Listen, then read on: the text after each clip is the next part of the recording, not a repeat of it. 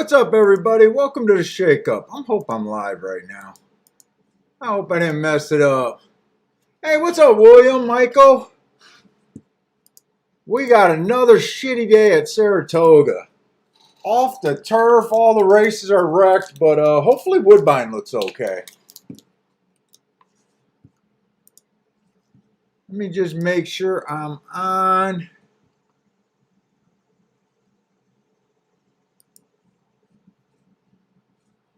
Looks like I'm on. Hey, what's up, William?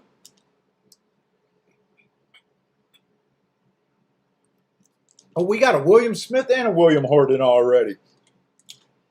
Oh, shit.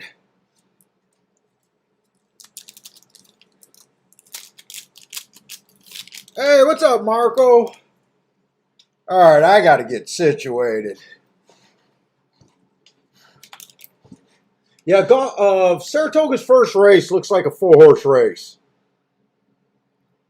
And that card looks like shit today now.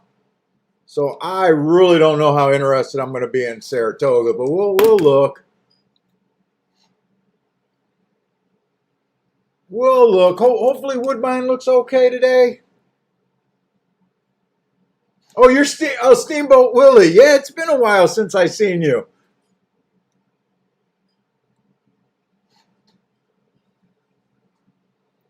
Let's see, what we got? About 20 minutes for Saratoga and probably about the same for Woodbine. Hey, what's up? Bill Bell, what's up? You're early. You did say, oh, that's right. You said you broke your foot or did something to your foot. You faked the work injury to stay home.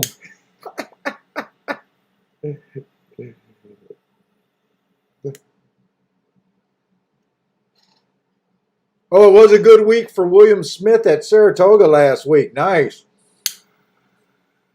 I know I had a bad Sunday. I'm trying to think of what I did last week. I had a bad Sunday. I know I had a bad Sunday.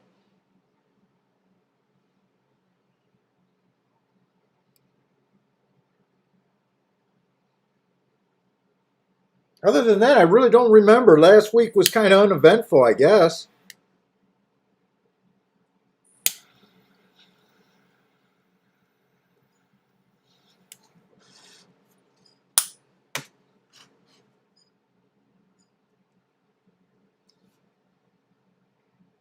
I gotta get this damn thing lit.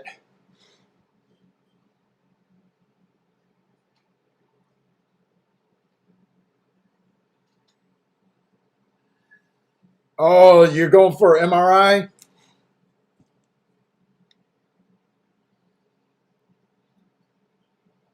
Kiki, isn't it the MRI machine I freaked out and had to come back and do it a second time? I think I had a few MRIs.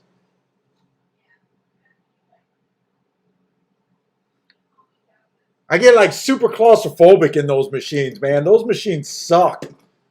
You probably don't got to go in all the way with it being your leg, though. I think I had to get my head done or my heart done. I don't remember which one. Both? My wife said both. I remember going once and freaking out and making them stop. And then they gave me some shit.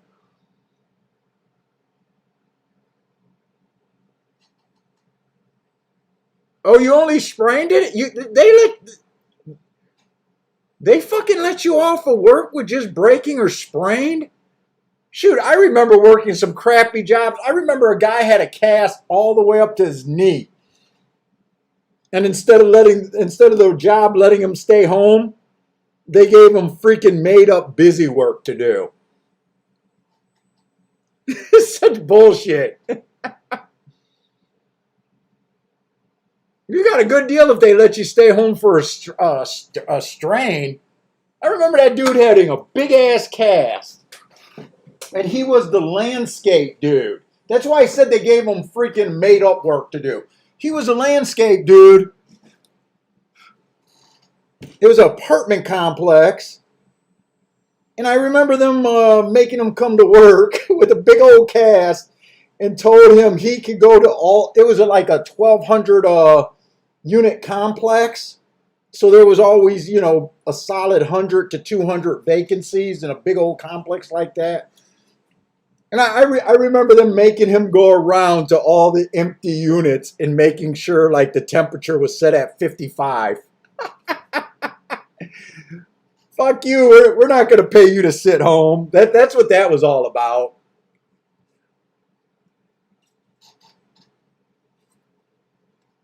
Shit, I'm surprised with the sprained ankle. They didn't say fuck you. You could drive a forklift.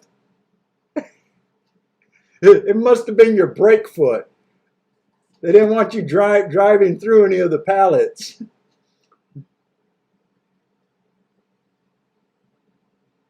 Yeah, all short fields. They're off the turf today at Saratoga. When I was doing the scratches, I think there was a lot of 2-year-old races. It just doesn't look like that good of a card at Saratoga. I mean, we'll handicap it. I never know. I mean, just because you have a short field doesn't mean the longest price horse can't win. It's just I don't know. I get kind of bored and already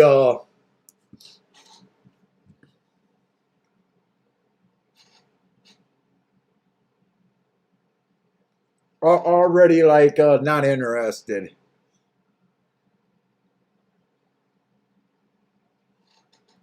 Oh, Michael Les. Oh yeah, you're probably right. Yeah, if you sneeze now, fuck.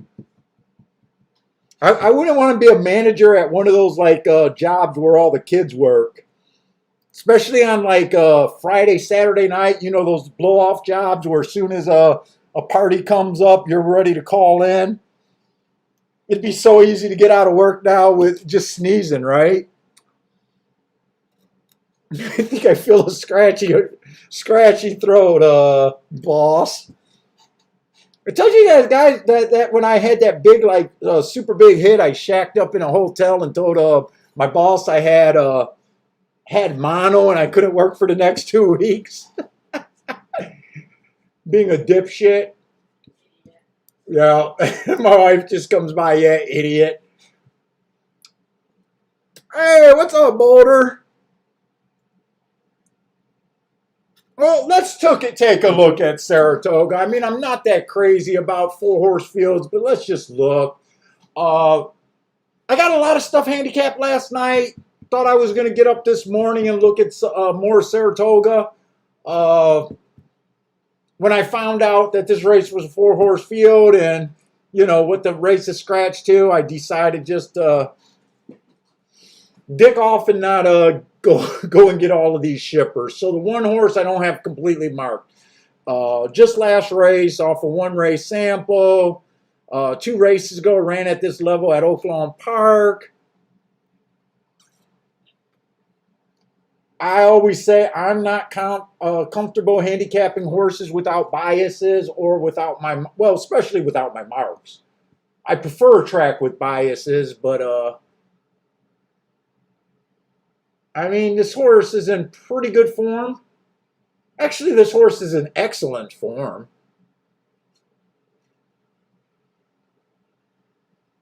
Always in contention, but I'm just not that interested in him, especially at 4 to 5.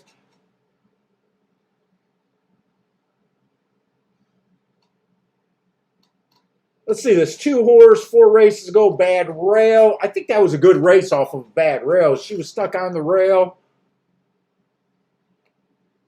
Comes back, slow. Next race, still ran 3rd. Comes back, pops a heart.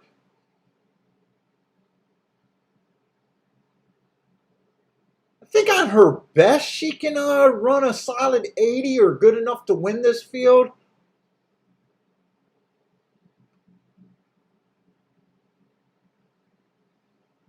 Let's see, she still qualifies for non-winners at 3. Let's see, I'm just looking at catching my, making sure I got enough time at Woodbine. I'd rather spend more time at Woodbine than this. I mean, I can see her, I can see her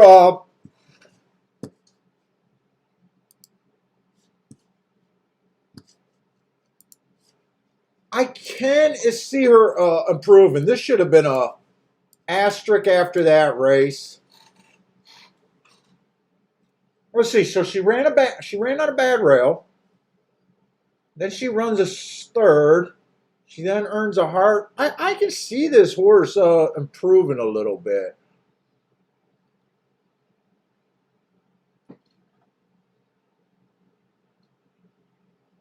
Let's see, the 3 horse is a main track only horse, and a lot of times you got to pay extra attention to these horses because they got the mud which they wanted. Let's see, 2 races ago it was inside. She went too fast to win. I like that race. I like that she won her race right after that as the chalk.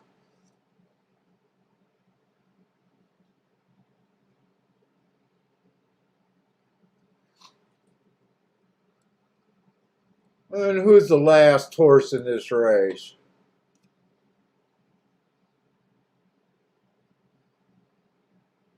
The 7 horse to me is stepping up. Wow, the 7's 2-1.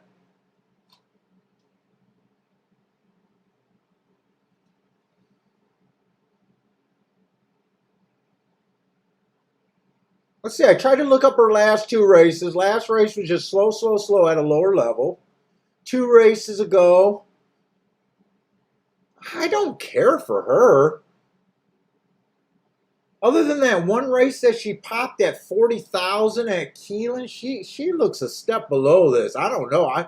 She does get it. She is a main track only, and she's getting what she wants. But I don't like her at 2-1.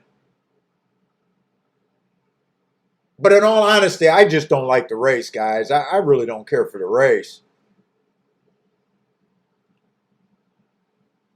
Hey, what's up, Peter? Frankie Tubbs, what's up? Frankie thinks Woodbine better look okay, Frankie, because I don't think Saratoga looks good at all today. So we need Woodbine. We need Woodbine, or we need Jared to come in here and give us a bunch of hot picks at Saratoga. He was hot a couple shows ago, and he says he's doing really good at Saratoga. I keep joking around and saying I definitely need someone's help at it's a half joke. The last few shows at Saratoga that we tried to do, I think they've all been off the turf lately.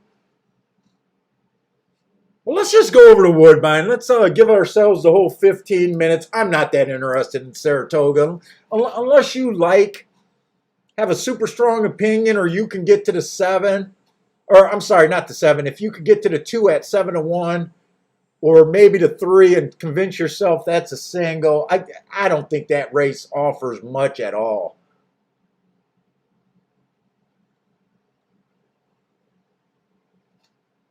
Marco Luz says he prefers the 3. Yeah, you know, if you could just jump on one horse there, keep it skinny.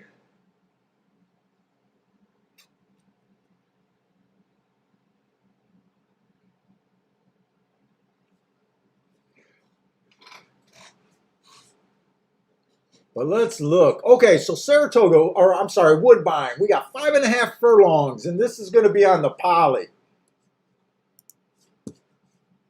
I have to look at Woodbine's form real close to make sure it's.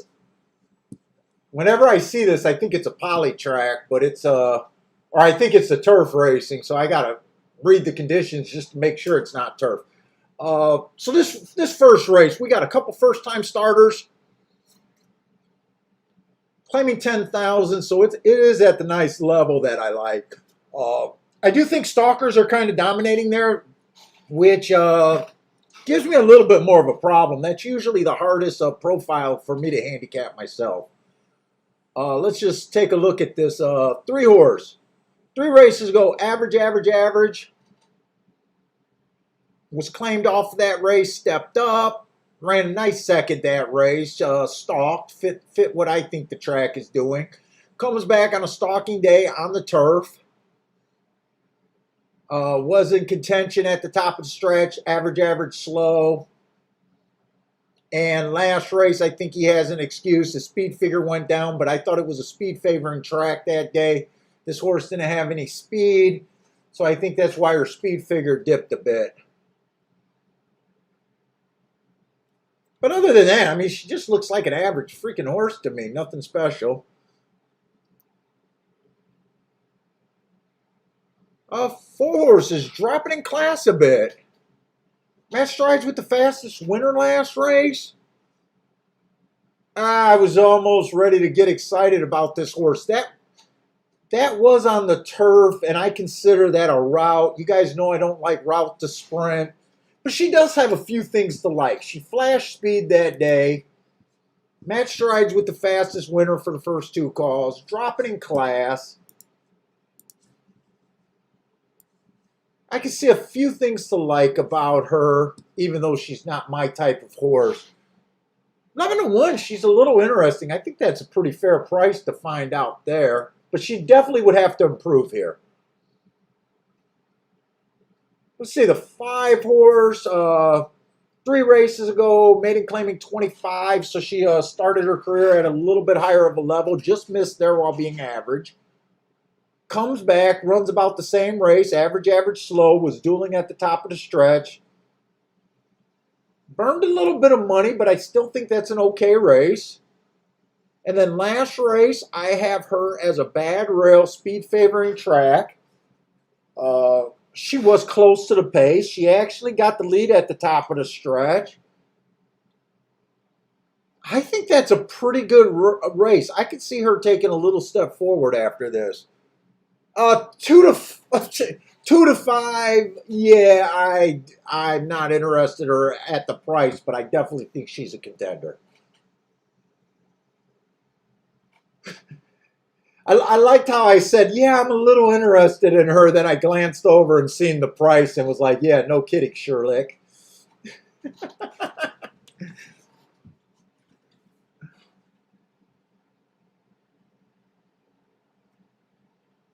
Let's see, where we at? The 6-horse. Looks to be a speedy stalker right here. Has had the lead and has been able to rate a little bit. Let's see, 3 races ago, average, slow.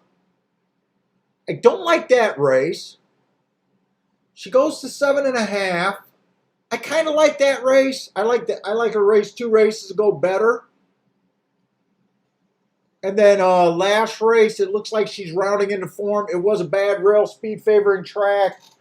I didn't give her an asterisk because she had the lead at the first call and she was in the 4-hole.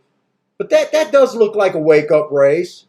She was running at a bit higher before that.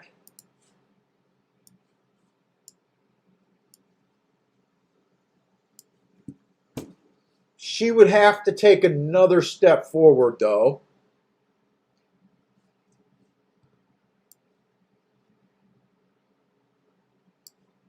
This is on the dirt, right? There's a lot of turf horses in this race.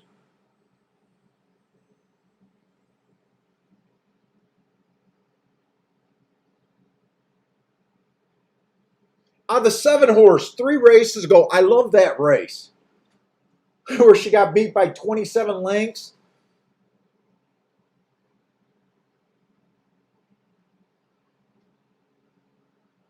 This is a, so when I put these marks, right, this is what I like to see. I like a horse that earned good marks. And then the very next race, she improved greatly. You know, I always like to say I like to see the hearts come back and win and stuff. But really what I'm looking for and what you want to be, you know, when you're marking horses and stuff, you want to see the improvement. Like that improvement of her improving by like 22 points made sense to me. She earned 2 hearts. She did drop, but she improved her speed figure.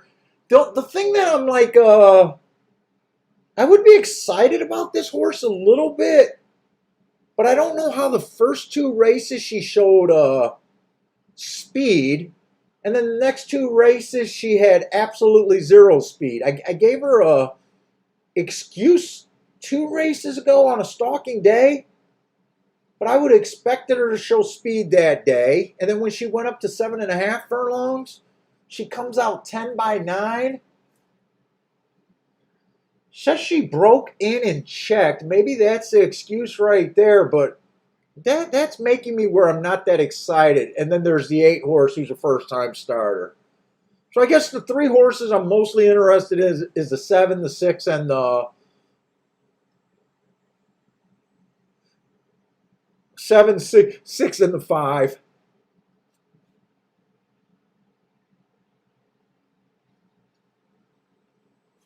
I don't know if, well, there's probably not a real bet there, but a play bet. I'd have to leave the 5 off. I said 7, 6, and 5. 7 at 34 to 1. That's definitely the right price to, if I wanted to do something. And even the 6 at 10 to 1, that is the right price to be worth a play bet on those 2 horses.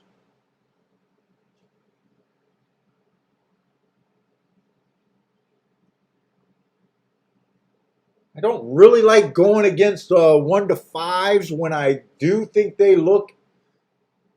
I mean, he does deserve to be the chalk in every sense of the word. I got 5 minutes. I'm going to play with that in my mind to see if I really want to do something in this first race at Woodbine or just let it go.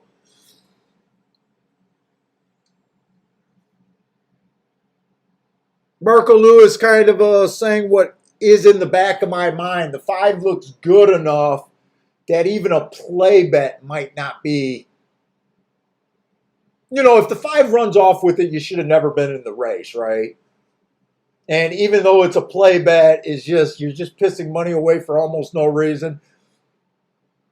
I'm kind of agreeing with you on that spot. I am getting the right price on a couple of the horses that I would be interested in, but I still don't know how much I believe in that scenario.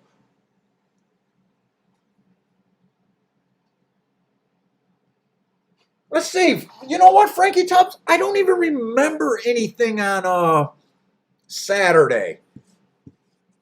I played on Saturday. I don't remember if I won, lost, or anything. I know on Sunday I had a tough day. I bet that one horse, I want to say in the last turf race at 18 to 1, I ended up getting 10 to 1 on him. I was pissed about that. And then I was pissed he lost to the 12 by a K-hair. that was the race that set me off. I don't think it was the last race because I think I shut down the computer after that. I was actually sick on Sunday and I was playing on the phone with Parsons and I could barely stay awake. I honestly don't remember Saturday. What was Saturday?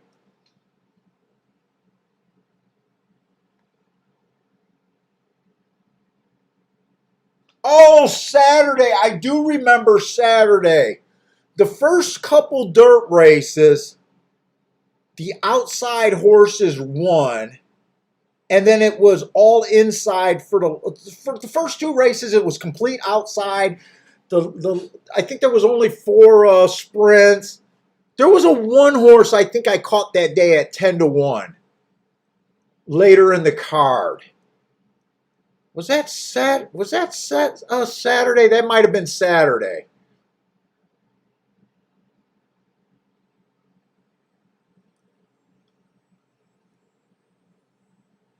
Was that Saturday? Yeah, that was Saturday, 11th race. I caught Octane. And I think I don't remember Saturday that much because I think the 10 horse won the first race. It came in like 10-7-9. Yeah, the 10 was 10 to 1, the 7 was 36 to 1, and the 9 was 22 to 1. And I was thinking, oh, here we go again. The track changed on me. So I was like really timid to get involved. I think I sat out I think I played that first race, lost it so bad, and then I was like super timid for most of the day after that until I hit that 11th race.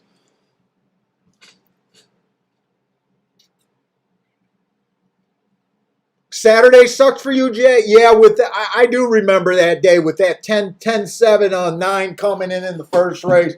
And I remember saying, oh my God, I didn't want to just after that race start betting the outside blindly, but I didn't want to get super involved either.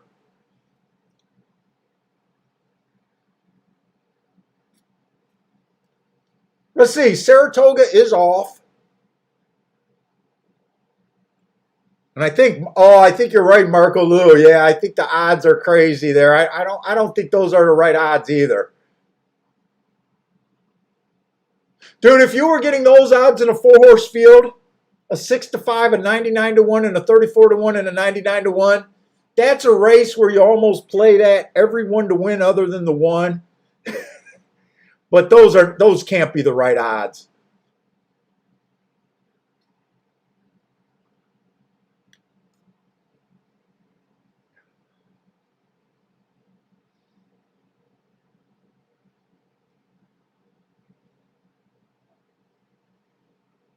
Is that Marco Lou's 3 running off with it? Well, shit, I might have just cursed him because I thought this one was dead and it looked like he had another gear.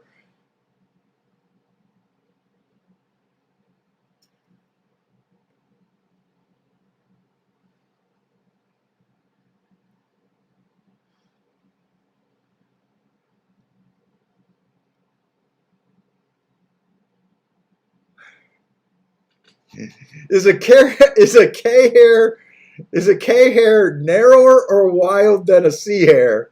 I always thought the C and the K hair was the same.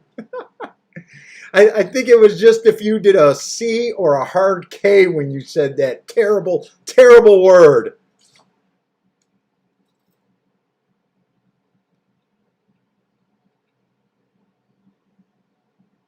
Yeah, those were the wrong odds. The one was 4-5, the 3 was 5-2, the 2 was 11-1, and the 7 was 2-1.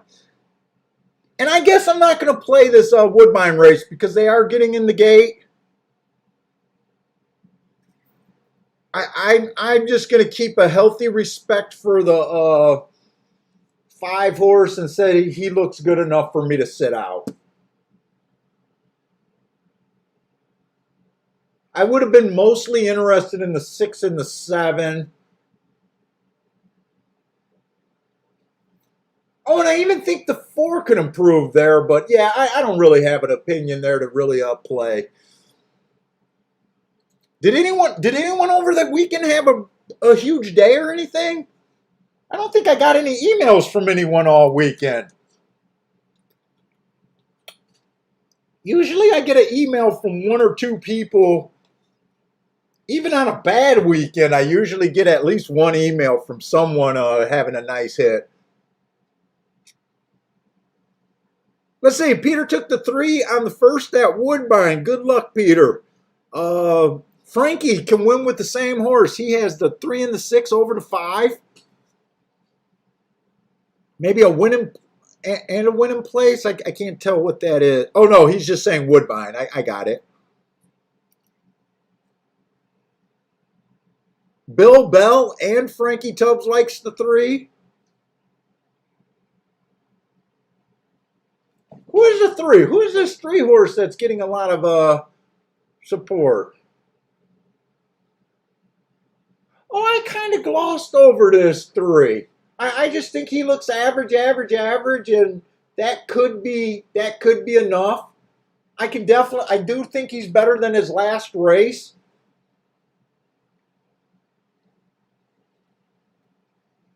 Oh, they're off at Woodbine. The 6 does have the lead. The 6 tried. I'm just not sure if he's going to be good enough.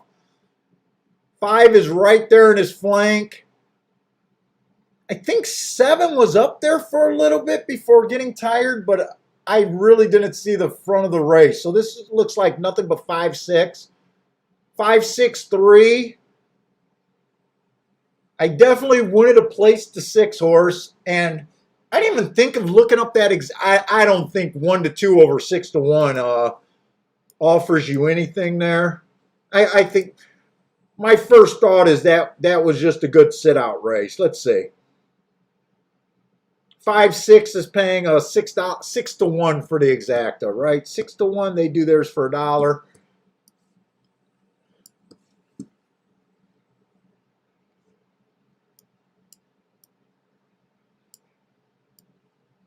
Oh, Marco Lou, another thing that happened over the week, mainly because Sunday was so bad for me. You're going to be shocked to hear this, Marco Lou. I even think that I right now is playing too much into that 1-2-3. I'm last Saturday. I even started feeling like maybe it's the run. So for the longest time at Gulfstream on that dirt, I've been thinking that the inside trumps all for the most part. I've been looking at the cards like the inside trumps all. And I was going back and looking at my last few bets since I've been at Gulfstream. I am starting to lean towards, for the last couple weeks, that the inside probably isn't as powerful as I want it to be. And I'm thinking that it's the running style that's been playing stronger, speed and stalkers. I'm willing to concede on that for the last 2 weeks. I've been feeling like I've been a little sloppy and lazy, just wanting 1-2-3 every race. I haven't liked my bets for like ever since I had that monster day at Gulfstream when I was there. I don't know. That was 2 weeks ago, maybe 3 weeks ago. And I know Marco Lou keeps telling me, I'm telling Marco Lou that because I know Marco Lou keeps arguing with me that he doesn't think it's as inside as I think it is. And he's been leaning on how I'm starting to think that it has more to do with running style. I've been reviewing my bets since I came back and what I've been betting and re-handicapping it. And I think looking for running style would have been more successful than looking at inside first.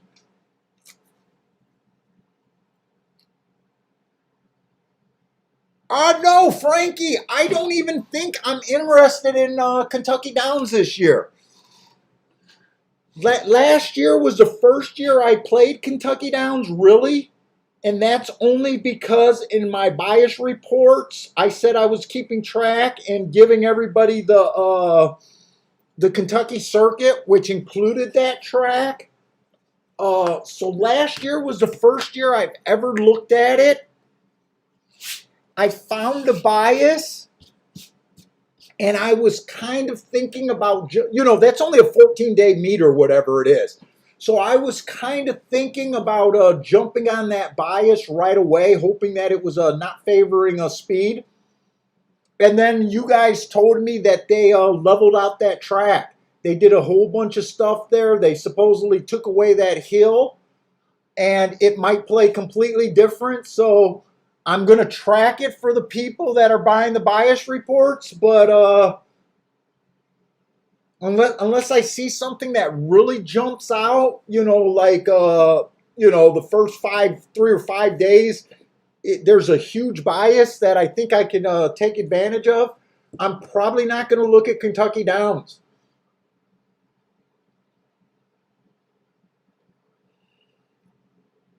Yeah, so yeah, Marco Lou's saying they did something to the track, so it might have changed.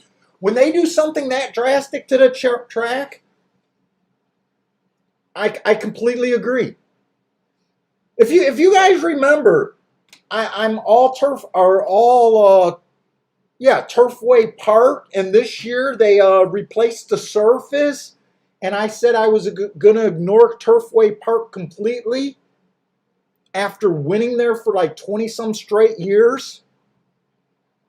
That's how convinced I am that when they do an overhaul on the track, that's my time to get out. Then now they sucked me back in because the first 3 days it was running the exact same way, so they sucked me back in. But I had every intention on abandoning Turfway Park this last year.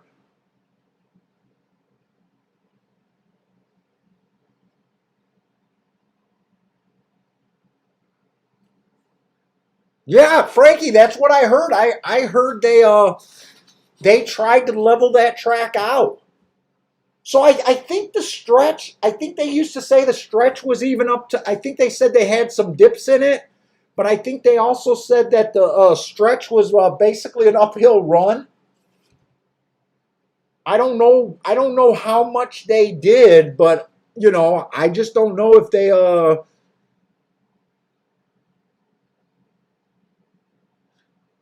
Marco Lou, I'm a jealous bitch. I always say the only time I'm jealous of other horse players is the week of the NHC tournament. Uh, I didn't play any NHC events last year. Most of them were online, or yeah, most of them were online. Uh, so I did not chase the NHC. I followed that leaderboard like crazy. And we said on the morning of the show, someone asked me, what did you have to do to be a contender in that? And I basically said you had to average 100 points a day. So if you would have been able to average 100 points a day, now I would have said a little bit higher because they played 18 plays each day instead of 12. I wasn't sure if it was 12 or 15. I said for a 12 or 15 race card tournament on a single day, you need to average 100 points each day. It was 18, so let's just say you needed to average 120. But actually, 100 points a day would have got you to the top 10%. I think I think 50th place or 56th place, whatever the cutoff was about 178 points. So, I was right about that. Uh, but yeah, I watched it. I seen the young dude from Chicago ended up winning the tournament. Congratulations to him. I don't know his name. I actually seen that guy in other tournaments. I seen him on some other YouTube tournaments. That young dude from Chicago that won it.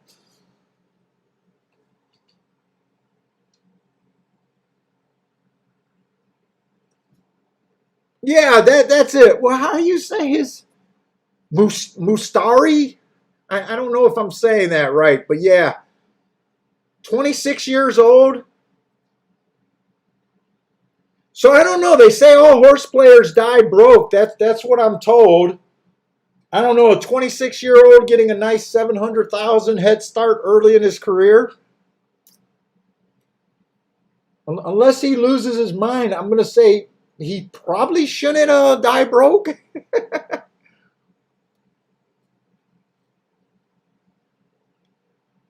I think he hit a clutch capper horse in the last race to win, even though I don't think he needed it.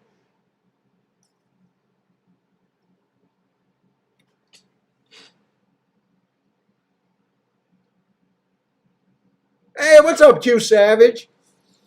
Yeah, every week during that tournament, I say I'm going to qualify next year. I don't know if I'm going to jump in these online tournaments or how I'm going to do it, but I do want to get back to the NHC.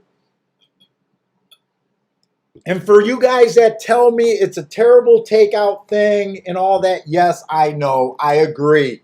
It is a terrible tax.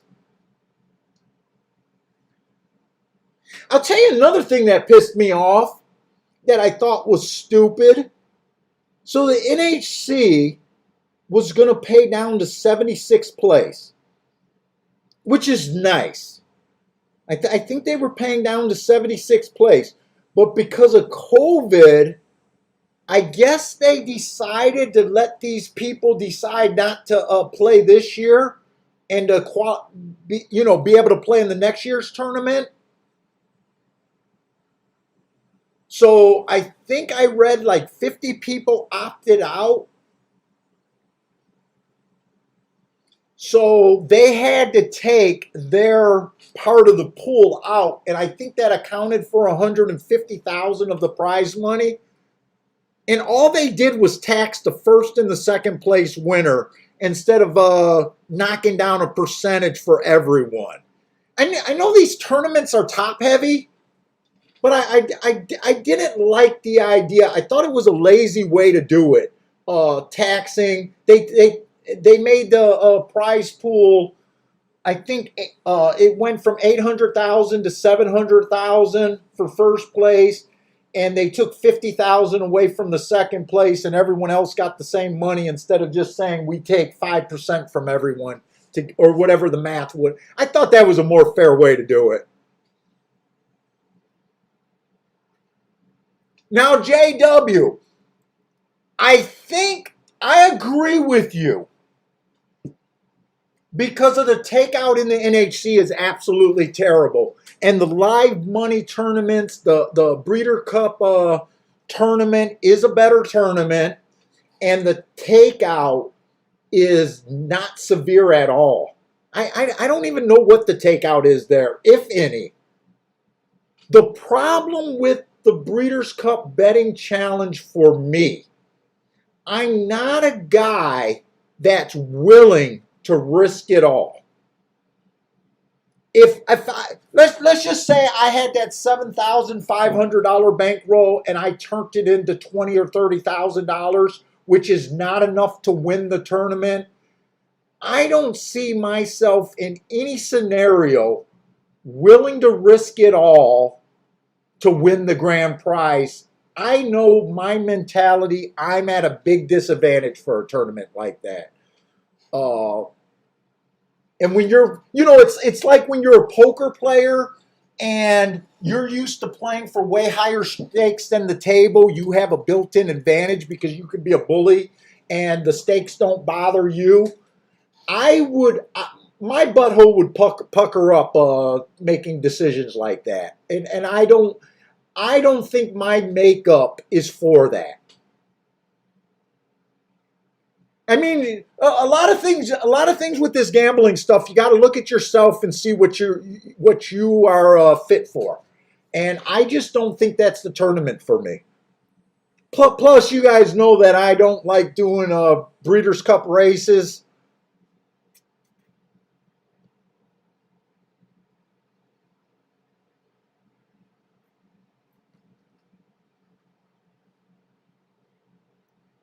Yeah, the taxes really do suck.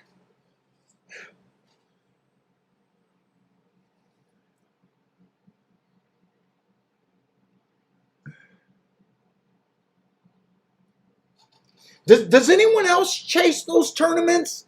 Has anyone in this chat ever qualified for the NHC or chased that tournament? Or has anyone did any of the bigger, the really big, real money tournaments that just, I will admit, are out of my comfort zone? Has anyone took part in any of those tournaments? If they are, throw it up there. Hey, what's up, Jared?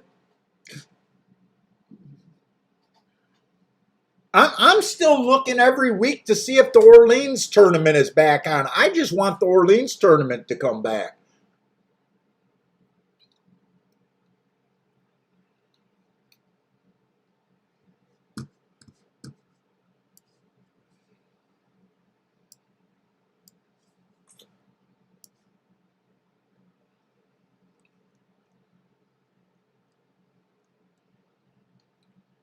Let's see what we got at Saratoga. Let's see. We got 1, 2, 3, 4. We got a 5-horse field with a 1 to 2 shot in it.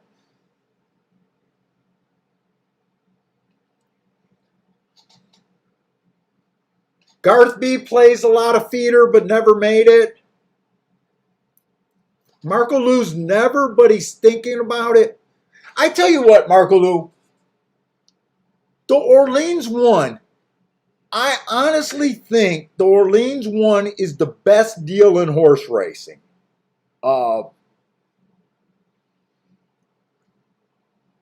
I really believe that. It's a 3-day tournament. They have a $500 one and a $1,500 buy-in one. They both are reasonable when you consider it spread over 3 days. The $500 one is really doable, even if you're a smaller player. The $1,500, I get it. That could be a bigger stretch for a lot of people. Uh, they feed you. I think they feed you 2 meals a day. They used to give you a breakfast coupon, and they used to give you all the drinks you wanted, but they did cut down on that. They took away the breakfast buffet. They took away. They only give you 2 or 3 drinks a day with voucher system. But to me, that $500 one especially, it takes up a big bulk of your Vegas day. You're literally there from 10 in the morning, 9 in the morning, all the way about 5 in the afternoon. They have betting windows open where you could bet live cash if you wanted to. The atmosphere is great.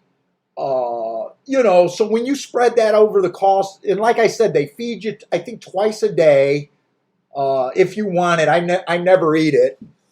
But if you want it, it's there. I think for $500, it's a good way to get started.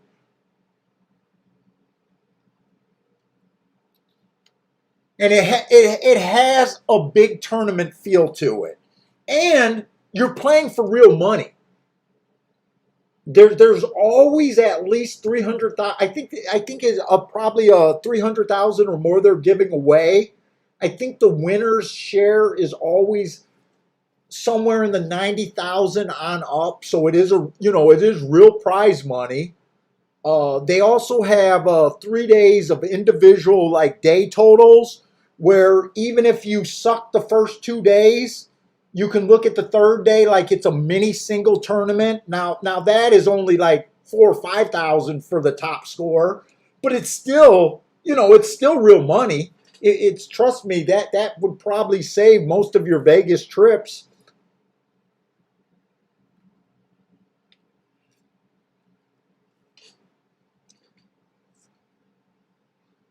Yeah, the pick and praise are terrible. I hate the pick and praise.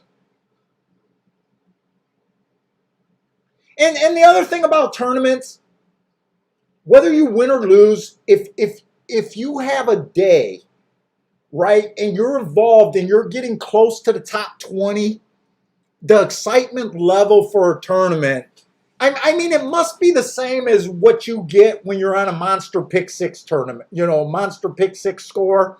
That last 20 minutes of just nerve wracking kind of deal. It's a great experience.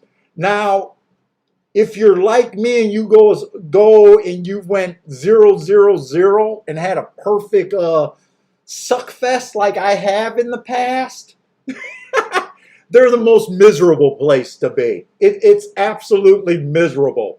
It makes you feel super inadequate.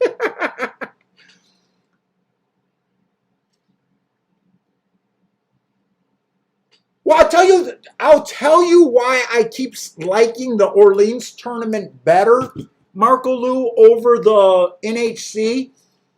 They're pretty much the same format, just a win in place.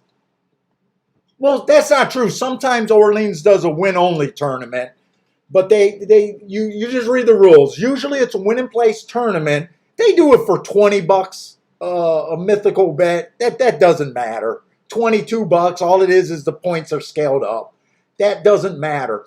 But what is brilliant about the NHC, or I'm sorry, what is brilliant about the Orleans one? They give you 15 plays a day. They will allow you to Dutch. You got 15 plays a day.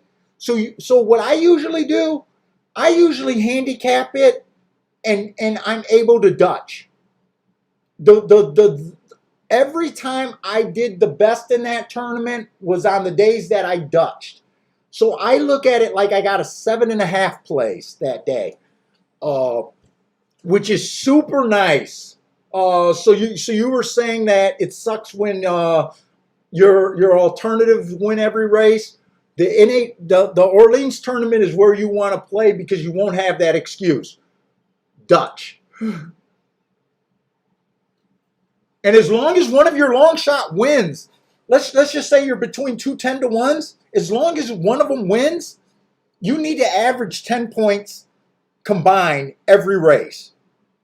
So as long as one of your 10-to-1s win, you're still ahead of schedule. Let's see, Jared likes the 5-2 place in race 2. Let's take a look at this. I think I dicked around too much.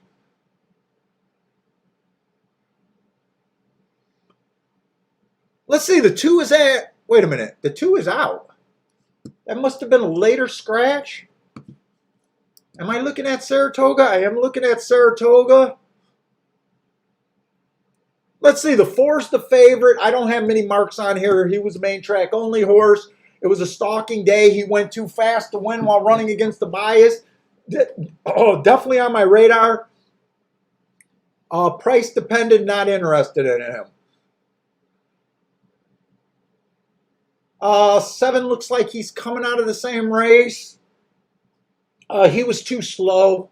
He could be any type after that race, but I can't get to anywhere else. So might as well just go over to Woodbine. And the other thing nice about the Orleans tournament is there's no mandatory. So you pick your spots. You pick your spots 100% of the time.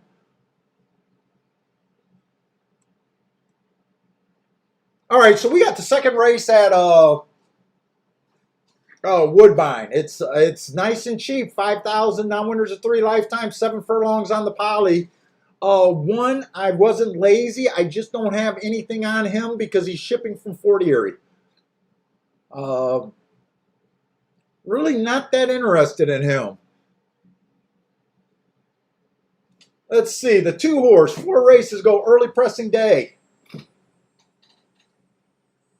He was a closer, too far back, don't like that race. Well, I got to excuse that race, I should say. 2 races ago, or 3 races ago, early pressing day. I gave him an asterisk for being too far back. But I'm not that interested in this horse. He just looks too slow. Drop it in class. It's probably the most he has or she has going for her.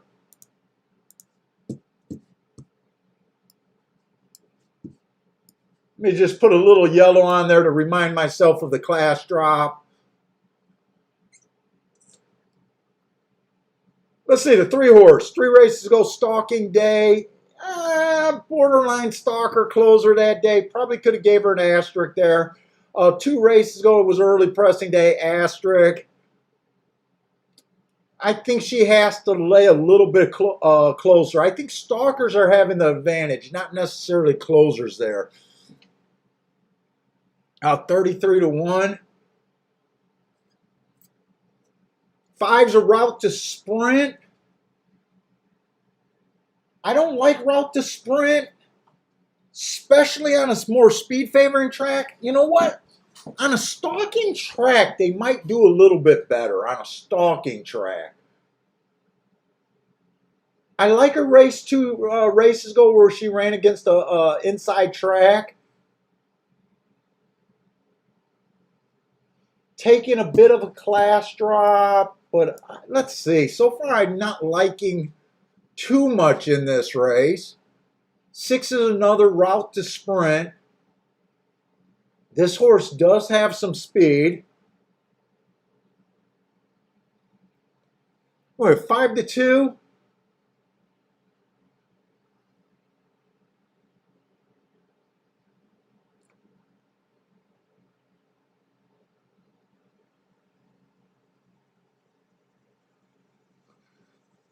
Let's see, there's quite a bit of routers in this race. That if the makeup of a race has a lot of routers, I'll be more prone to bet a router in a sprint. if that's the makeup of a race. Let's see. I like her race 4 races ago at Woodbine. Then she goes to Fort Erie. She won at Fort Erie. I can kind of see the 7 doing something here if there's no real sprinters in this race.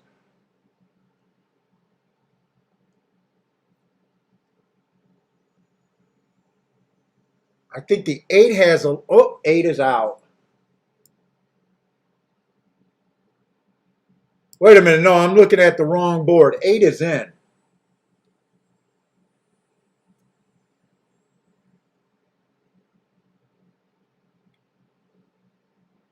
Well, I can see the 8 doing something here too.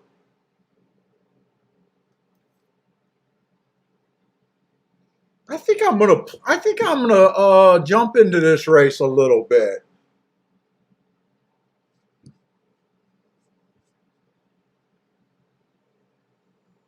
Who's the horse they're betting? They're betting this 2 horse.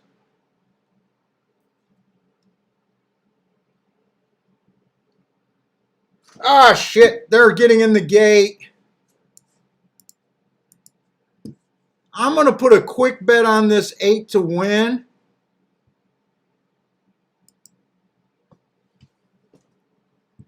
And I want to do an exacta here.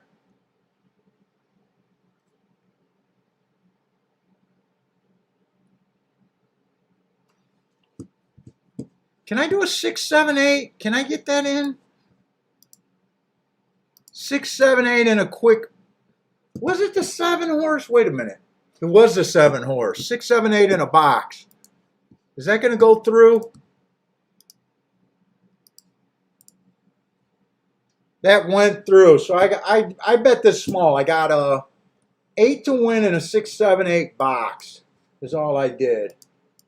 I wish I had a couple more minutes with this race, to be honest. 8 to win.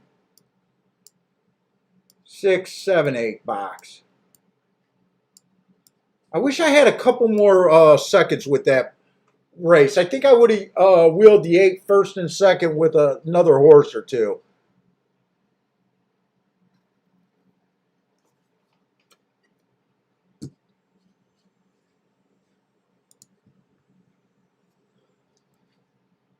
Let's see. Jared likes the Jared likes the 6, 2, 8, 1 try box. Frankie Tubbs likes the 6 and 2 over the 1 and 9. Jared also likes the 1 to show. Jared likes a lot of things. 6 to win also. Come on, can I get a 6, 7 here by any chance? Or I'm sorry, an 8, 7?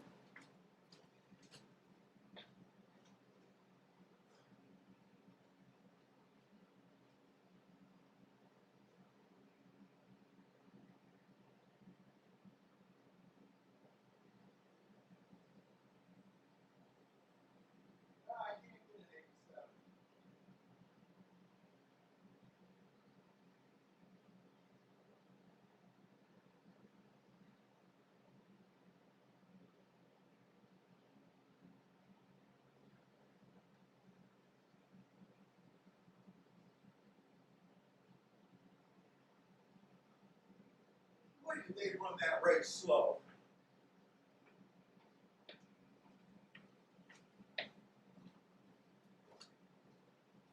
Boy, they ran that race. They ran that race just like a route race. 24:48.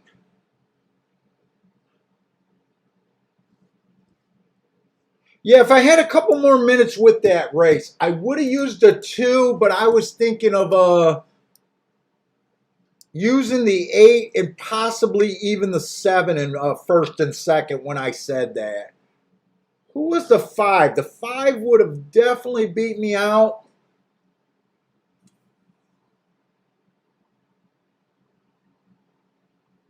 I think I would have used the 5 with those horses too.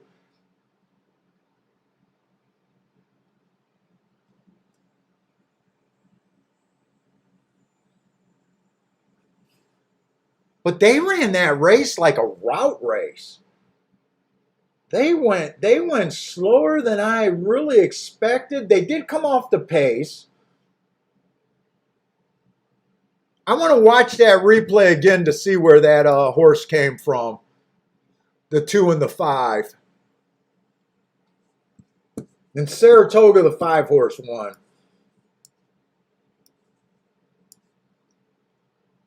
Five was a first-time starter.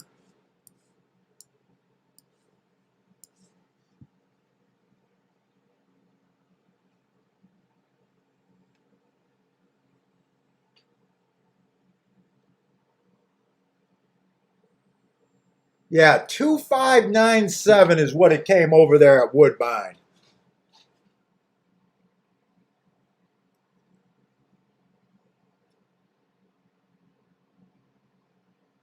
Hey, what's up, Attila? Who else slipped in here? Just Attila?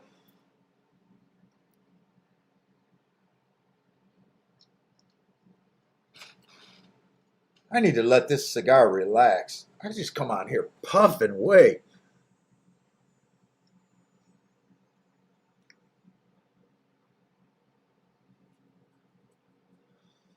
So the 4 did run second over there at Woodbine. I'm sorry, Saratoga. Saratoga came in 5-4-11-7. Looks like the 4 probably had the lead and just got ran down there.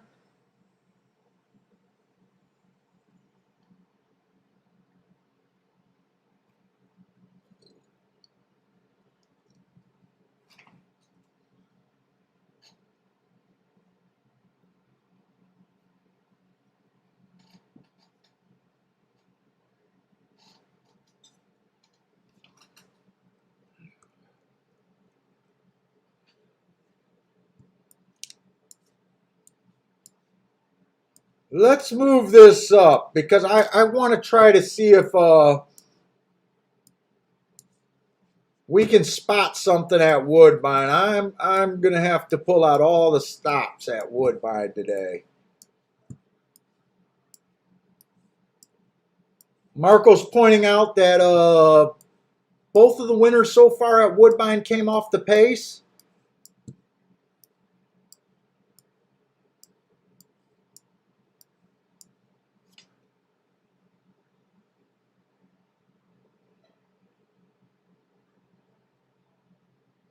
Let's see, 5 won the first race at Woodbine, right?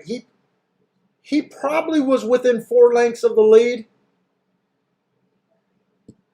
I'm thinking that 5 stalked in the first race. I'm guessing he stalked. 2, I'm not sure in the second race if the 2 stalked or closed, though. Hey, what's up, Joshua Kuhn?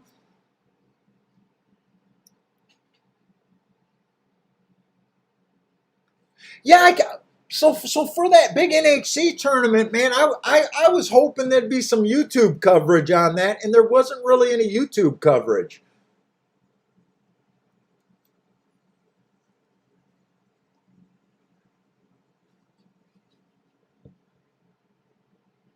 Is that the first race where 6 was the clear leader, Marco Lou? I'm pretty sure the 6 had the lead in the first race. I'm thinking the 5 stalked.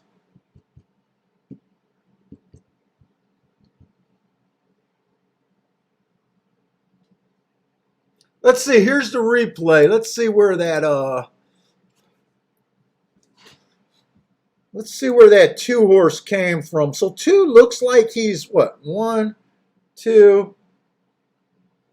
2's border. 2's a closer. I'm going to put 2 as a closer of that race. He looks like he got shuffled back. It looks like he's about 5 lengths off the lead to me right now. I'm not as skilled as a regular chart caller, but that looks like 5 lengths off the lead to me.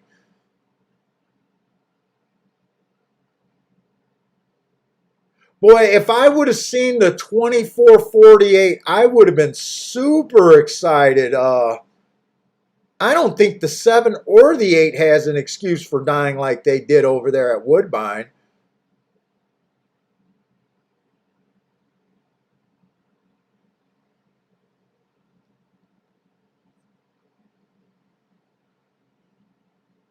Seven at least fought for longer.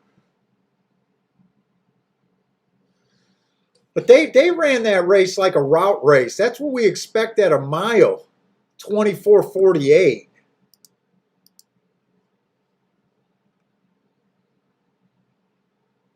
Yeah, JW, isn't that right? I think a lot of horse players would be a lot interested in seeing that coverage. I love watching. There's a couple YouTube videos keeping track of some Hawthorne tournaments. They're hard to watch, but when you're a diehard, they're hard to watch for the public. But I think the diehard fans would like to see those tournaments.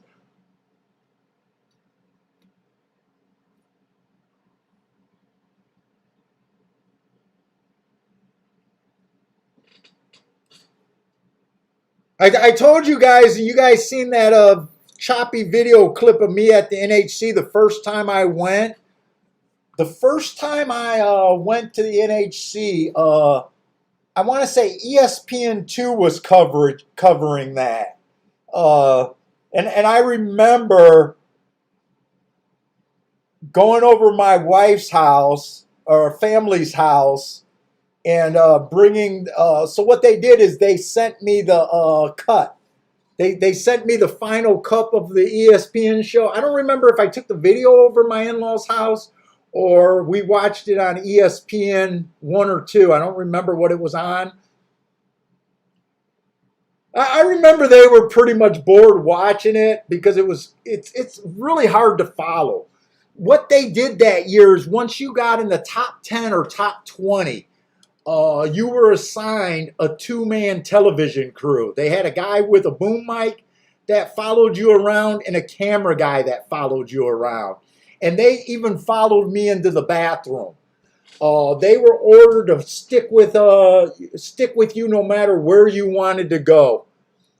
Uh, and I remember them following and standing outside of the stall when I called my dad.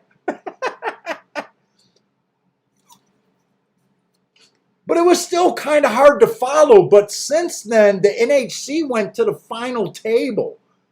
They narrow down the tournament on the third day and they do the top 10%.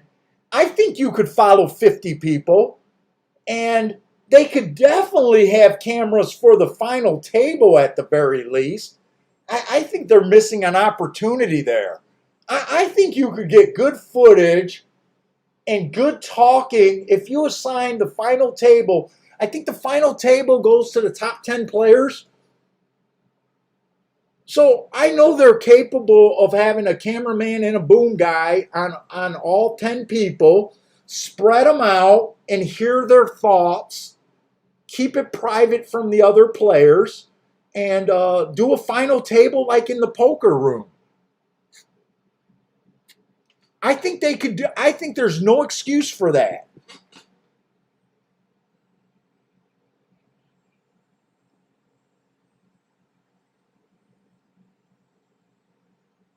Yeah, they really don't give out a lot of stuff. But I think a lot of them would say, "Hey, I like them because of speed figures, or I like class, or I like a drop." I think there's obviously I think there's a market for it, not a big market. But if you guys remember the horse player show, remember with Christian and Brooklyn Cowboy and those guys on Esquire, if you read the comments section, the biggest comment was, I want to hear a little bit about their handicapping. Not just the Renatos saying, I want them to tip out at the stretch. That was their big thing. He's going to tip out at the stretch and run them down. I think other handicappers do want to hear a little bit more about guys' thought process. And I'm not saying they got to give away their whole kit and caboodle, but I do think there's a market for people wanting to see someone's thought process. Hey, what's up, Rex?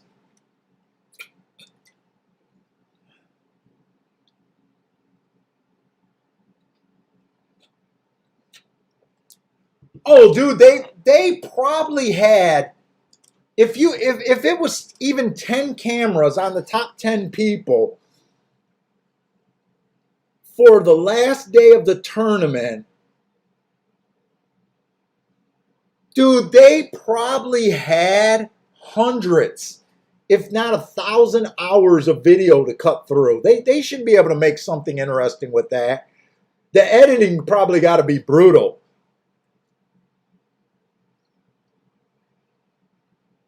Hey, what's up, Rennes do?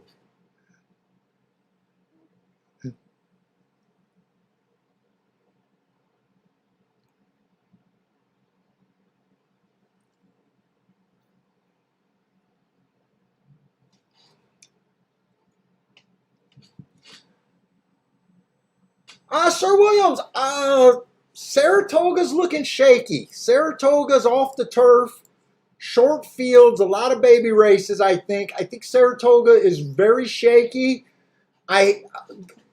Woodbine probably looks a little bit better to me just because of the fields and all that, and it's dry at least. I don't have anything that I loved, and I remember the last show that I did where I looked in ahead and fell in love with two horses. Neither of them worked out.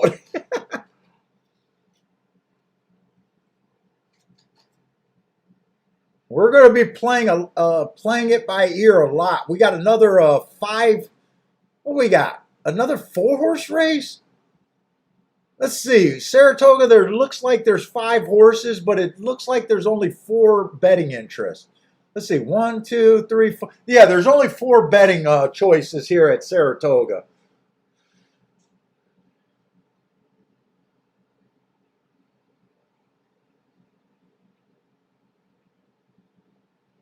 And really, it looks like Woodbine's going to come up quite a bit sooner. So I'm just going to go to Woodbine right now.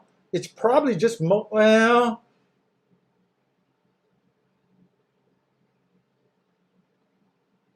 all right, Woodbine, we got a maiden claiming 25,000. Is this 2-year-olds?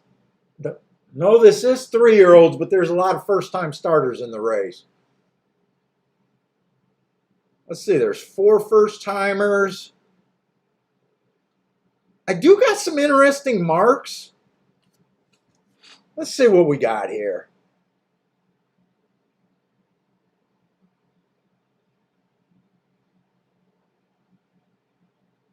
The 1 horse, I like both of his last races.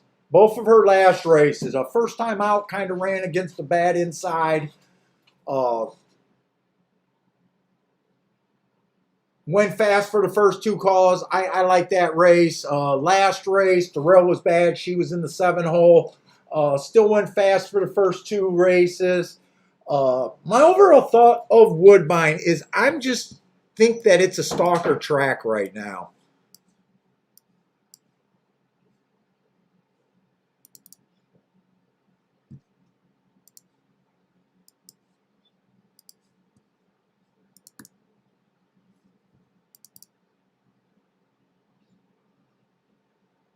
Let's see, Woodbine, there's no real advantage in post position. They're stalking 66% of the time. They're only closing 12% of the time. Front runners are winning, but they're winning at kind of a low 28% of the time. It seems like if you expect a duel, maybe you don't want to be a front runner, but if you can get a lone speed horse,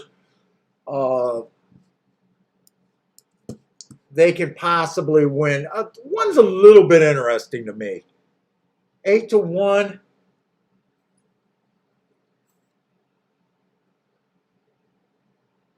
I think she could be at least a 73 speed figure. I just don't know if that's good enough to win. Let's see what we got here. Drop. Well, she was at this level first time out, dropping back. Let's see. The 6 is the next horse. Average fast 3 races ago. Had the lead at the top of the stretch.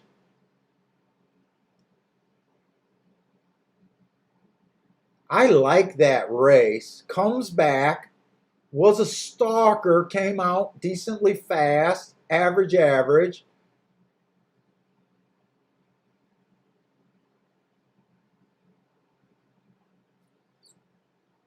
And then she tried the turf again.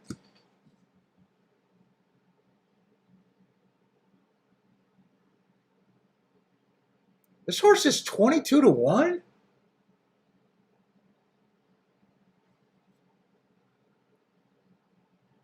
Let's see, 7 went too fast to win 3 races ago. I love that race with a bad rail. Then she runs against the inside track, went fast. I love that race.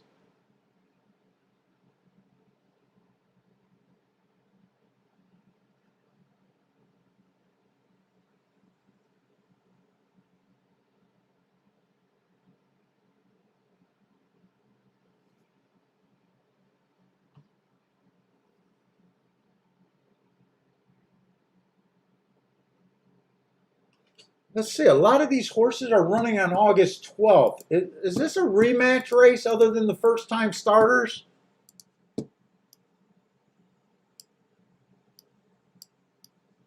Let's see, August 12th, she ran with the favorite.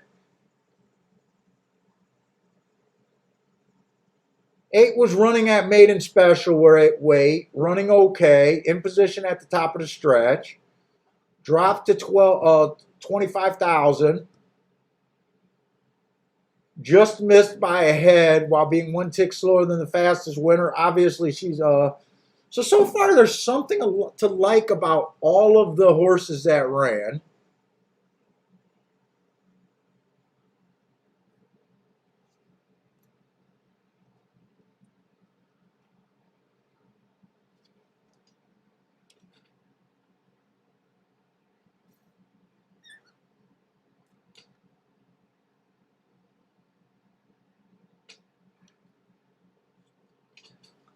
Let's see.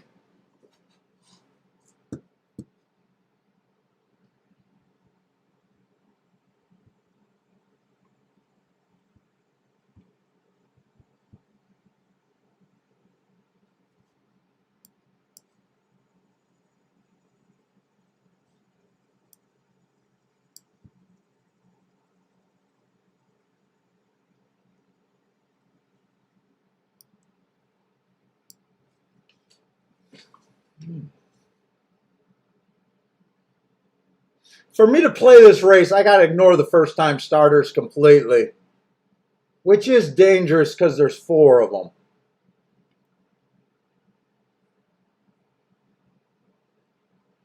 And then I still think you got to beat the 8 horse. So right now, I don't think I can do much more than a play bet in that race. But I do think there's enough things interesting on the 1, the 6, and the 7 here.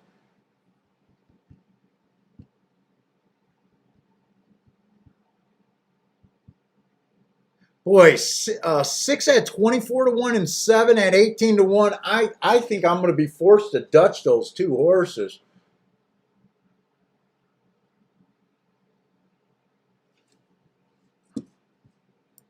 Shit, I might even be able to play exactas with the 8 on top of those. Let me look at these probables. 8 on top of the 6 and 7. They're okay. They're not as juicy as I thought. 27 and 19.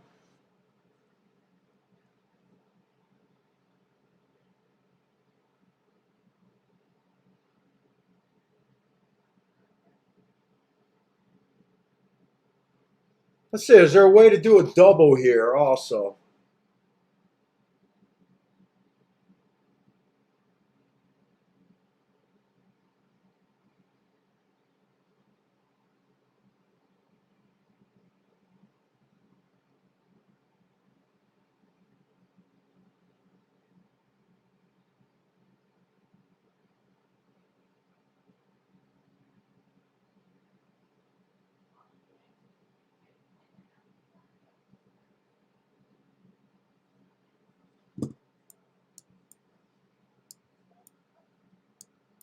Three, 8, and 7 look a little interesting. Could I do something here?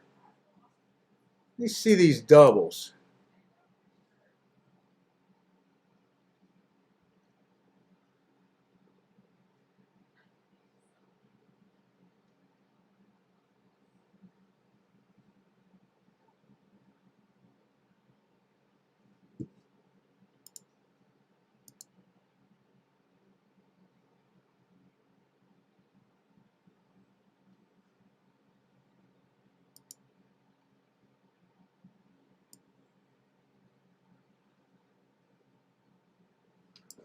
Why is that so small?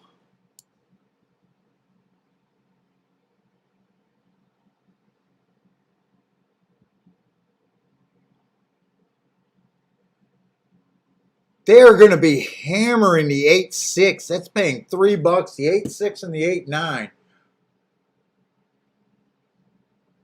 So even the 8 to the doubles that I like are paying something.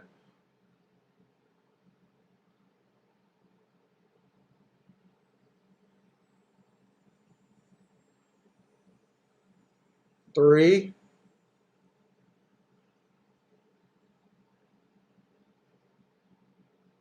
Six.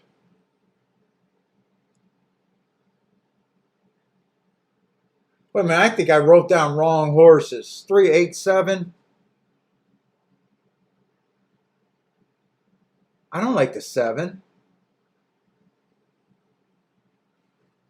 I like 3, 6, 8. 3, 6.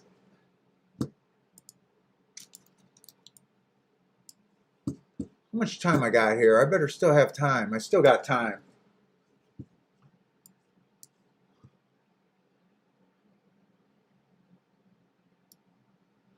So 8 to the 6 is not paying, but 8 to the 3 and the...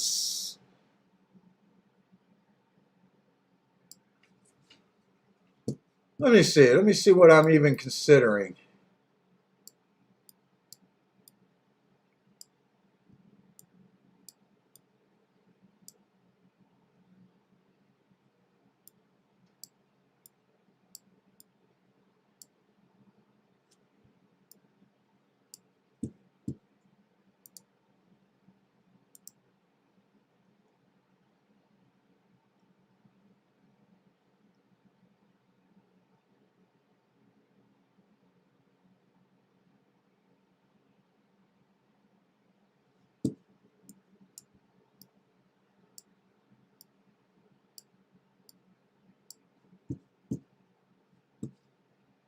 I don't think... No, you can't play 8 to the 1.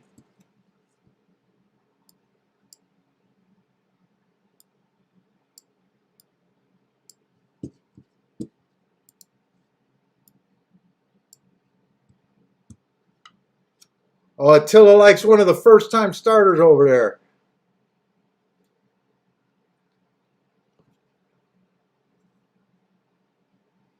Let me see. Can I do all of this and keep this reasonable?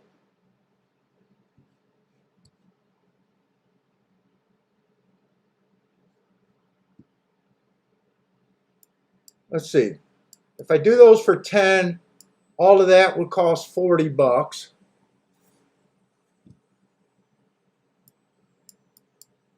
$40.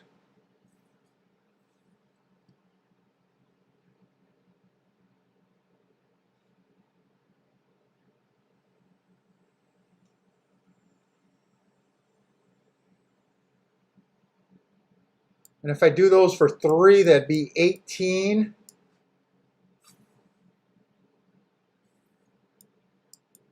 Why do I not want to do the 45? I don't want to do those for 5. Is this race worth 100 with that many?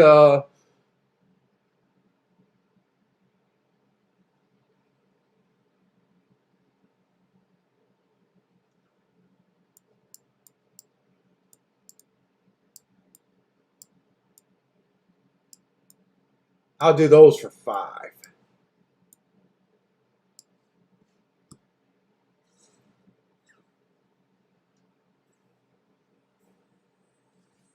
Oh, shit. I'm not going to be able to punch all of that in. Let me do the win ticket first.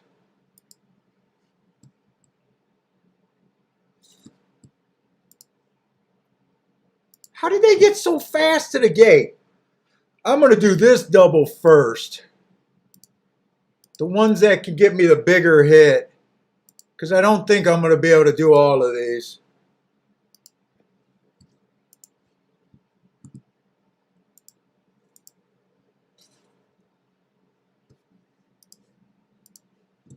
Could I get that exact at 8 over to 3-6? Or 8 over to 6-7. 8 over to 6-7, not 3-6. Nope, I wasn't able to get that exact in.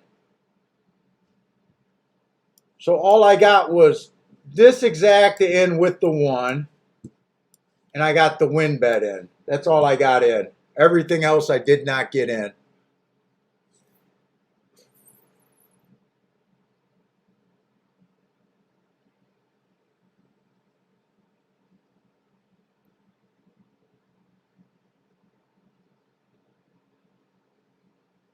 Who's that on the outside rearing up?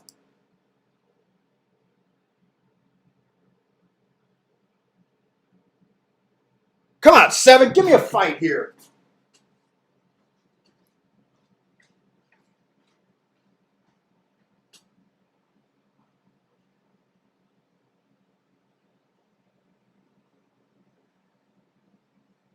Come on, 7. Fight. Come on, 7. We'll take it. We'll take it.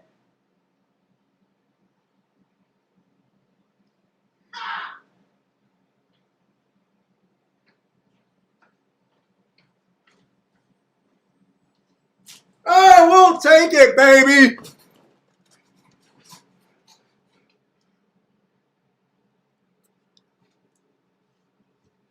So I got a $3 double going, but I got a $20 ticket, win ticket going. And if I had any balls, I should have bet boxed the 167. We got ballless Paul handicapping today. Oh my God, I wish I had that 7-6 exacta. I'm happy with the win ticket. Joshua, what's up, Joshua? You nailed that. You nailed it. Oh my God, Joshua hit the exacta. So I wasn't able to get these bets in with the 8.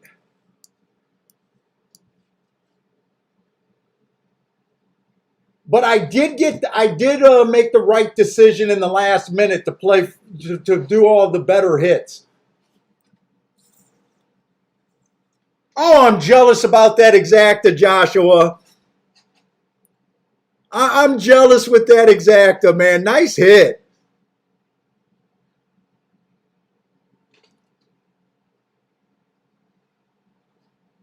Bill Bell hit the 7 to place. Did you? Oh, you got him to win in place. Okay, nice deal. Nice deal. Well, I wasn't even thinking to box the 167 there. I guess I got scared about the 8 and wanted a little bit protection. You know, really in the long run, it's not worth playing a favorite that you're trying to beat. I was going to still make the sin of still playing the bets.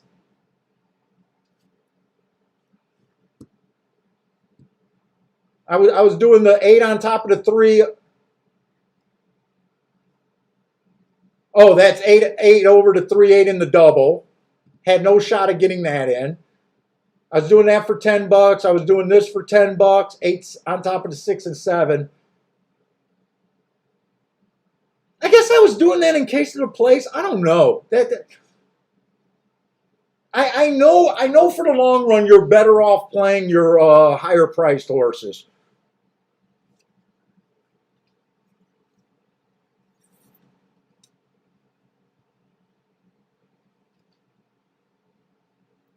Yeah, thanks, Attila. You know, I knew I wanted to play that race. It was a risky bet, though. I would have had to ignore. I was still going for it. I was putting close to 130 into the race if I got all my bets in. let's see, 40, 80.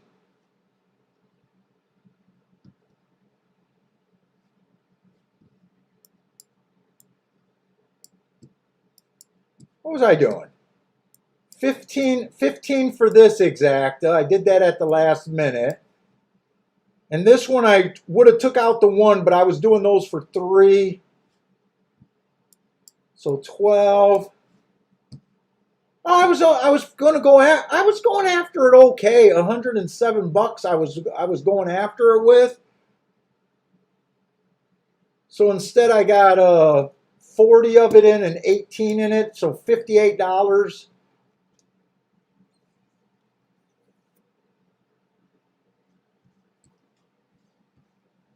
What did that exacta pay?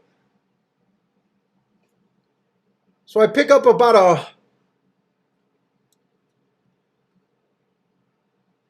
$320 on the win ticket. Did the 7 go wire to wire or did he stalk? 7 stalked. 7's about 1.5 lengths off the lead right there. I'm putting 7 down as a stalker.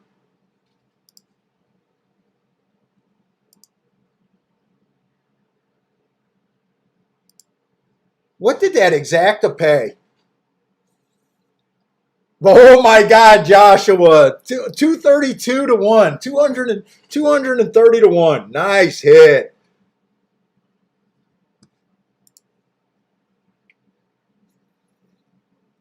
Hey, what's up, Steve B? Sir Williams, the blinkers had nothing to do with it. I don't even, in my handicapping blinkers and LASIKs, I don't even look at equipment changes. They're never part of my handicapping. It's 100% marks. I said I loved this race 3 races ago, bad rail. Earning my hearts, going too fast to win on a bad rail. I absolutely love that race. I like the next race. So what I'm doing is I wanna start trying to appeal to the speed figure players. All right, about how my marks really explain a lot of races. When I see a bad rail asterisk going too fast to win, in my head right here, I automatically think he can run better than a 67. He comes back, inside track asterisk, he runs a 68. I think he's better than a 68 and a 67. You know, we're trying to get up in the 70s and 80s for him. You know, so my marks are what catches my eyes there. But, you know, everyone in this race was a little interesting. The triangles caught my eyes here. He didn't have the asterisk, but he looked like a horse that, you know, I thought could improve. You know, I also thought the 1 looked good.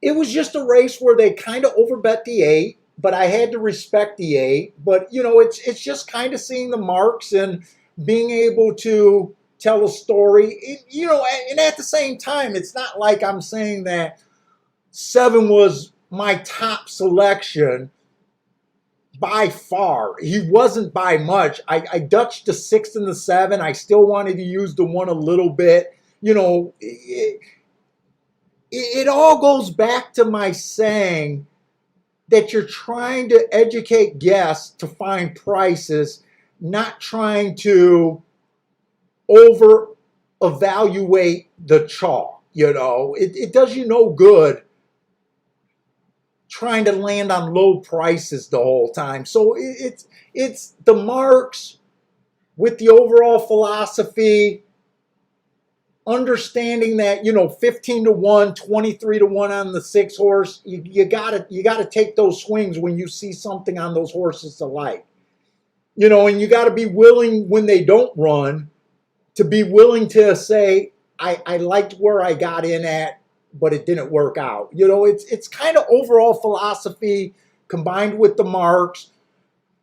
And, you know, and at the same time, I was still I was still trying to use the 8 as protectionism, which I will admit in the long run is a bad thing. But we're still kind of trying to not make, I don't know, you know, like, should I not have even considered the 8? I bet some handicappers would be like, you had a little bit negative of a view and maybe you shouldn't have used the 8 at all and you could have bumped up your other tickets.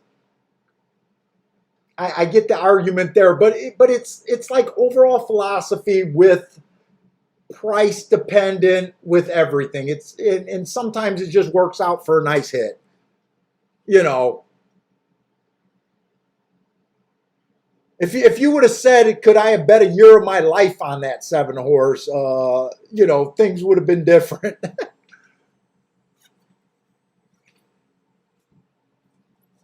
Yeah, I thought the 7 had a bad rail in 2 of his last 3 races.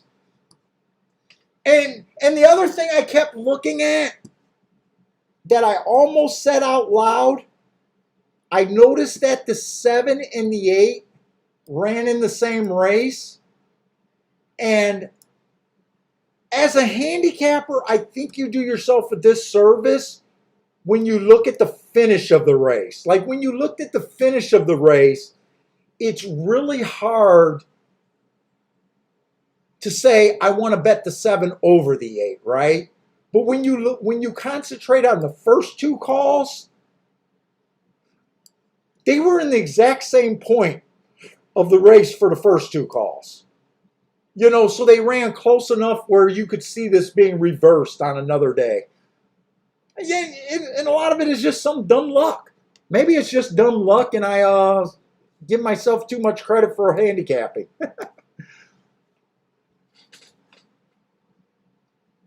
But in the long run, you really need to, I guess the overall thought of to make money at this game and to get on the big hits, you have to have your handicapping make sense at the same time it's going against most of the people's out there. Like you gotta be you know, you can't just be a hater, just say, hey, I hate chalks and I'm betting against them. We're kind of zigging and zagging and hoping we match at the right time when our horses finally win. But in the long run, it really does yourself disservice, you know, try and find reasons to bet 3 to 5s or whatever that horse was at. I hope that makes sense. It probably doesn't because I'm just not a good speaker. It makes sense in my head, but I probably have a hard time conveying what I'm really thinking.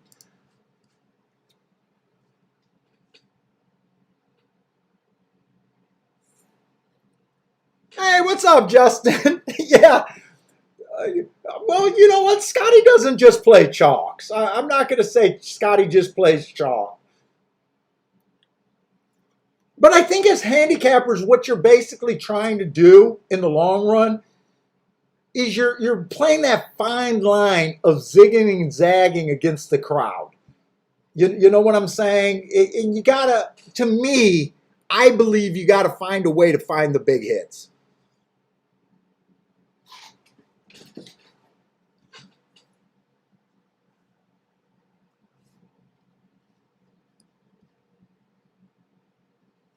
So I got $3 doubles, which aren't special, but they are probably going to pay enough to make my day, I hope.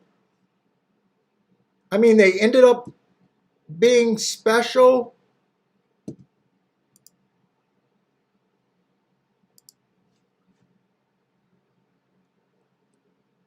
Let's see, what was I even trying to get alive to? I don't even remember. The 3, the 6, and the 8.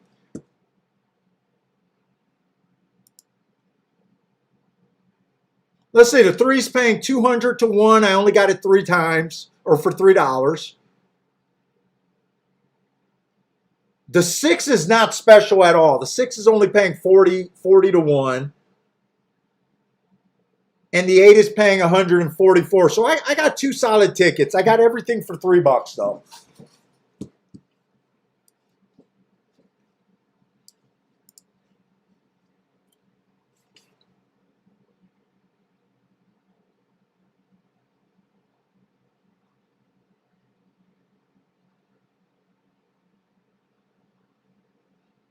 Let's see, Sir Williams, like what's the 6 dropping in class? I'm also playing a fine line of, especially at these cheap races. Sometimes I do a really good job with the class, but I notice in the really cheap races, sometimes looking too much at class, especially to get off of sharp horses, have hurt me lately. Yeah, six was this was the easiest 6 field that the 6 faced.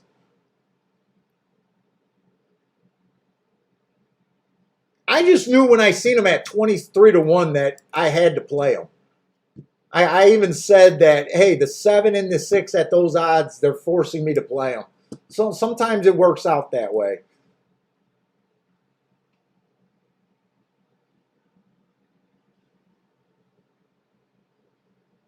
I just wish I had enough guts to not make that a play bet.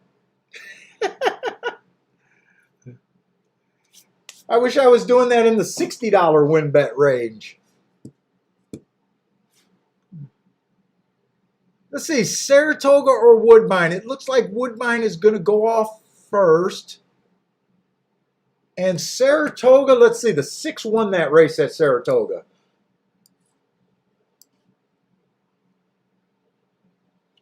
So let me just circle him. Try to keep track of the day. So far, I don't think I played a race at Saratoga.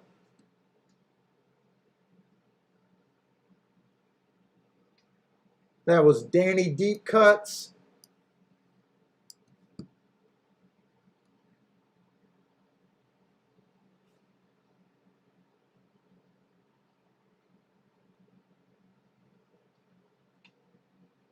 I don't know who got second there.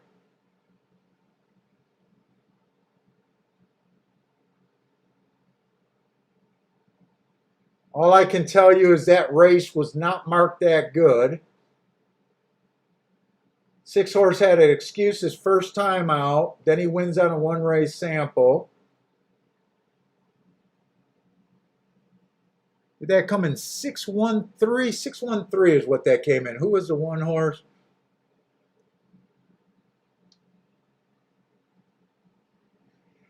Oh, you know what? I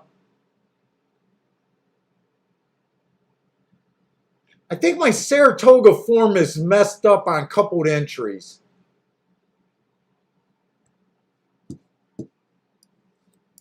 Let me see something real quick. Let's see, last race, program. I think my form is messed up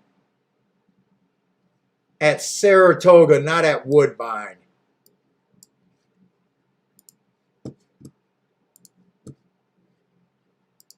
For some reason, I downloaded them by post position, and the numbers aren't right. So this would have been the full horse.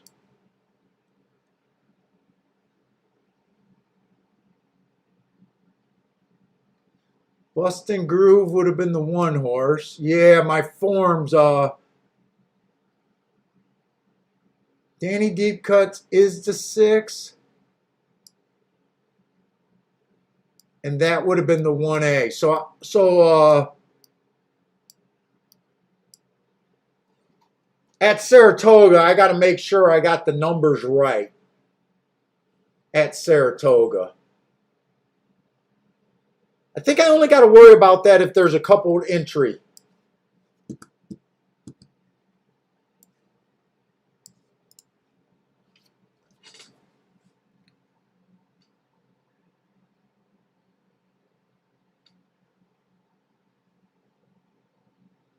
And we got another 5 horse field at Saratoga.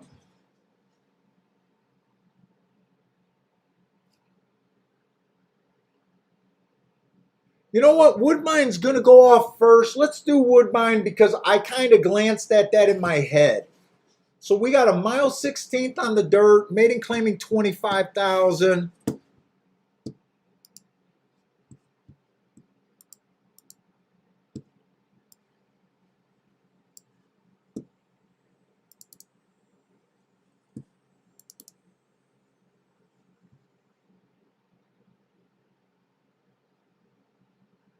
And let's see, on the dirt for the routes, they're only wiring 19% for the meet. So speed has not been good there. They're stalking 59% and closing 22%. To me, it just looks like a tiring racetrack over there at Woodbine for the route. I mostly want to be interested in more speed-friendly tracks, but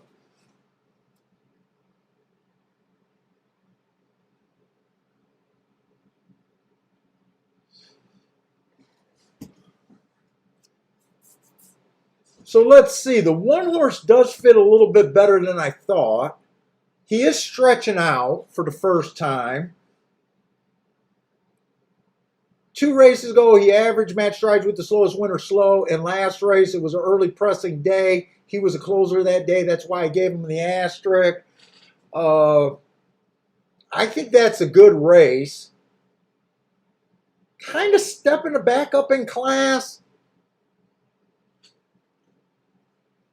He's probably going to be a stalker here because he was a kind of a stalker closer as a sprinter. So I do think he fits in that stalking category, but I don't have him.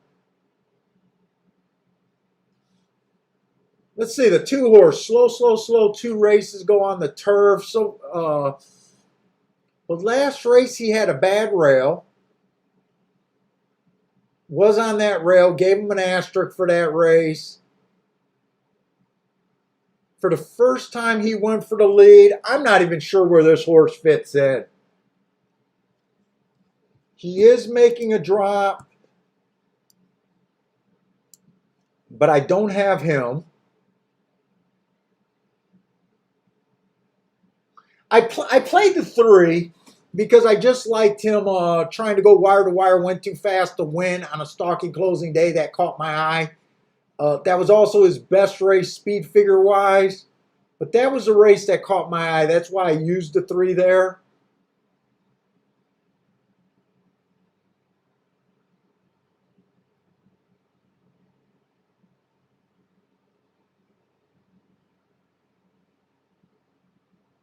Let's see, the 4-horse. He was average. 3 races ago at maiden special weight. I'm not sure where this horse fits in. 2 races ago was a stalking day. He was a stalker. I just got him as slow. Looked like he chased one of the slower paces of the day and tired out. He was probably at a disadvantage that race. But then last race he was slow. I don't know. I guess I wouldn't be shocked if he did something, but I don't really care for him. Other than thinking that if the track's backing up, he has a better shot than I'm probably giving him credit for.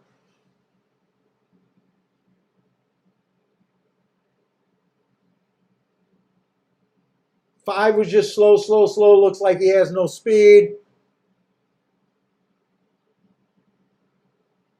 Wow, 6 is a big favorite here.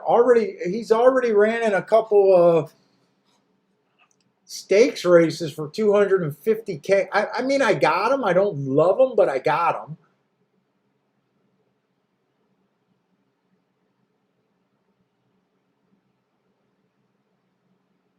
Seven's just lightly raced. The horse can improve. I don't know. I don't really have anything that I like or dislike on him. I used the 7. All right, I'm sorry. I used the 8. Dude, if I didn't play that double, I don't see myself touching this race other than me wanting to play that double.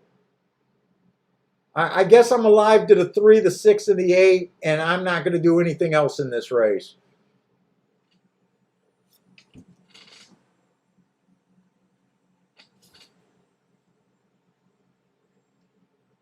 And I think I do want to look up that stakes race that this horse is coming out of. I got a little bit of time. It is going back all the way to October. Let's see.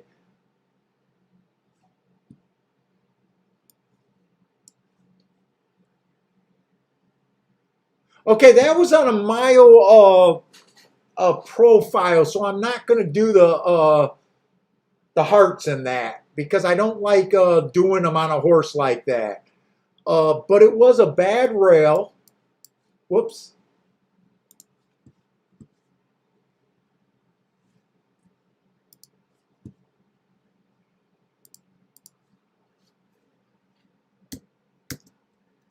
Bad rail closer day.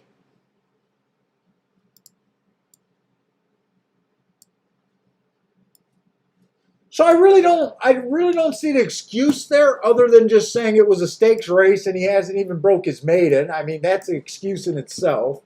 Let me look at that 10-4 race. And let me just make sure this race isn't going off while I'm still talking about it.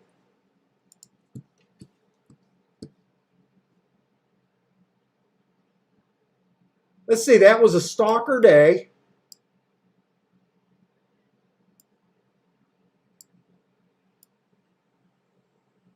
I got him as being average that day, that maiden special weight. I can see this horse being the chalk. And then I want to look up that 9-12 race.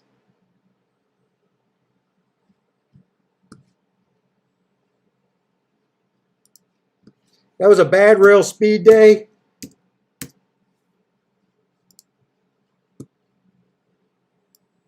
I would have gave him an asterisk there.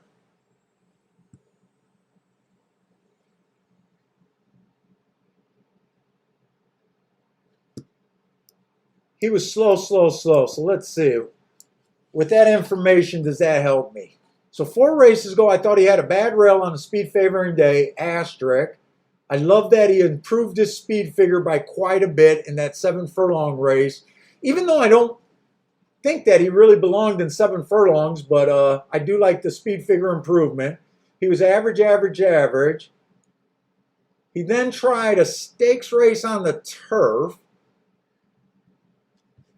which just being a stakes race is probably an excuse for him. He did make a middle move. And then last race, I could see this horse being the favorite.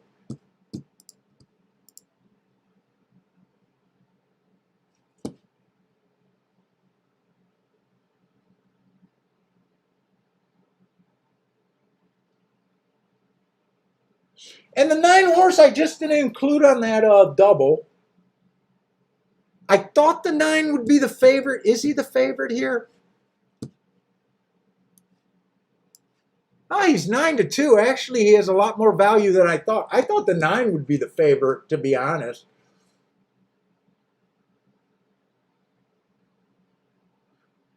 I don't have anything on paper that I really like him from, but I don't necessarily like judging closers with my marks. My marks are a little hard on closers.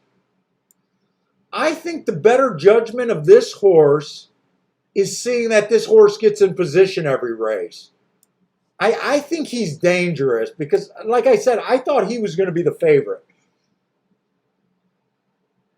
I think 5-1 is a nice price on a Markaloo if that's who you like. I think that's fair. And I do think the track's backing up.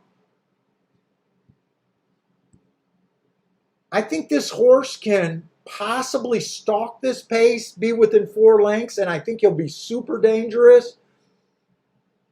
If he's a closer, I still think he's going to be dangerous. And they're off there. I'm kind of hoping the 3 just gets an easy lead and go, but I'm not trusting the profile with speed right now.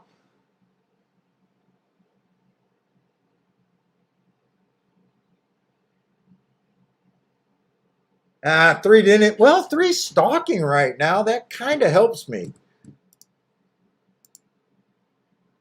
And they're 25 on the front end.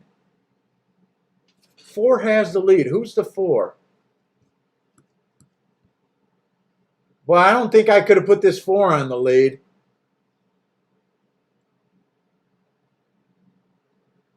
Three, just don't let them get too far out. Don't let them get too far out on this pace. That's a little slow. Come on, you need to go if you're going to go. I got this 8. Come on, 8. I got this 8, right? I think I got the 8.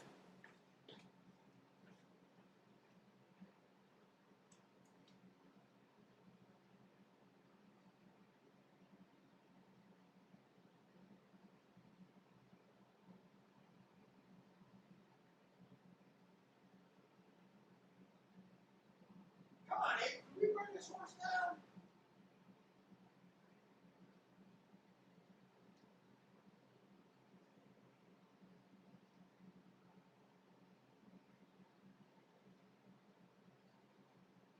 Come on, 8. Open him up for me. Open him up. Open him up. Open him up, baby. Open him up. Woo! And I'm getting underpaid.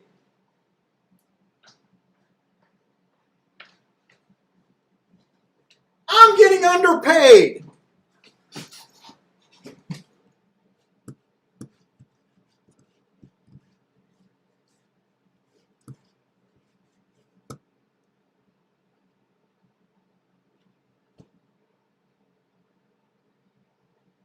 It was the 8 that I had, right? Woo-hoo-hoo!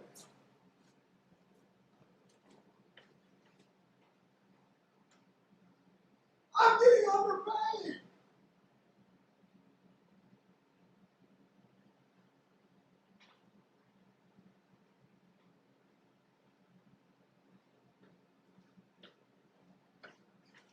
I had no idea this 8 was 50 to 1. I had no idea this 8 was 50 to 1.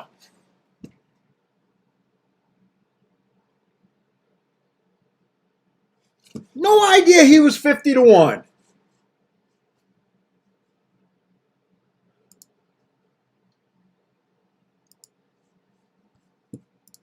I only got a $3 double. No, I didn't go back to a win ticket, nothing.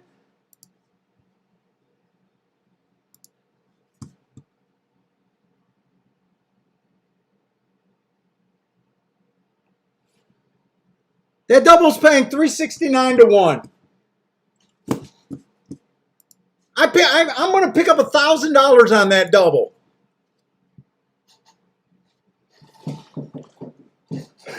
Oh shit! I almost thought that. Oh wait a minute! I might not have had him.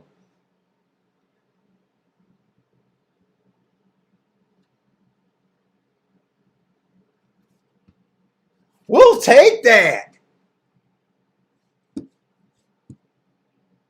I pick up a solid $1,300 in that sequence, and I'm underpaid.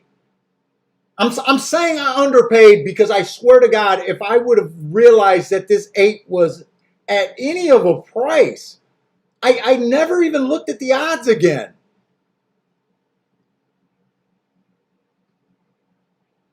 Yeah, Rex, you're right. I gab too much. I'm gonna blame you guys because I don't blab when I don't blab when I'm by myself.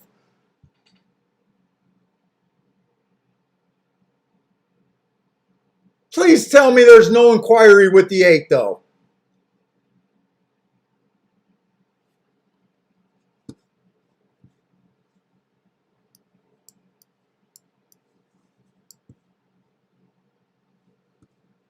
I gotta go rewind this. There better not be an inquiry with the 8.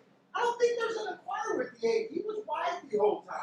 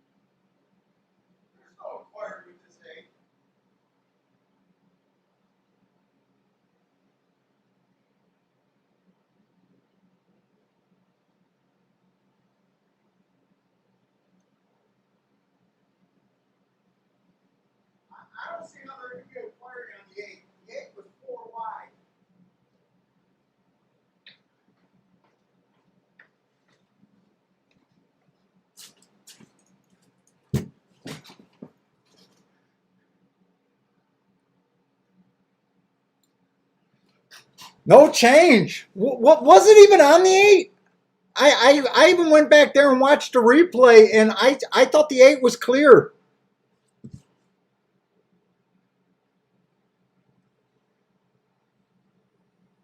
Dude, I honestly didn't even think this horse was that big of a long shot.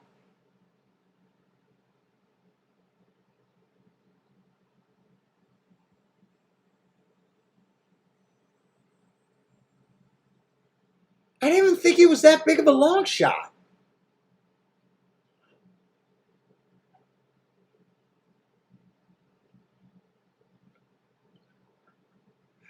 How the fuck was this horse 50-1?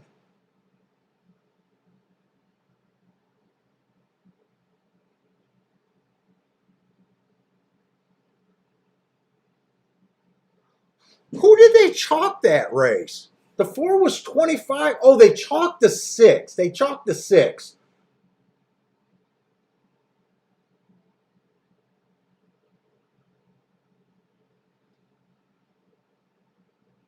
I kind of agreed with the chalking of the 6. I thought the 9 was going to take a lot of money.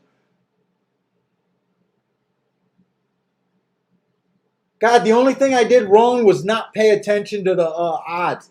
This 8 horse, he was on the cusp of being either my deepest stalker or a closer. He was about 4 to 5 lengths back. I'm just going to have him as a stalker closer right there. He might have actually closed that race.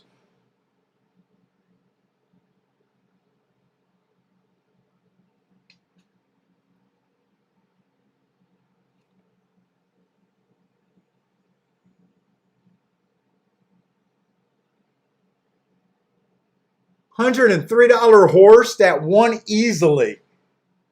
He won by about 3 lengths too.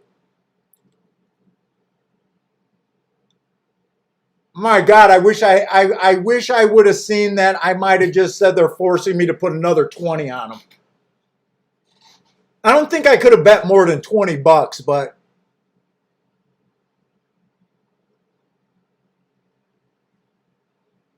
how the hell did he go down to only $34 to place with a 25-1 getting second? To me, the place pool, if you bet the 8 to place and the 4 to place, those look low to me.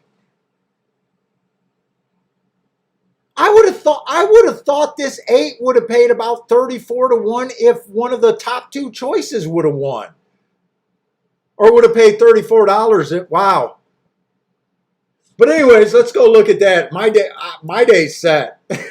I'm not messing up my day.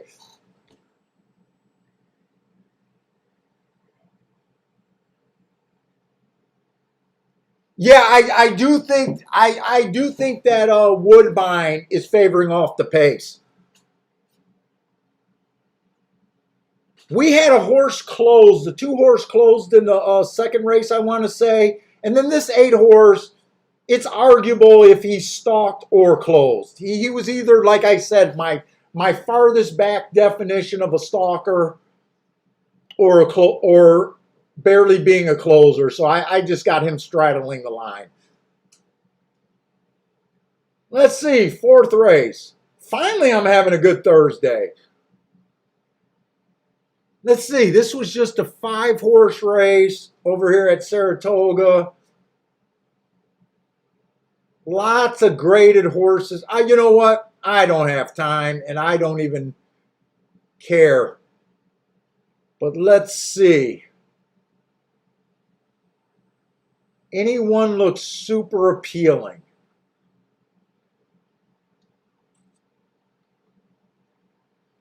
The 2 ran against the bias 2 races ago, but regressed on a day that I thought that he should have ran good.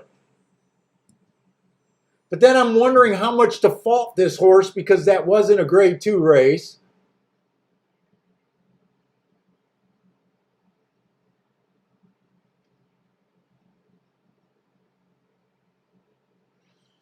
This 4-horse ran against the bias 3 races ago and popping 90 speed figures.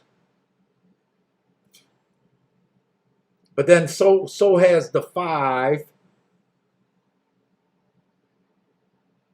Is that the 5 or the 6? That's the 5.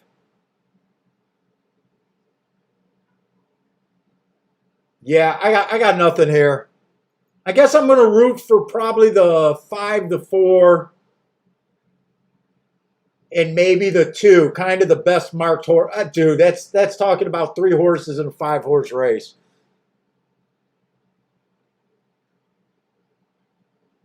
Hey, what's up, Crusader? Hey, Crusader, were you here for that bomb? I had him. Hey, what's up, Mo Nose? You're late to the party. I just combined a 15 to 1 with a 50 to 1 and a double.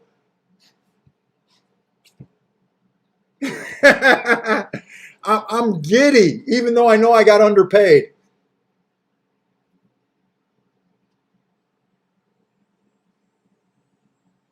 Can't believe that horse was 50 to 1. I was thinking he was like 10 to 1.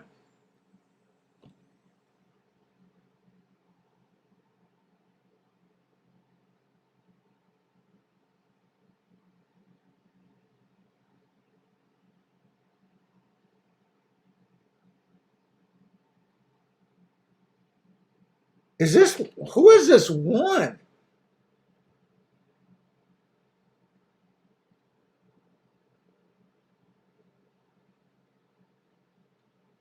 Wow, I don't know. Well, the 1 didn't win, the 4 won.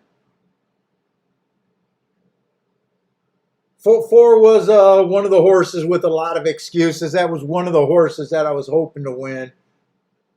I don't know what kind of odds this horse is at, or I just knew I didn't have enough time. I'm too excited to handicap that 5-horse race, and I'm just thinking that was above what I wanted to play anyways. Oh no, he's 7 to 5. He's 7. He was a favorite.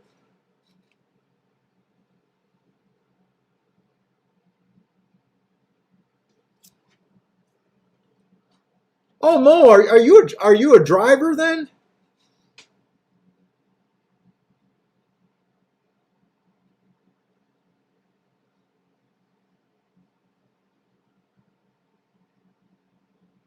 Dude, I'm happy to be what I'm up. But Jesus Christ, you really should have been up a bit more. Oh my God.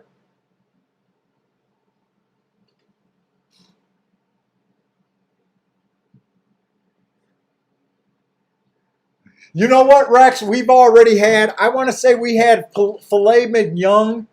We had filet on Saturday night and Monday. My wife gets it from Costco, so I always get it 2 days in a row. But Bentley's on probation right now. He's had the shits for 3 nights in a row, so we can't give him any people food for a few days.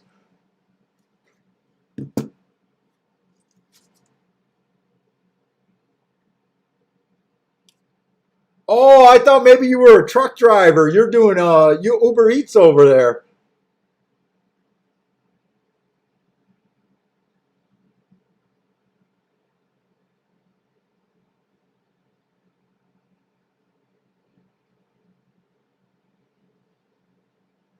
Let's see. Let's look at Woodbine. So the 4 did win that race, but at 7 to 5.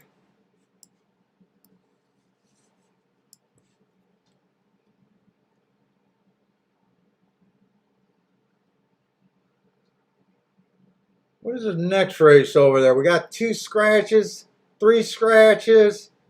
Well, at least that looks like that's going to be a 6-horse field next race.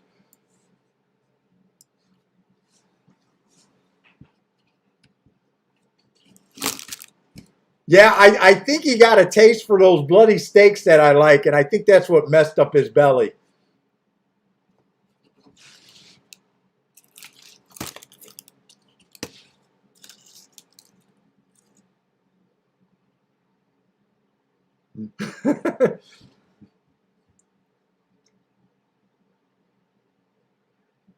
Hey, what's up, Boulder?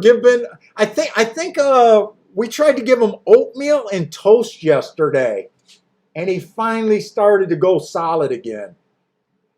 I don't know if that was the cause of it, but he does look like he lost some weight, man. That dog wasn't even moving for like 3 days, and he's a puppy.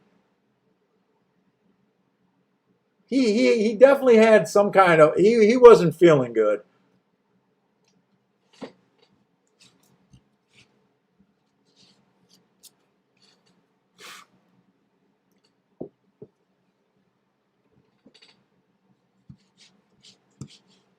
Let's see. So this is going to put us on what, the fifth race at Woodbine. Oh, and it's going to be a turf race, and I think the last time we did a Woodbine, I was really starting to believe in the inside on the turf sprints. Let me look at that.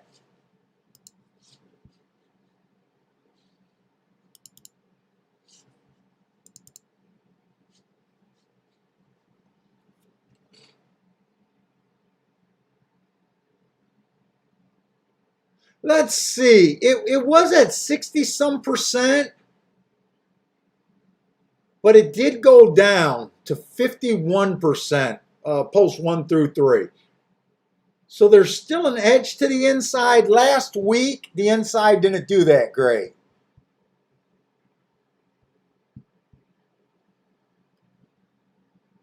And that looks like a stalking trek.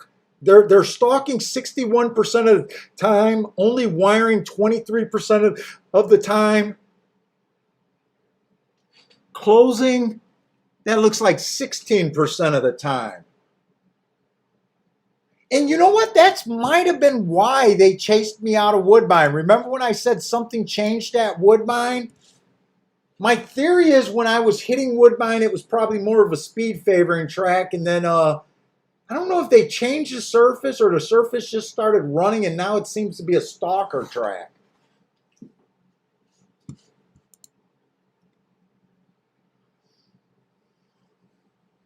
Let's see, but this looks like, well, there's some first-time starters. There's 4 first-time starters.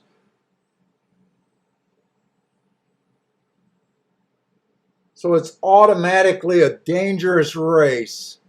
If you're new to the show, I don't do anything with first-timers. I ignore them. And they always make it dangerous, uh, adopting that attitude. Let's see, but it is 6.5 furlongs. It's maiden claiming of 40,000, and it is on the turf. So the one horse is 3 races ago was his first time out, early pressing day, didn't run a lick, dwelt at the start, asterisk. Proved his speed figure second time out, early pressing day. That's what he was. He was just average, and I was using the 6 furlong times as a time, and he ran 5.5. So he was just average that day. And then last race, he matched strides with the fastest winner, average, slow, top of the stretch. He was still there, but he tired out. But he got 3 races. One of them he didn't run. One of them he was a stalker. The other one he tried to go for the lead. Lightly raced, not even sure what running style this horse is.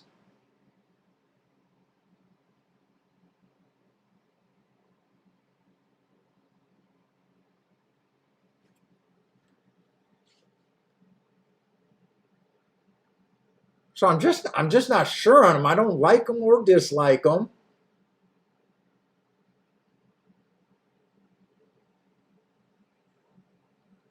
Let's see, the 2's first time out, he was just average slow, but first time out, I give him a pass. Last race, he did improve. He was average, average, slow. He was in position at the top of the stretch. Finished 3 by 1, so it wasn't a terrible race. It was just the slowest race of the day. Both the 1 and the 2 are trying turf. 1, 2, and 3 are all trying turf for the first time, which makes it a little bit difficult. 3, I mean, running his second time out. Didn't run his first time. Well, I was going to say he didn't run his first time out, but he did make up in his running line. I don't know how I could bet him off of that running line. I was almost going to say he was not interested in his first time out, but that's not true. I mean, he made up 8 lengths from the start of the race, so he did run. And then we got a bunch of first-time starters.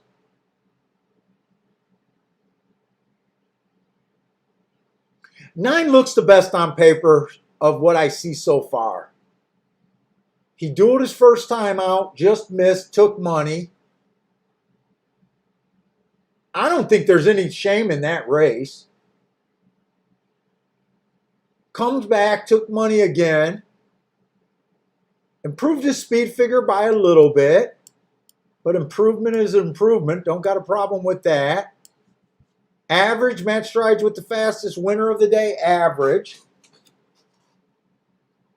I'm guessing he's the chalk. He's probably the chalk here. Yeah, big chalk, 3 to 5. I just don't have a real opinion this race.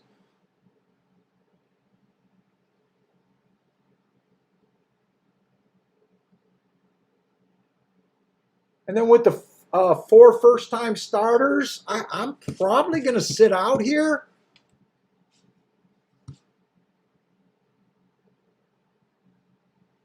I mean, one's a little bit interesting, but one is a little bit interesting.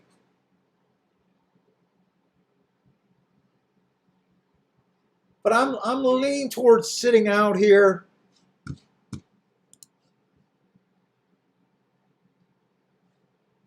Oh my God! Oh, who is this guy?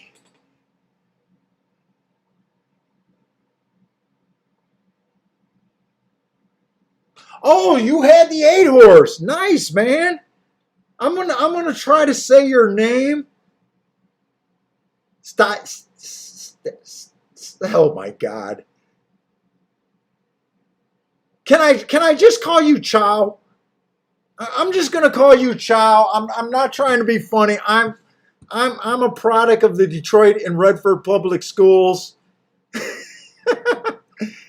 And I think the closest I can get to your name is Chow.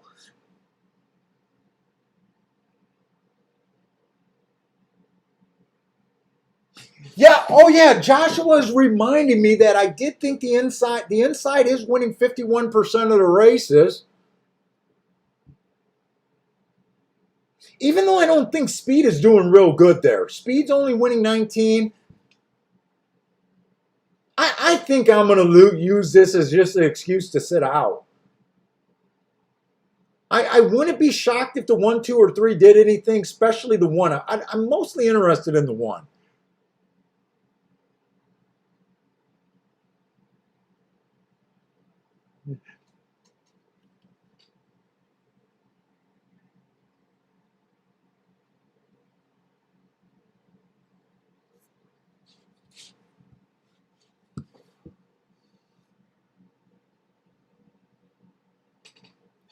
I don't know when Gulfstream is scheduled to. I think their goal is to get it done for the championship meet. I'd be shocked if it's not done before the championship meet, Marco.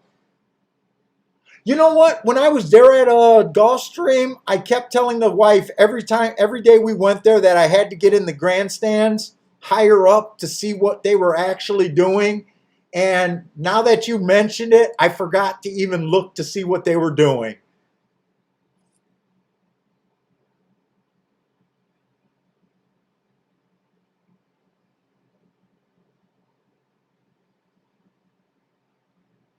Chow is a nice name too. Sorry, man. I'm sorry. I'm just not. I just can't pronounce some name. Tish? Are you saying Tish is better? Satish? Tish? I'll try to go with Tish then.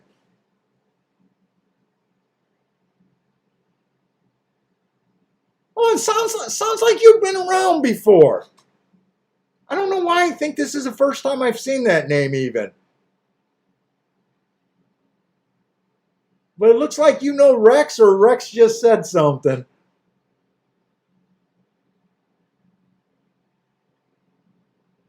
Yeah, that's what I think. That's what the plan is, to add an on-weather surface over there at Gulfstream.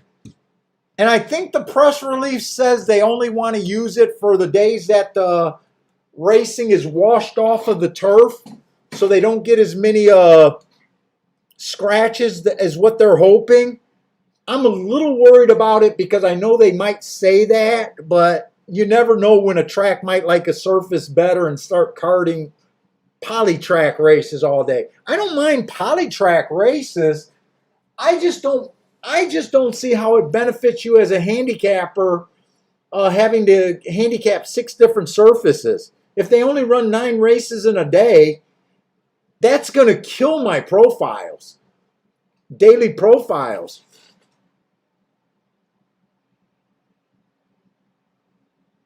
Oh, thanks, man. Hope you join the show more, man. Hope you like the handicapping, and I hope you like it when I'm terrible too.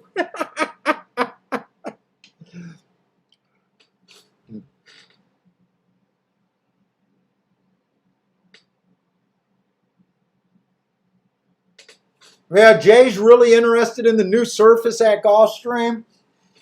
I don't think it's a so my opinion is, if they just use it how they said they were going to use it, I'll be able to keep good track of that. And if it keeps the fields that were the turf races together, I'd be really happy.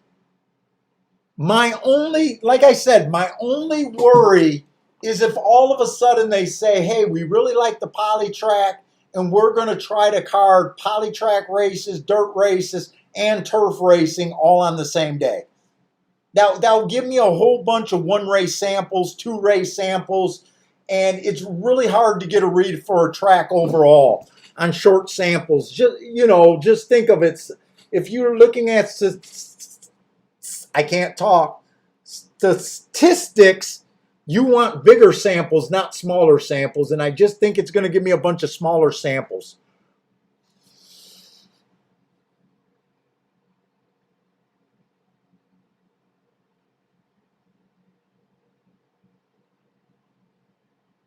With that being said, I do love poly track surfaces. I don't hate the poly. Turfway Park is one of my best surfaces. I love that track. I even like Keeneland. I liked Keeneland probably better when it was poly track. I know that's an unpopular opinion. I used to love Woodbine, which is poly.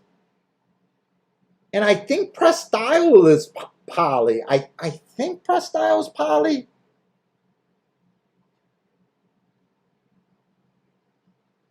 I'm not sure on that, but I think Presque Isle is poly. Oh, and Arlington was poly. I do think that they say that it's a fair surfaces and biases don't happen there. I think that's a load of shit. Obviously. What's up, big guy? I told everyone you were sick. And you're feeling better now. You're feeling like the champ. Huh?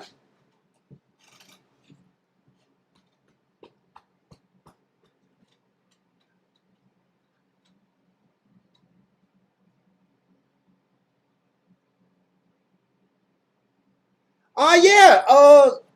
I'm going to try it again. Wait. Satish. Satish is what I'm going to go with. Yeah, you know what? I watch Scotty. I would love to handicap with Scotty. I love his action. His handicapping is not for me. Uh, but I definitely respect his play. I respect what he does in tournaments, and I really like his show, and I think he's a great guy. You know,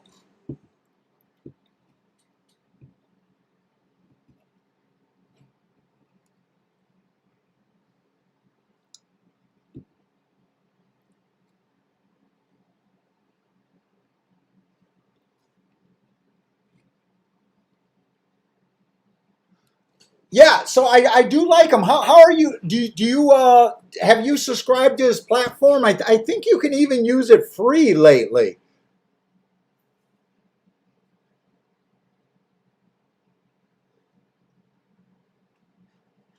But I definitely support his channel, and I like the guy. In fact, I just got back from Gulfstream about maybe 3 weeks ago, and I was a little disappointed because I know he lives out there now, but he's doing Del Mar, and I would have liked to run into him.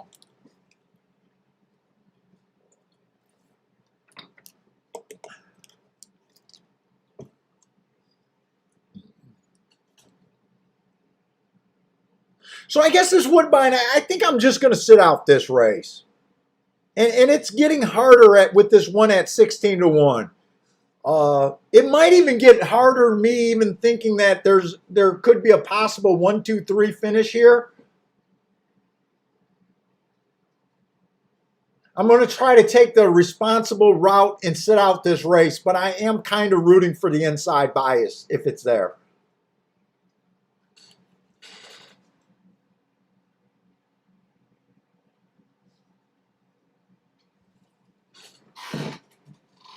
Bentley, I'll take you out right after we go, right after this race, okay? We'll do a little bathroom break for you. Maybe I'll even get you some ice cream if you promise not to go diarrhea anymore.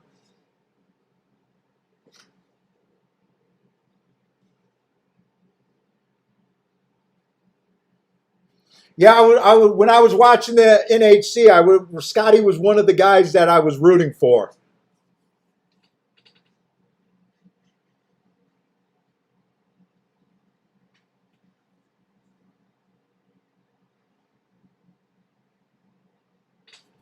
Let's see. Rex is looking at a double 2 to the 2, 4, 6, 9. Good luck, Rex. Frankie Tubbs got a winning place on the 6 with a 1, 2, 6 exacta box.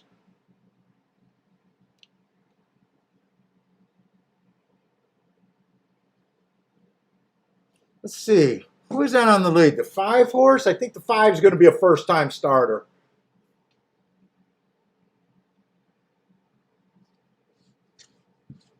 5 did get the rail pretty easy there.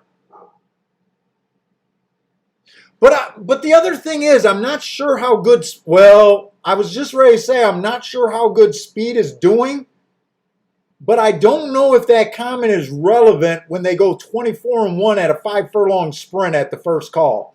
This is a 5 furlong sprint, right? 5.5.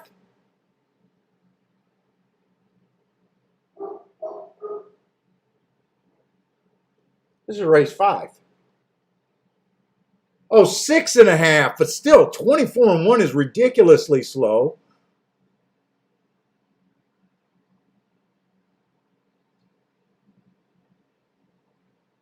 It doesn't look like any of the inside horses are really running.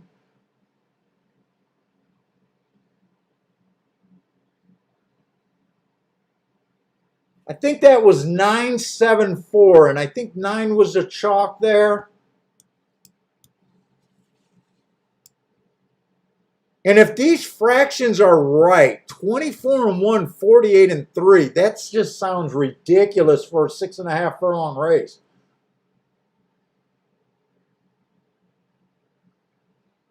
Especially when you consider that they didn't wire.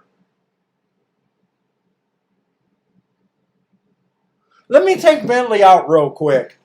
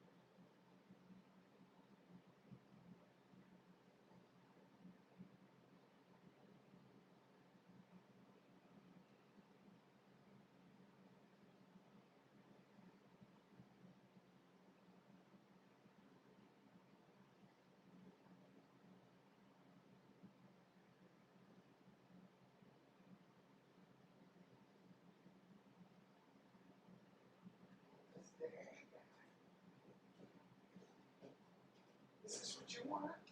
Is this what my boy wants? Come on.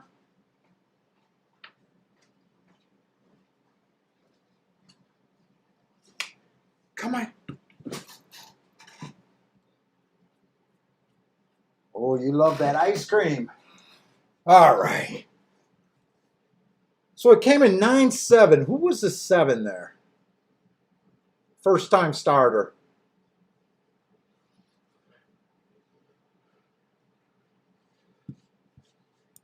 And I think I want to watch that replay because I'm not even sure where this 9 came from.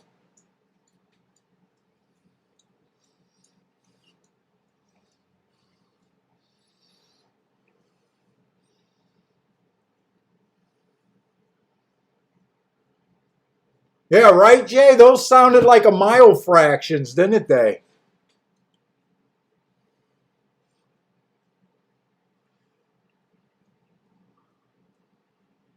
Did Sir William? Oh, you were. Oh, I thought Sir Williams was giving his pick for the race 6-7. I think he's asking about any ideas. I was just ready to say, Sir Williams nailed that. Oh, let's see. Okay, so you've been using equine base for the last 3 months.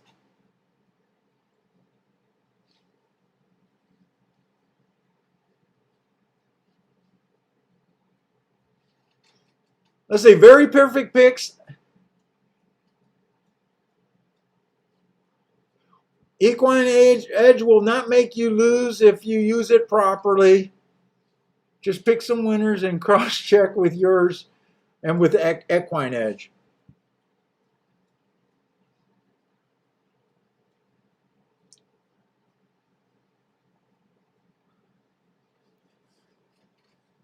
Well, sounds like you're happy with it so far then, which is good.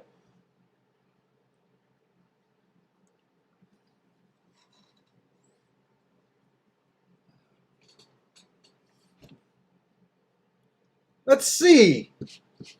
Let's try to look at Saratoga. So far, Saratoga hasn't been anything for me. This does look like a 1, 2, 3, 4, 5, 6 horses in this race. I might not have enough time. That's right. I just remember I got to check my form here.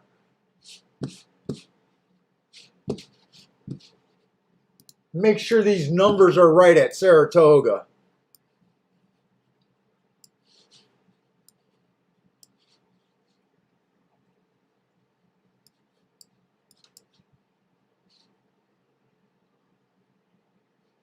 And they look like they're right on this race.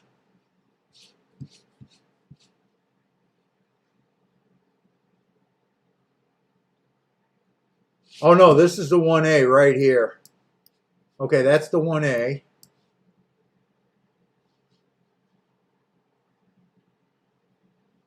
So this would be the 7.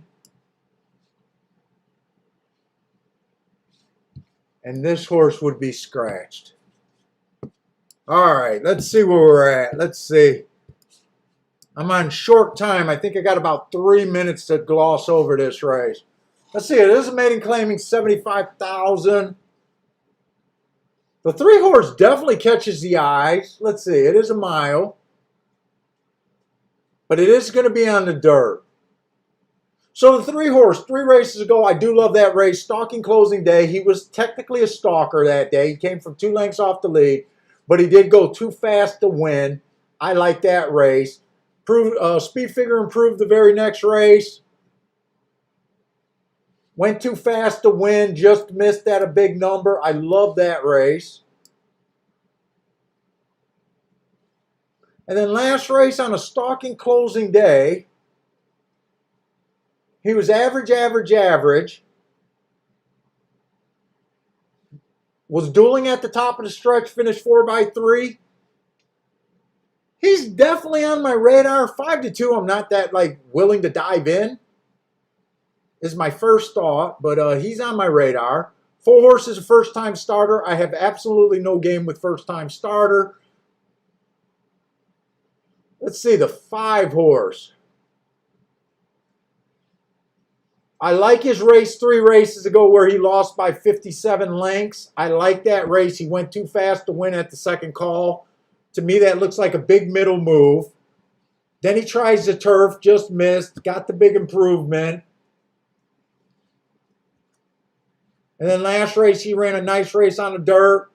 Did get his best speed figure on a day where I thought the inside of the track was good. Maybe he's not as good as that 91. But I think he's between a 78 and an 83 at least. Definitely better than that 15. I think everyone could see that. He's on my radar too, but, you know, 8 to 5 is not really going to make me want to jump in. Let's see, the 1A. Stalking closing day, 2 races ago, which he was. He was a stalker that day. I got him as slow, and this is what you got to be careful with my marks. I don't think that race is as bad as I got it. He was only 2 lengths off the lead. So I interpreted that he chased the slowest pace of the day. Made a middle move, which is interesting, on a super slow pace of the day. I think that's a sneaky better race than what it looks. And then he comes back, runs an average race.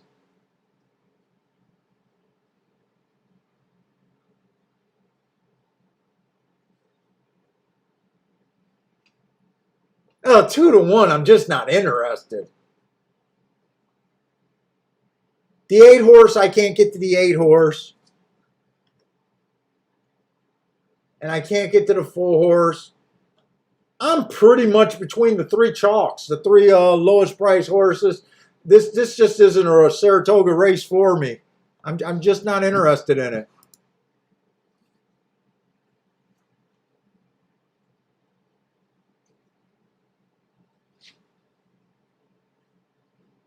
I think the 3 and the 5, according to me, has the best marks.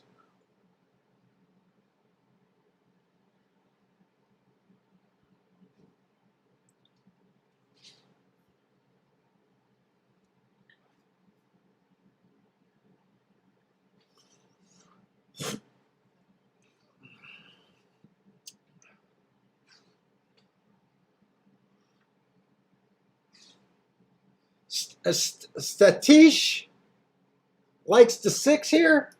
You done with the ice cream, buddy? Oh, yeah. Now just keep it all in your belly for me, huh? Keep it all in your belly. You're going to need a bath. You're starting to feel greasy. Yeah, someone's going to get a bath soon. Oh, next week? I don't think I'm going to be able to do a show next week. I know I can't do one Friday at all, but we're going up north again. Thursday, I'm thinking about it, but I don't know if I want to lug all the computers and the monitors up north to do a show.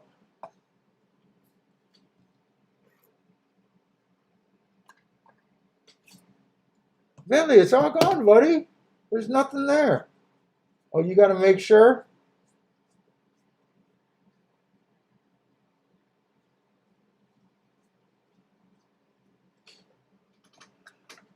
And let's see, let me get set up for Woodbine.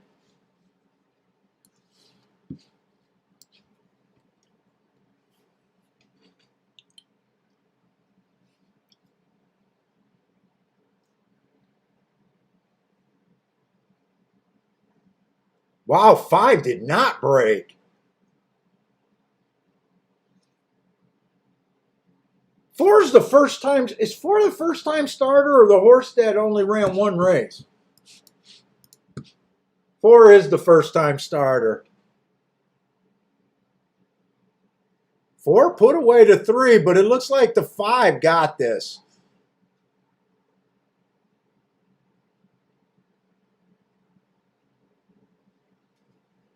Yeah, I thought 3 and 5 were the 2 of the most interesting horses in that race, but I couldn't do anything with those odds. 4 would have been hard for me to come. Well, 4 was a first-time starter. If I would have had that, it would have just been a throw-in. Yeah, Saratoga card just isn't for me today.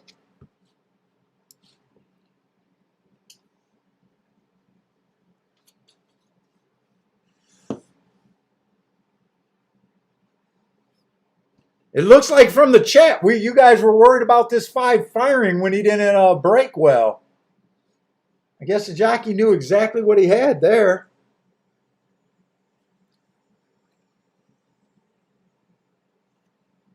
Okay, we got the 6th race over there at Woodbine. We got a maiden claiming 7,500. 5 furlongs on the poly. What? I don't have any more food, man. I don't have any more food for you. Yeah, you're on probation anyways.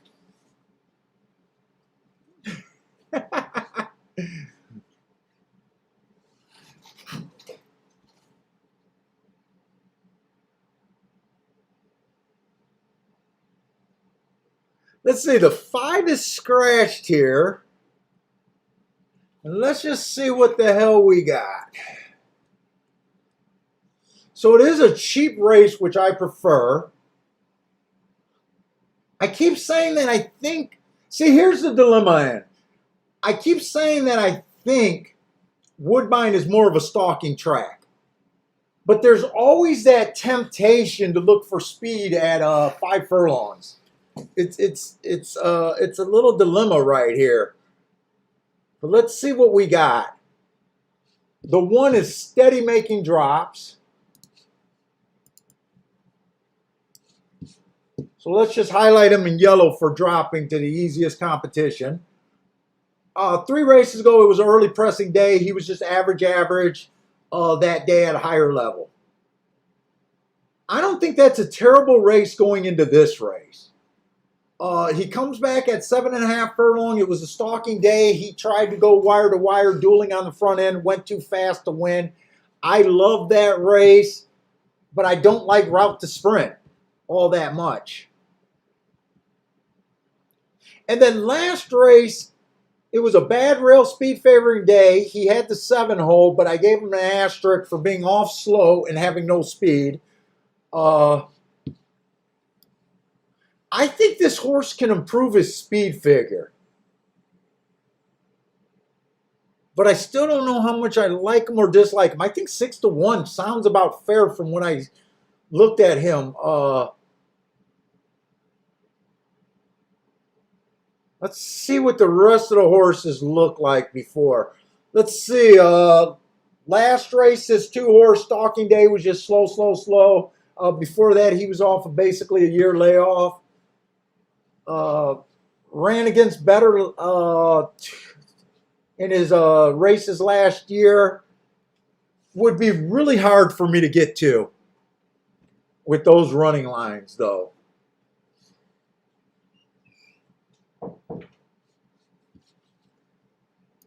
Looks like a lot of horses are taking a class drop here. I'm going to try to get back to this 3. I'm going to try to look up this 3. It's going back a long time. Let's see. I got enough time to do that now. Let me look up this 3's October 31st race. It was against better.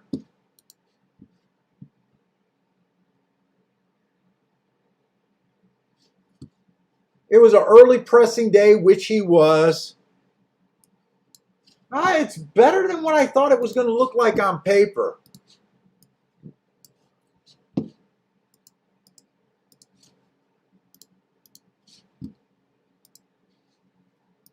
One tick slower than the fastest winner. Average slow. There's something to like about him except for the layoff. Let me look up that September 5th race. Could that be a sneaky good race? This horse showed a little bit of talent. This is not a tough field.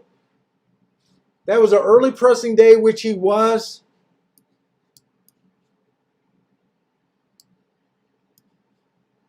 He was average all the way across the board that day. What kind of price is he? 4-1. Not as tempting as I would like of a price. Let's see, the 4-horse been at this level. 4-horse been at this level. He's the favorite right now. 4 races ago, I don't keep track of Finger Lakes. I usually don't respect Finger Lake horses all that much. 3 races ago, at this level, stalking day, he was a stalker. Average match strides with the second winner, just missed by a 3/4 of a length. I don't think that's a bad race. He then hits a early pressing day where he had no speed, asterisk that day.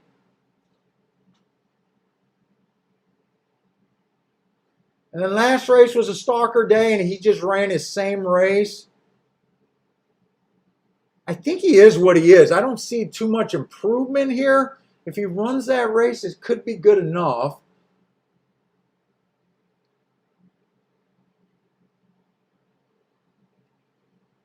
There might be some better, more appealing choices here.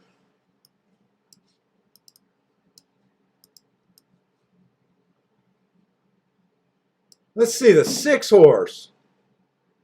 Oh, only 4-1. Comes out his first race, 3 races ago, was just average.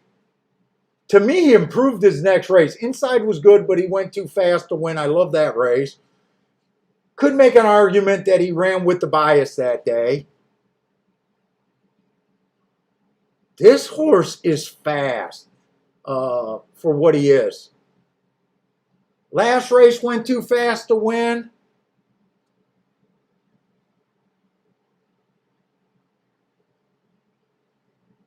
He ran with the 7 last race. They should press each other. He went too fast to win.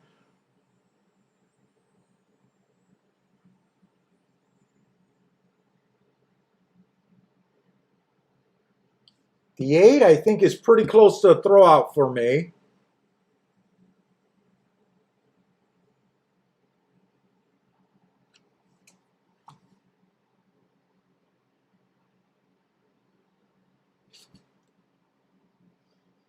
Let's see, the 9-horse. Clipped heels his first race. Next race out, he improved. That was on the turf. From the 13 hole. That's interesting because I don't think the 13 hole's been good at Woodbine. I think he's better than that race. Makes a big drop, showed an improvement. It was a stalking day. He tried to go wire to wire. I gave him an asterisk. 3-1. You know, there's some things I like in this race. It's just the prices aren't that tempting for me. I think the 9's a contender. 3-1's a little bit hard for me to take. I think the 7 and the 6 are contenders. But 4-1 is not that big of a pay raise.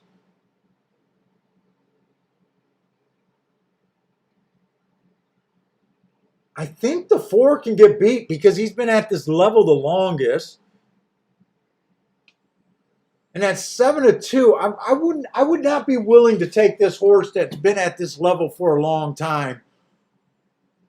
Even though I think he can win, I would need a bigger price to be interested in him.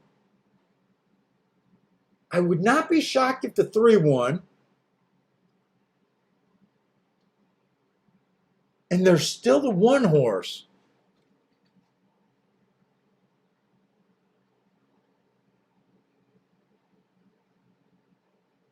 One horse probably has the best overall marks on pay. Well, that's not true. 1 and 6 are pretty good marked up.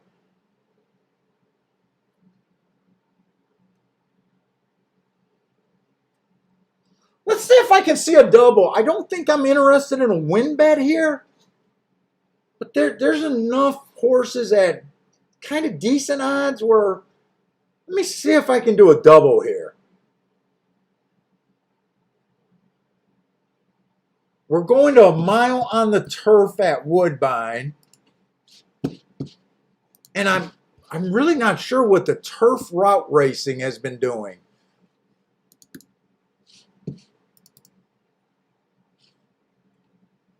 Post position's no advantage. That's as even as a track that I've ever seen. 33% all the way across the board. They only ran one turf race last week. They're only wiring 18%, so speed has not been kind to the turf there. It's a stalking, closing kind of turf track.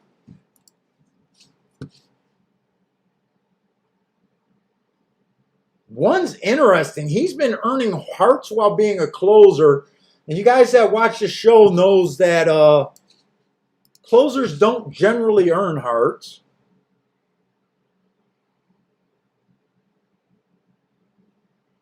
But the 3's the same horse. Are they even in the same race? No, they don't have a Oh, they got June 25th.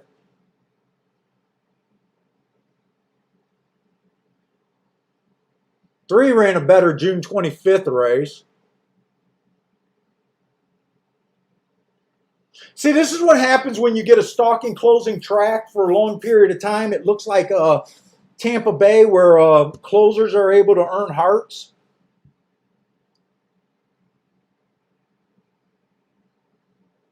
Man, that race is marked up so good, I really don't think I can risk a double there. Just glancing at that race, I'm into too many horses. I got too many good marks in that race.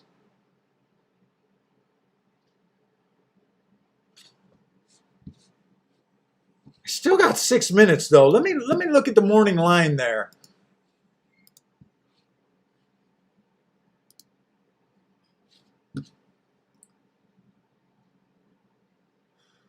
One has a 5-1 morning line. The three looks like the favorite.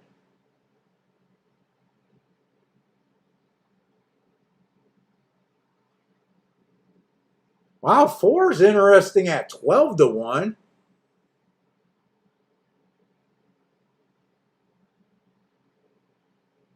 The 7 is a 3-1 morning line, but I got a feeling that horse is going to the lead.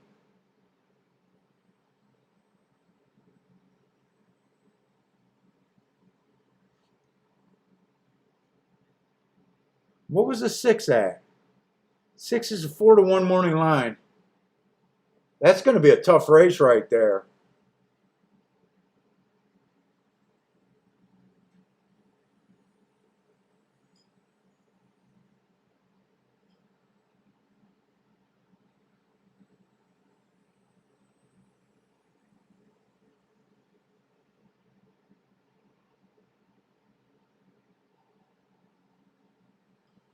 I would probably just try to use the 1 and the 4, the 5-1 morning line and the 12-1 morning line.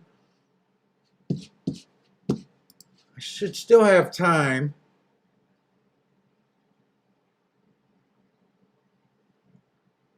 But I really like the 1, 2, 4. God, see, I like 1, 2, 4, 6, and 7.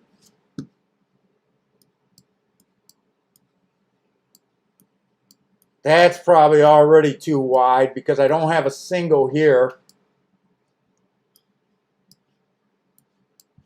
And who were my contenders in this race? I like the 9, the 6, the 7, and I think it was the 1. 9, 6, and 7.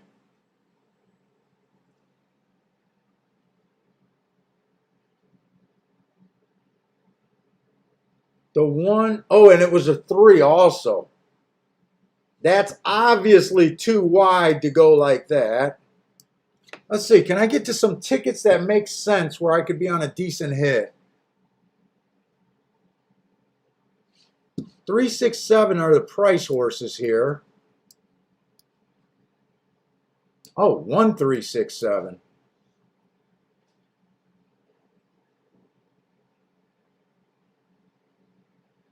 I don't think this looks scalable to be able to really play.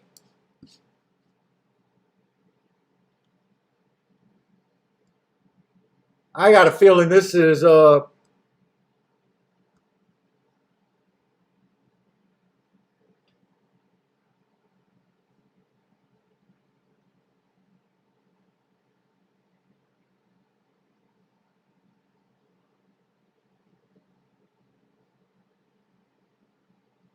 Let's see if 1-6 hooks up. What is this 9's running style here?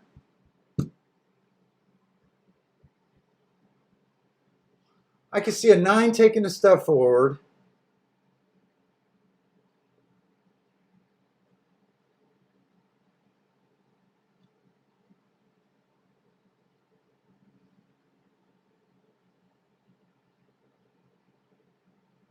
I'm kind of stuck on this. I just got too many contenders in both of the legs.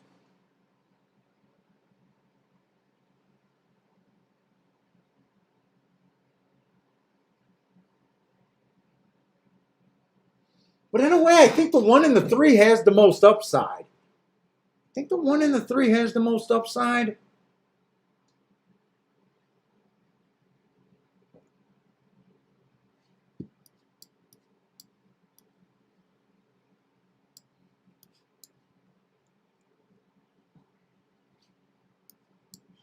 If 1 and 3 has the most upside,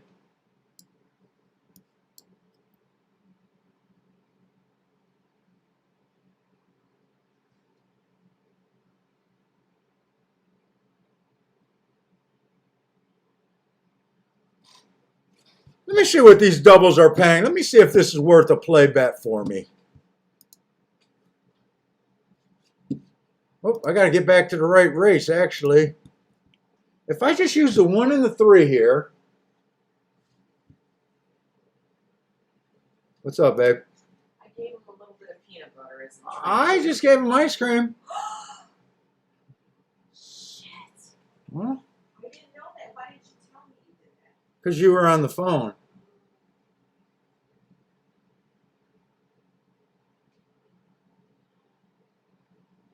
Boy, these doubles are appealing. I'm almost thinking about going 1 and 3 to those 5 horses and 1 and 3 to 1 and 4 a little bit more. It's either that or I'm going to sit out because I do.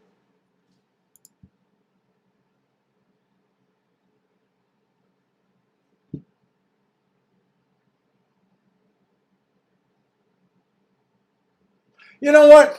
They're in the gate. I think I'm going to sit out this race. I really can't scale this down.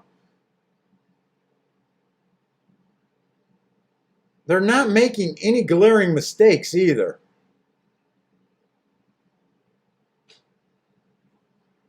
The reason I said I thought the 1 and the 3 had the most upside is because they've just been at a higher class longer with good marks.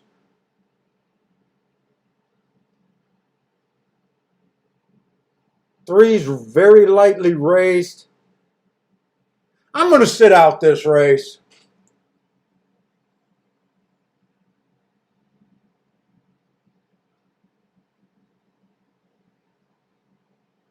See, I think the 7 and the 6 are the same horse.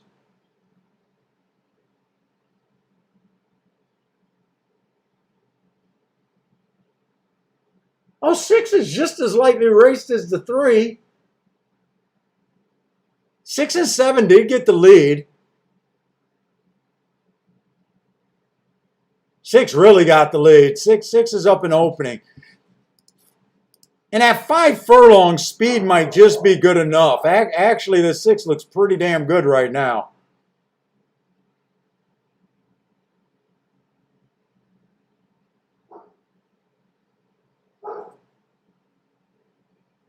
I don't think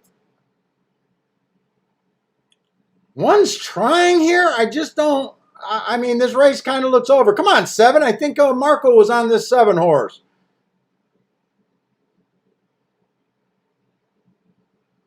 I was right about the 4. It comes in 7-1-3.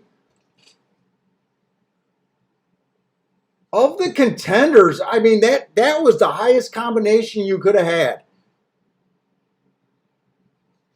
I was looking at 1, 3, 9, 6, 7. I was going to play to the 1 and the 3. Boy, I wish one of these 2 races I could have narrowed it down better.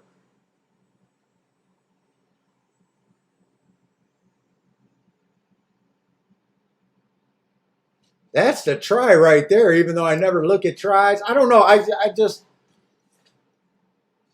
Marco Lou took the nice price, and that was definitely the right move there. And yeah, still nobody wired even at 5 furlongs. Right, that was 5 furlongs. The 7 stalked.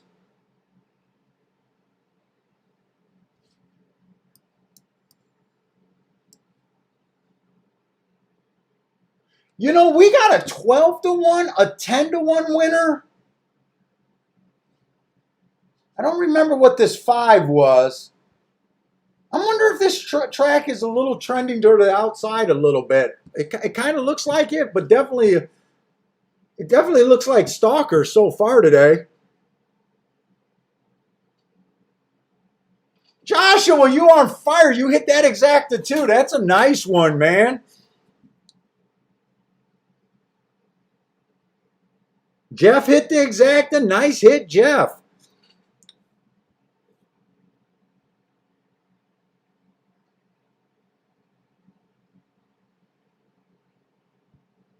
Marco Lou looks, or yeah, I already knew Marco Lou, I think, hit that. Frankie Tubbs looks like he hit that. Who else hit that? A lot of you guys were on that.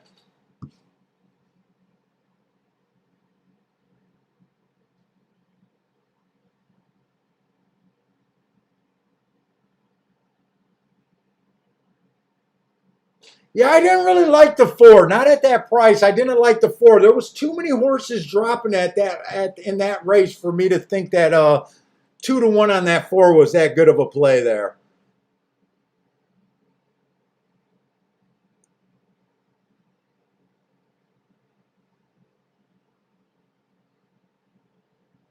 Rex hit that race?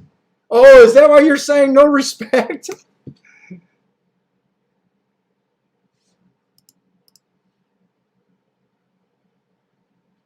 Boy, a lot of you guys hit that race.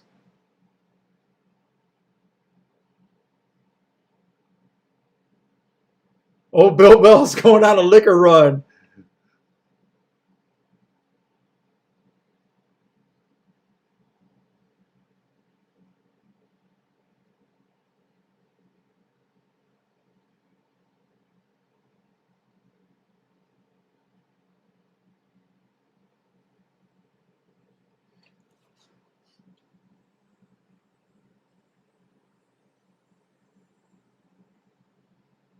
Did 9 who? Wait, 4 ended up being the favorite there. What did the 9 go off? I want to see that betting board again there. That was a 6 race.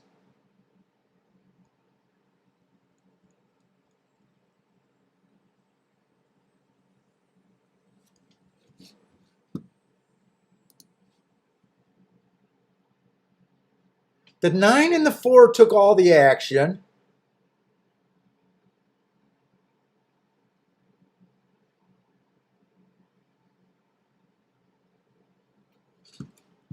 I was able not to like the 4, but I still was respecting the 9. I still had the 9 as a real contender.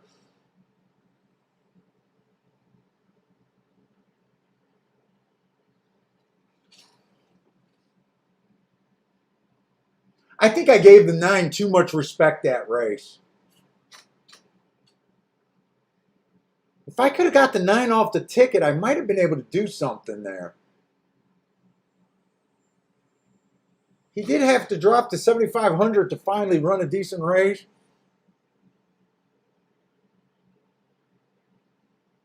Man, a lot of you guys hit that in the chat room. Good job.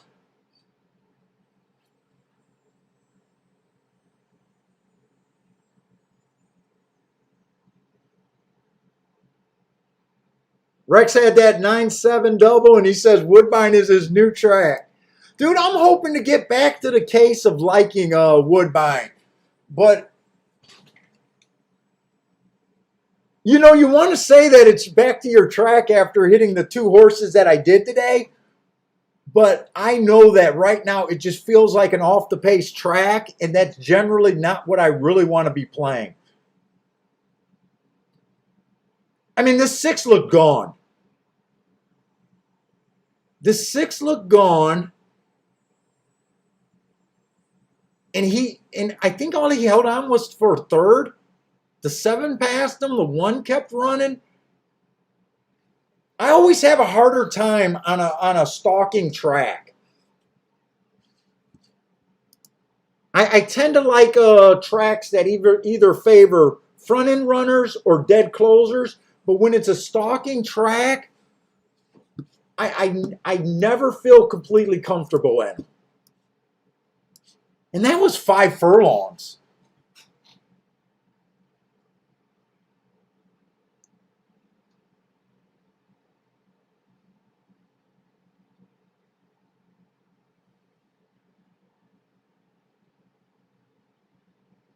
Yeah, true. If you settle that it's a stalking track, you should be able to get out of it. But it is so tempting to really want to play those front end speedster. And the other thing that makes it a little bit difficult, and I'll add one more thing that kept playing in my mind. I don't know if I said it. I don't think I said it.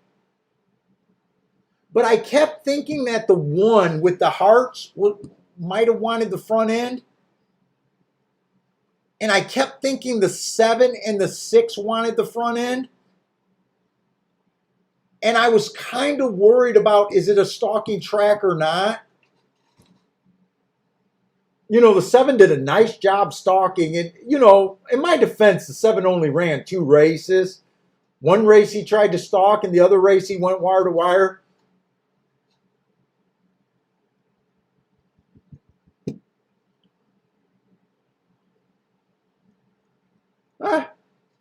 I mean, at least the result makes sense in the end.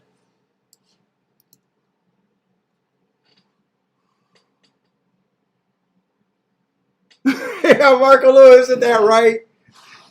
I don't even want to handicap that hard. All I want to do is look at posts 1 through 3. That's all I want to do. I honestly wish there was more tracks where that's all I had to do. 1, 2, 3, every freaking race. Oh, Disco. I had a 15-1 winner, and I had a double with a 50-1 winner. I think it paid 366 to 1 or something like that in the double. Dude, it was sick. Actually, I Dutched 2 horses. I Dutched between a 15-1 and a 23-1, and they ran 1-2, and I didn't even have that exacta, come to think of it. But really, I was only hot for 1 sequence. The rest of the races, I think I made 1 play bet, and the rest of the races, I sat out. Fuck. But if you can have a $1,300 day on nothing but play bets, it's a good day. It's a good day.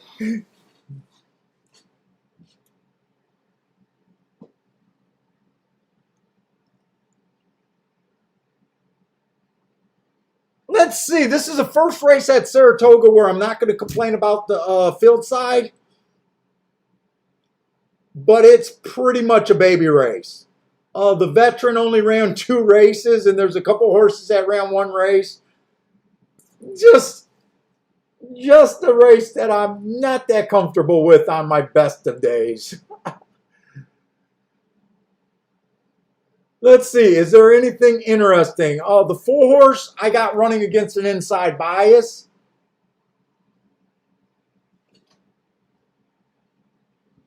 I should say their names because wait a minute, I got the wrong form here.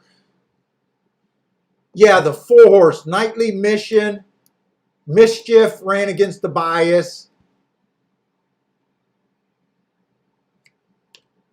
That maybe there could be a big improvement there.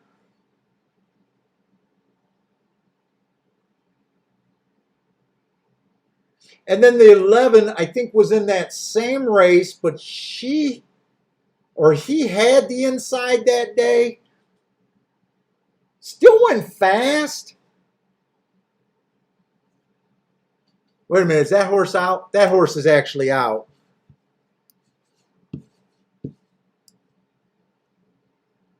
Yeah, there's nothing for me in that race now. There's there was nothing in that race before that scratch, and there's even less.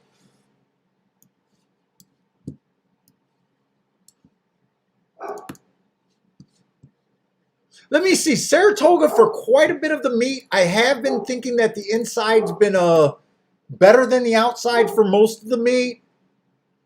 Oh shit, it's not even close.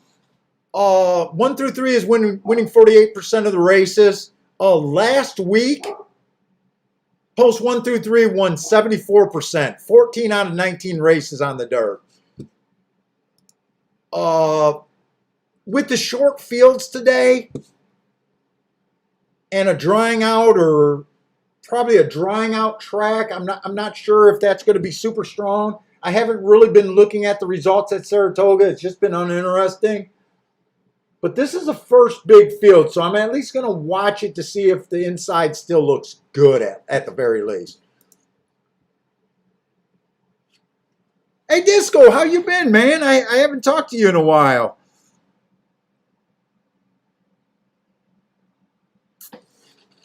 Sir Williams, what I liked about the one, I thought he had some upside with the class drop.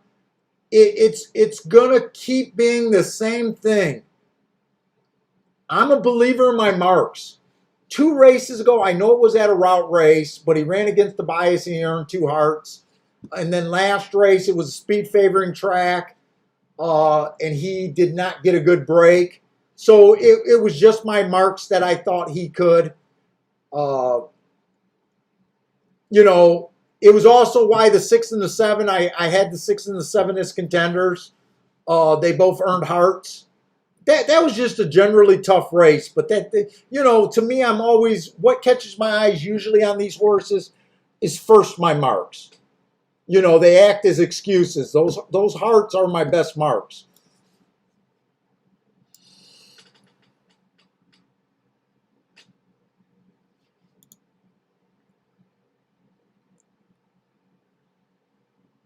Joshua says he hit this type of race. Wow, you're doing that good in these baby races? Is that what? Are you saying you love the sprint races over there at New York, or you're crushing these baby races at New York? Joshua's saying he's hitting 50%. Hey, Joshua, you don't even have to hit another ticket, I bet, for the entire month after the 2 tickets you hit today.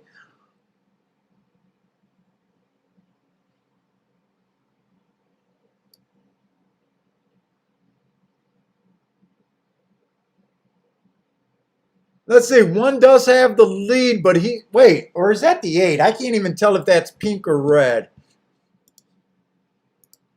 Doesn't matter. He just gave it up. 6-1-1-6 is what this is going to end up being. It looks like the 6 got enough to keep him off. 6-1-3-4. So yes, the 6 did win, but the inside of the track still performed extremely well.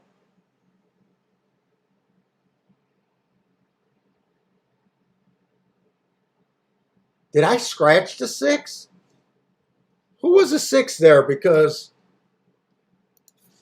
let me just make sure my form is right there.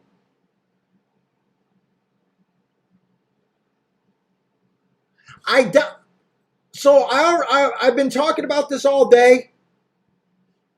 But what I did, I downloaded the form and I downloaded them by post position. So the numbers have been wrong all day today on my Saratoga form. I'm glad I wasn't even at least bit interested in this race, because it looks like I accidentally scratched the winner, not you know, thinking he was scratched. And I scratched I had the 7 horse scratched too. Why did I have those 2 horses scratched? I had the 6 and the 7 scratched accidentally there.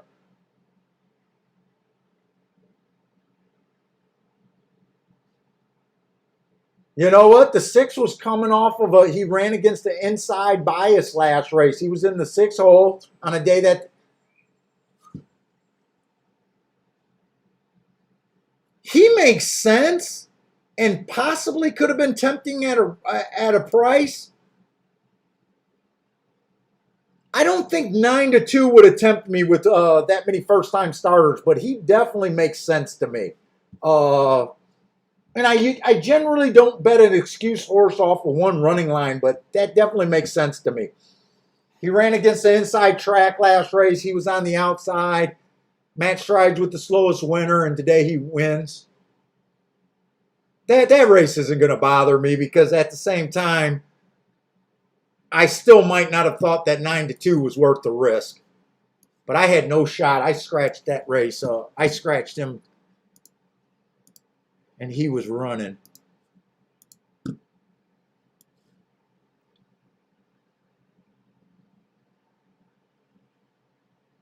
Yeah, that was a mistake on me. I'm going to have to really... So far, I haven't played a Saratoga race, but I'm definitely going to have to check those numbers really close. Let's see, in the 7th race at Woodbine, it might fall in the same category as the last race. It was interesting, but I basically have it down to 5 contenders, which just, unless I got a single or maybe 2 horses in the next race, I'm probably not going to look for anything here unless some of the contenders just give me crazy odds. I kind of got the 1, 2, 4, 6, 7. 1, 2, 4. 4 is kind of crazy odds. Actually, the 6 and the 7 at 5-1 might maybe be able to try to narrow that race down. That is going to be on the turf. I'm not sure if we've seen a turf race at Woodbine today. I did look at the report, and it just seems like a stalker closer track, which is another tough position because I like the 7, but I kind of threw him out of my contenders because he looks like a wire-to-wire type, but he has great marks. He went too fast to win against 2 stalking closing biases. Possibly even 3.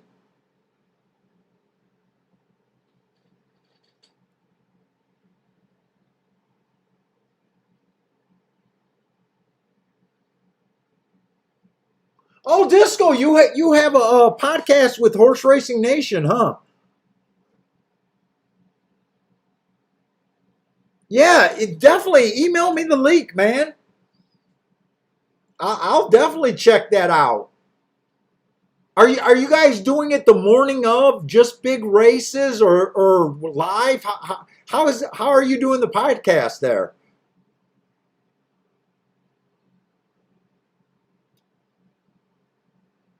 Yeah, I'll definitely check out your podcast.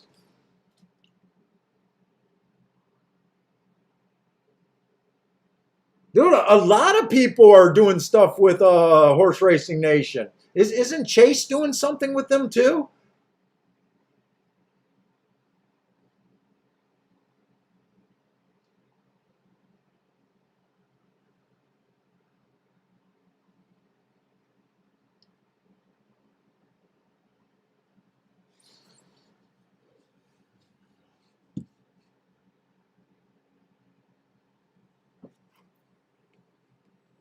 Oh, you do it every Friday, huh?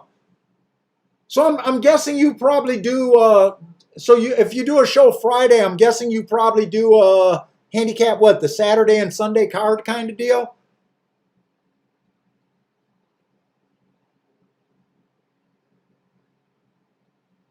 Yeah, I seen that too, Marco. That Chase was pursuing other things. I know one of the things on the wrong lead. They said he was doing something with what was that, UFL or whatever, Mike, that on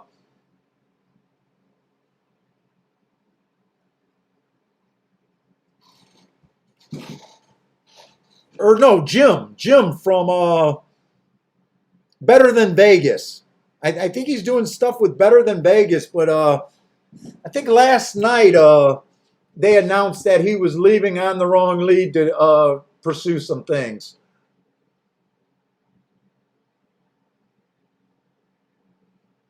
Chase is on Horse Racing Nation right now. I'm gonna have to check this shit out. Oh, you're doing interviews about people process of handicapping. Dude, yeah, dude, if you want, share. You can share the link in the chat room. I got no problem with that, Disco. If you want to share the link in the chat room, go ahead. I'm sure a lot of guys in here are familiar with you. You earned the right to put up a link.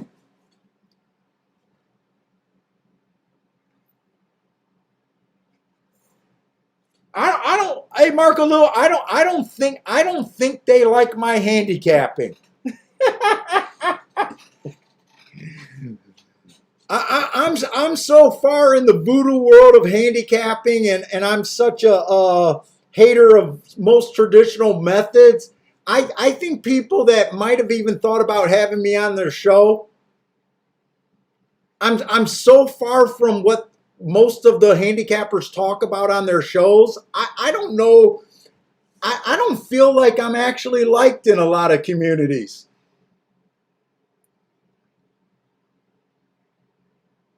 I'll be right back.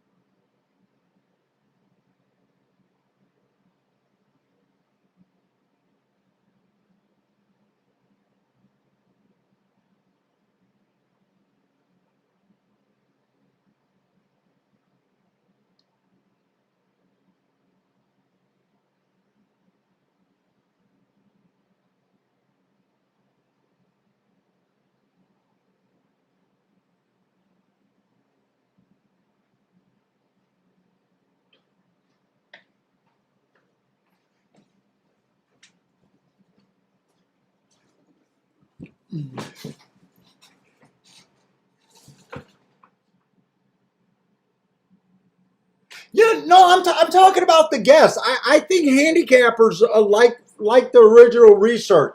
I think a lot of the shows they talk about trainer Pat, all the stuff that I hate. I don't I don't even know how I would go back and forth with just traditional handicapping. I kind of shit on what they do in a way. Oh, Garth, thanks, man. Thank I do thinking, and I think when I come up with these long shots, that sometimes people just think I get lucky. I don't know. I sometimes talk to my wife. I'm shocked because a lot of these same YouTube guys are making the rounds, and I've never been invited anywhere.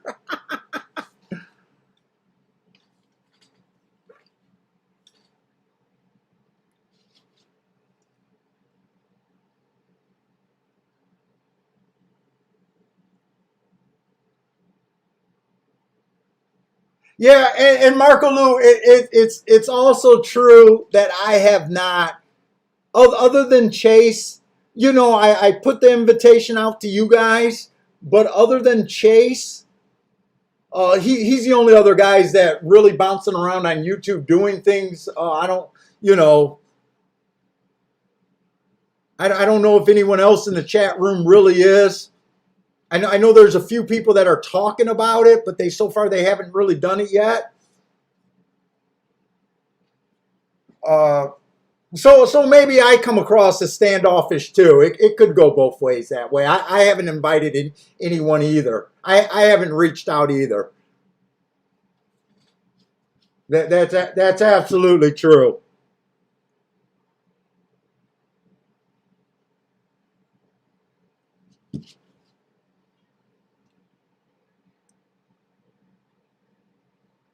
Boy, Woodbine, this is a juicy race, just like last race.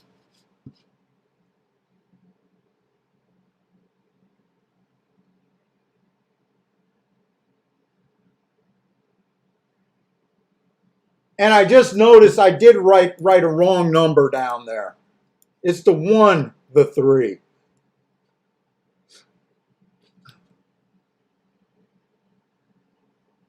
The 4.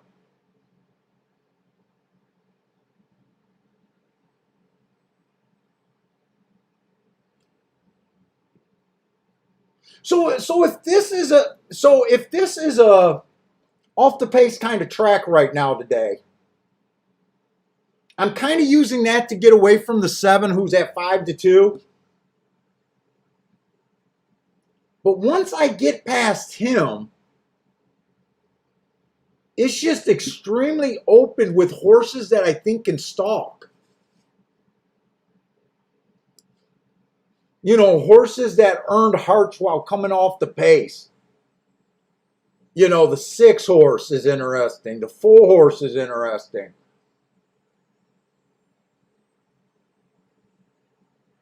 The 3 is interesting, and the 1 is interesting.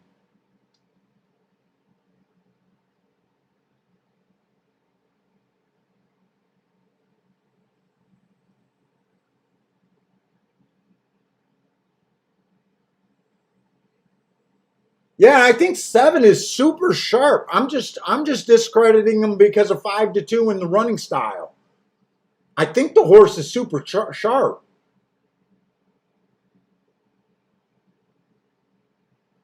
Now 3's not tempting me to bet.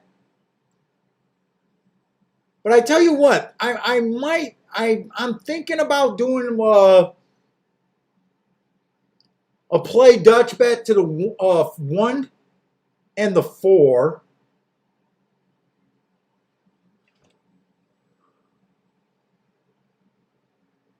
I think I'm going to do that.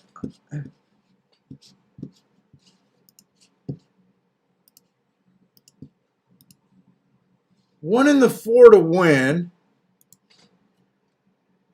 And I think I'm going to wheel the 1 and the 4 in the exacta with all the horses I like. Let me write that down just to see what it looks like. 1 and 4 with the 1, 3, 4, 6, 7. So that's an $8 punch. That'd be a $16 punch to do it both ways.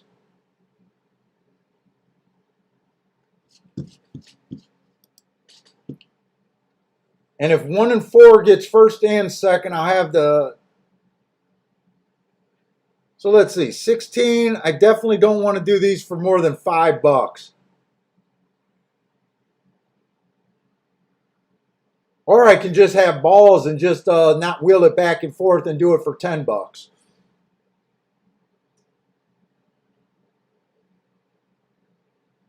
Shit, 4's 20 to 1.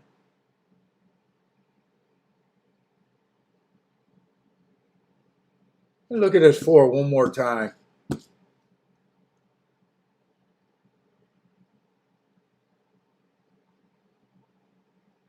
He did come from Fort Erie.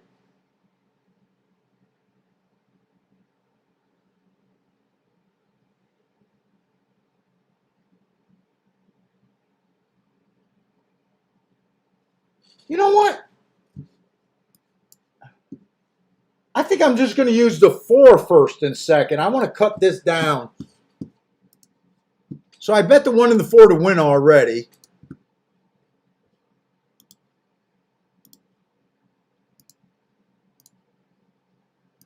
Three, 4. Just play for the bigger hit, and that's it.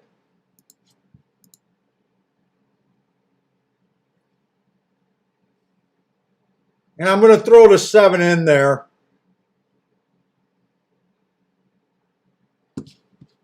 I probably feel more comfortable doing the exacta. You know, I do have 5 contenders there. I mean, Oh, that next race does look interesting, but I definitely need time.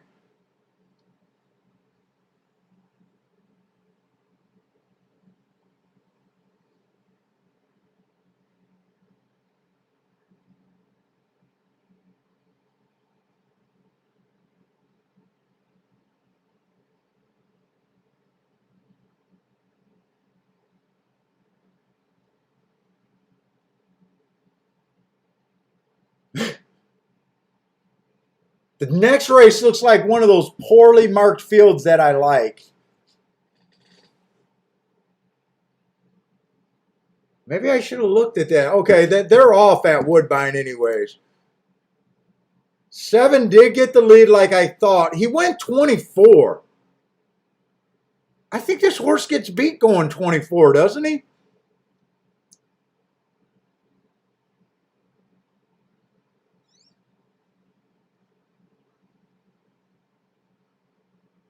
Think I better root for the 1 because it doesn't. Well, does this 4 got a little bit of run? Do I think this is a pace that I can get up on? I think. Come on, 1.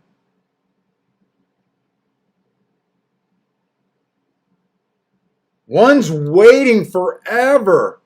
I think 1 got horse. He's just not riding. He's waiting for the perfect hole, and he's not. He's just not going to get it. Come on, 1. No, one's flat. One's flat.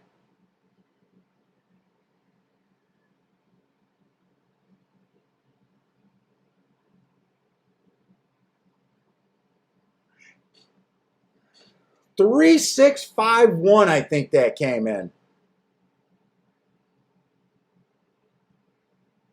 3, 6, 5, 1.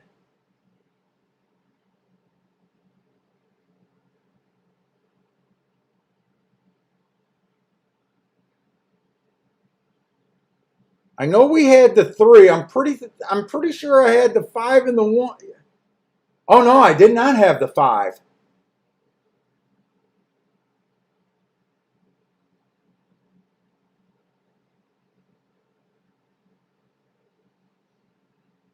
Three was the favorite.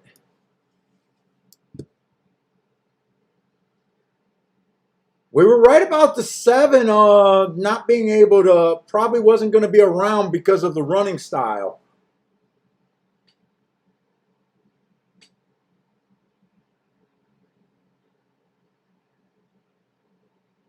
I would have liked to see that 1 horse if that jockey was able to ride in the whole stretch. I'm not saying that I think he was a guaranteed winner. I just thought he was weighted the whole time and never really seen a hole. And at the same time, I'm willing to admit that maybe there was never any punch there that I thought that he should have had.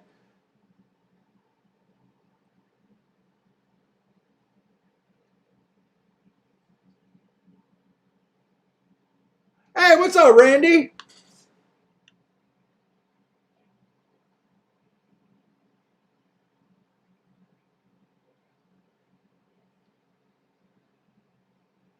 I guess that's why that was an action bet with the 1 and the 4.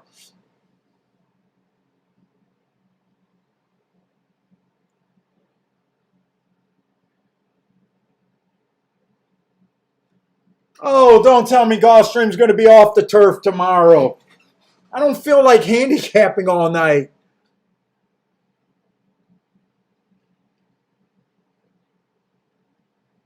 What, Randy, you want to do a show on Saturday too? Man, I'm burnt out after Thursday and Friday.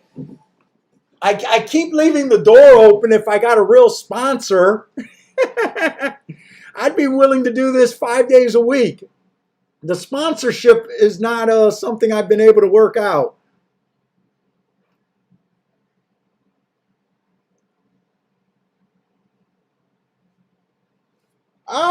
Randy, sometimes I do Skype calls on the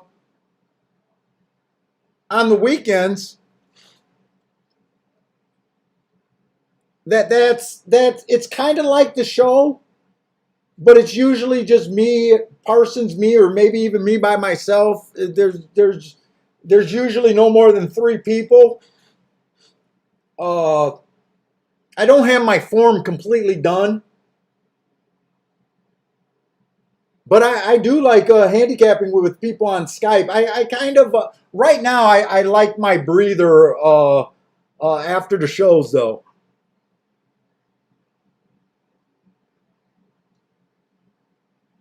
I know I need to reach out to other people, man. Dude, it's so far out of my personality.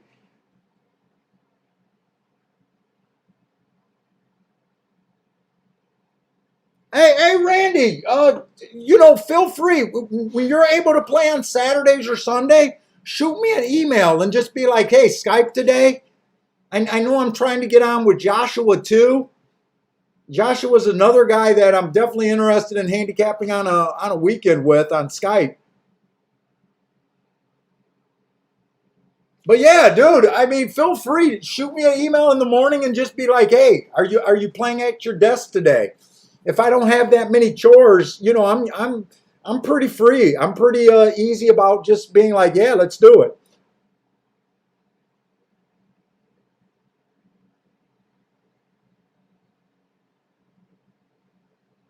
Joshua wants to be my agent. Dude, that's what I need. I need a personality that can open doors. I just have not been able to do that.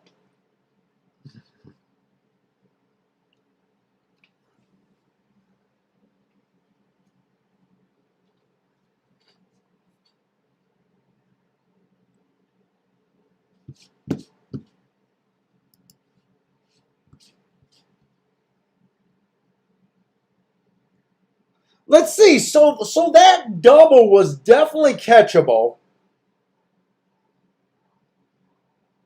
Even with my opinion, but there was no way I was willing to do a 5x5 double punch. Let's see, base bet of $25.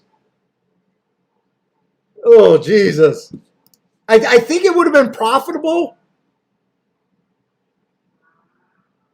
but there's no way I would have did that for $10. I think it would have been profitable. Let me see if I could even made that. It has to pay well over $30. That double could have paid more than $30, but I definitely wasn't willing to do it. Yeah, if I would have did that 5x5 double, it would have won, and it would have acted as even money. It paid $50, so it would have played even money. I definitely would have had to narrow it down.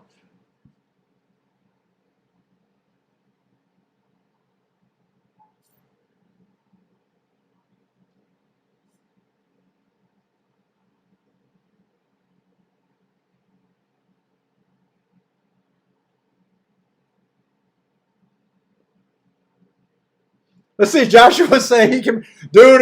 That's almost what I need, Joshua. I'm half hoping you do something, and I'm half scared to death at the same time. I'm half scared to death at the same time.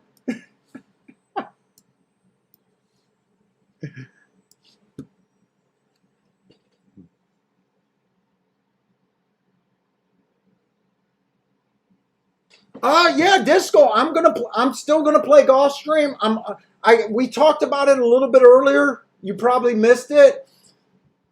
I'm hoping that they're gonna stay true to the press release that they only want to use the new surface for when they get rained off the turf. I got no problems with that.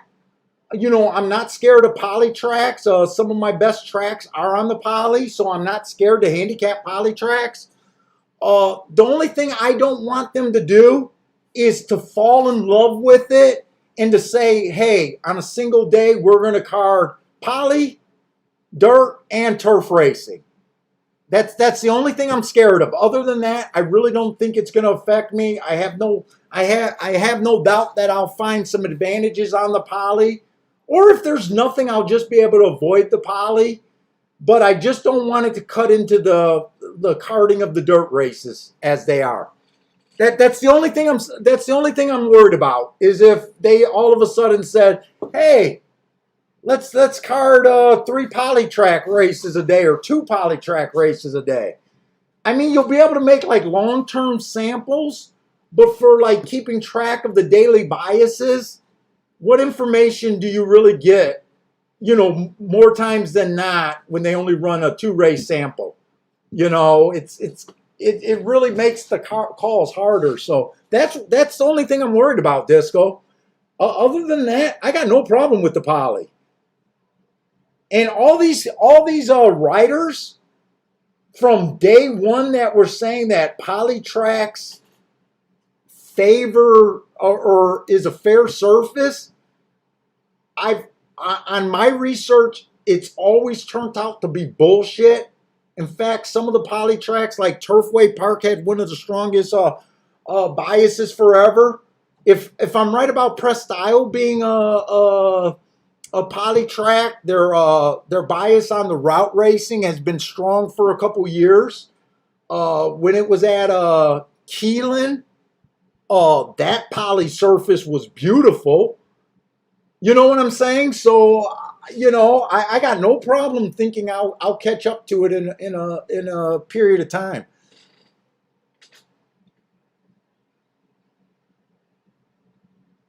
Arlington, if you guys can handle that chalk fest at Arlington, I mean, fuck, if you love speed and inside, especially speed, it's been insane out there. I just can't wrap my head against 8 to 5s every race. But if you can, uh, you could be doing really good at Arlington. So there hasn't been a poly track that I don't think there's ever been a poly track that I ever handicapped and kept notes on that I thought was fair. Now the safer thing in that I don't know. And I'll tell you another thing about the poly track that I disagree with most people. They always say it's extremely kind to turf horses, that turf horses love it. I tend to prefer dirt form over the poly every day of the week. And I know Gulfstream is doing the Tapeta. I will say that I never differentiate between the different brands of synthetic. I call everything poly. So I never like tried to look at things and say this one is poly, this one is the Tapeta or whatever, and tried to look at them as brands. Maybe if I did that, I might be able to lean quicker to one or the other. But I'm not worried about it other than the way they card races.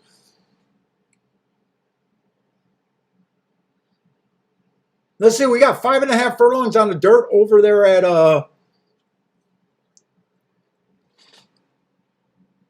Saratoga, but I also bullshit for a very long time.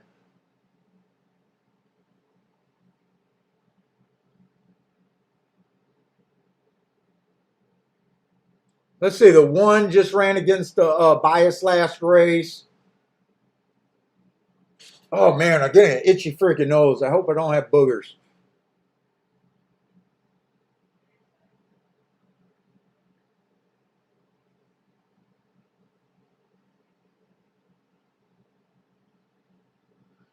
I was just ready to say the 5 is on the radar because of the 2 hearts.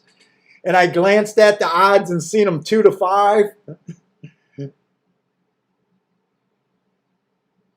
Yeah, I'm not interested in this race. Let me just take a minute just to see what the results were over there. They've been all dirt today.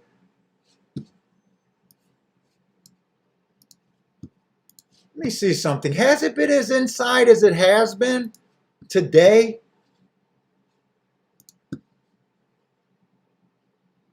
Let's see. I'm looking at Saratoga. And it's really hard to tell. Like, yeah, the first race, it was won by the 1-3, but it was only a 4-horse field. Everyone's practically inside. The second race, the 5-horse won, but he was in the 2-hole. He was at least 9-2, but that was only a 5-horse race. The 4 got second. He was in the 1-hole. So, yeah, that was kind of inside, but still another 5-horse race. Third race,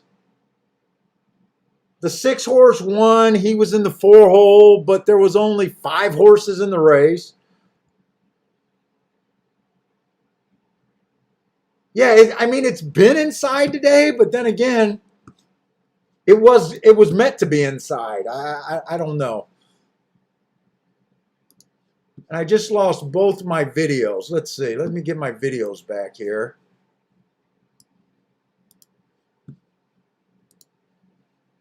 See, I'm probably just sticking with Saratoga, or I'm sorry, with Woodbine today anyways.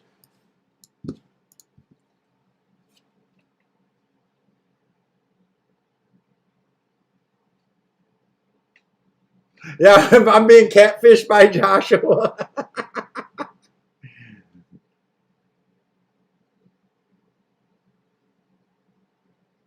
Disco, you really think after the results today it's been kind of outside? You can't be saying that for last week. Last week, 74% of the winners came from the inside.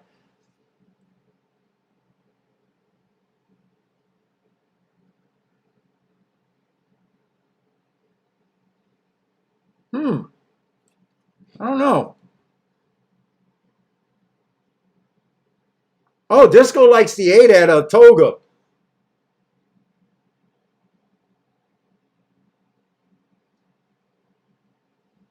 I mean, 9 got the rail. He was an outside horse, but it looks like the 5-horse got him now.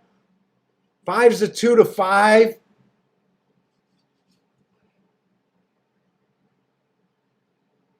Am I allowed to jump up and down and say I gave you guys the 5-horse at Saratoga? Am I allowed to do that? If I did that, someone has permission to come over here and punch me.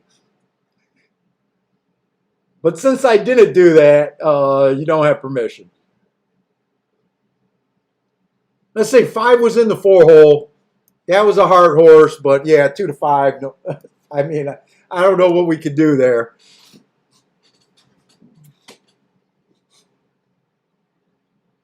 I mean, 9 did run good from the outside.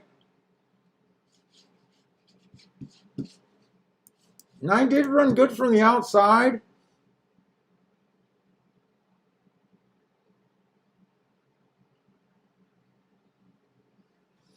Nine definitely had some good races. 3 and 4 back that were eye-catching.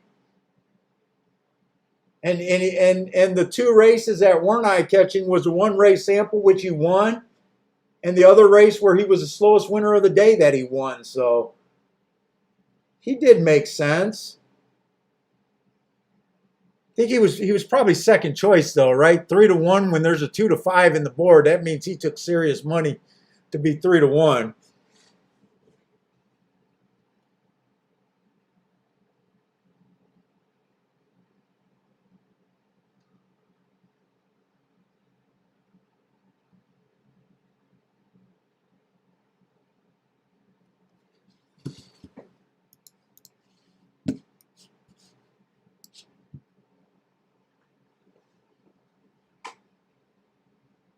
Hey, Markaloo, let's face it, they can just hire someone prettier than me to do Gulfstream and just yell inside after every race.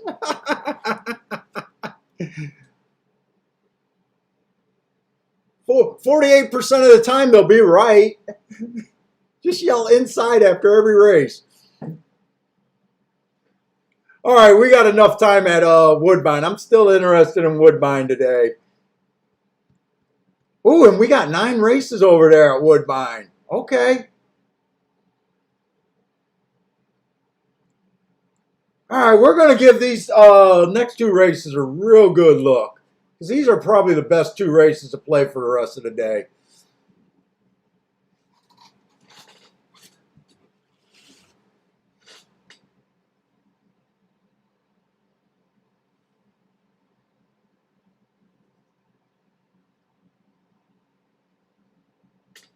Let's see where we're going with. Okay, so we got 15,000. We do think, I am thinking that it's a stalker closer track, or at least a stalker closer day. I'll stick with stalker closer track. Uh, this one horse, 3 races ago, he tried to go wire to wire on a stalker day. I like that race. Average slow was in contention at the top of the stretch, but was giving up the lead. I do like that race. Then he tried the turf. I'm looking at that turf like that was a throwout race almost, because I don't see another good turf race there. And then last race was a 1 race sample. He went wire to wire.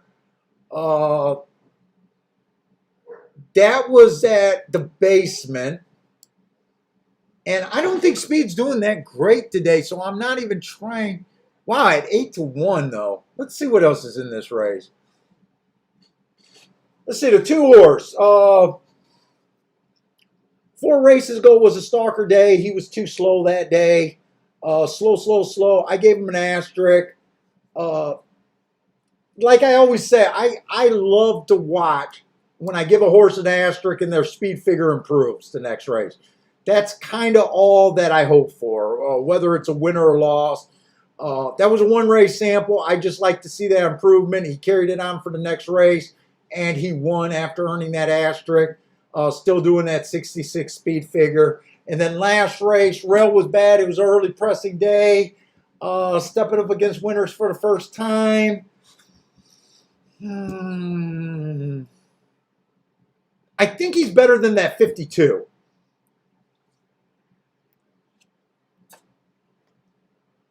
I think he's better than that 52. Slow. I mean, I'm not crazy of that race. I wish I had an excuse there instead of just seeing never in contention.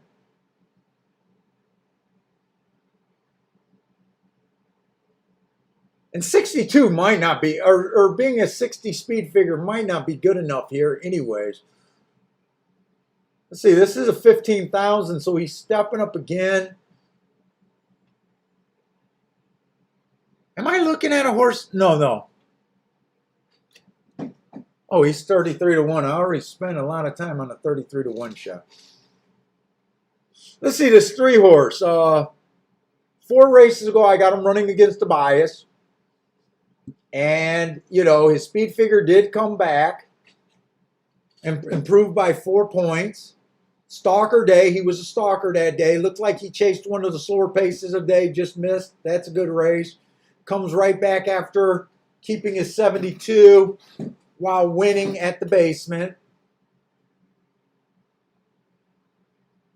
Boy, I wish these were more than 1 race samples, but they are what they are. I think he fits as a stalker.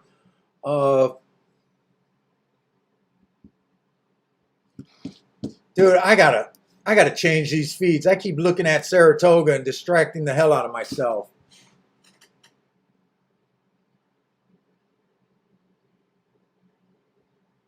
Is this race basically just a bunch of horses that just broke their maiden, huh?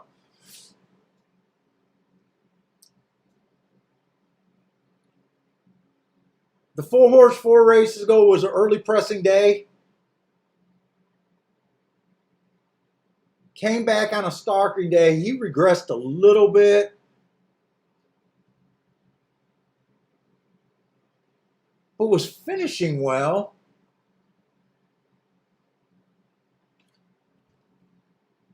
I think I like this race, but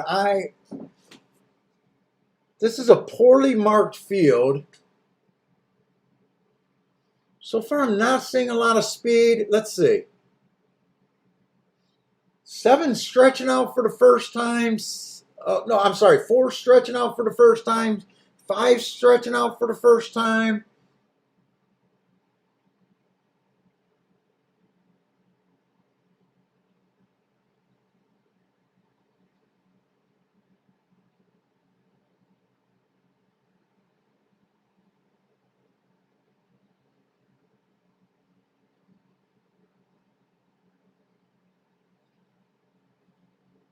This 6 ran against the bias 3 races ago. comes back, runs the same race. He's a little bit interesting because this is a weak field, and he's been kind of doing the same thing, but against a bit of a tougher field. What kind of odds is this horse?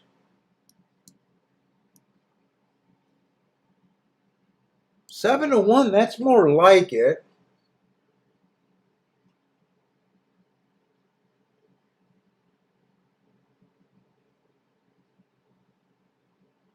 Boy, so far I'm just seeing a bunch of blah running lines. Like extremely just bland.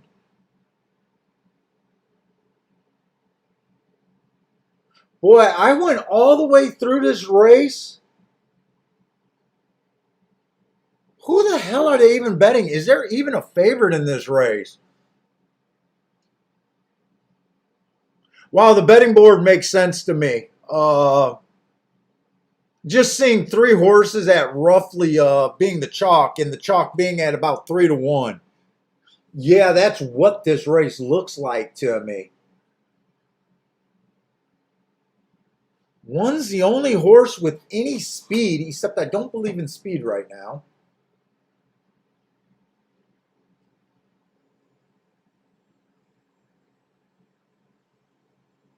There's a 15,000 non-winners of 2.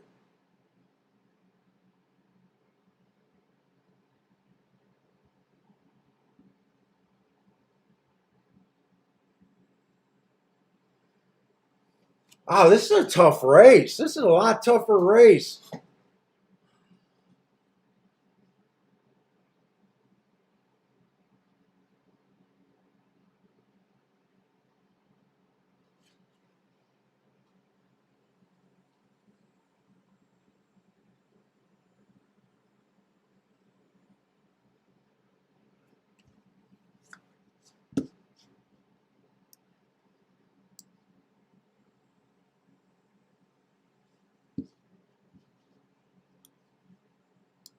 Is there any rematch here? 3 of the horses are coming off of the August 5th race. No, they're different races of the day.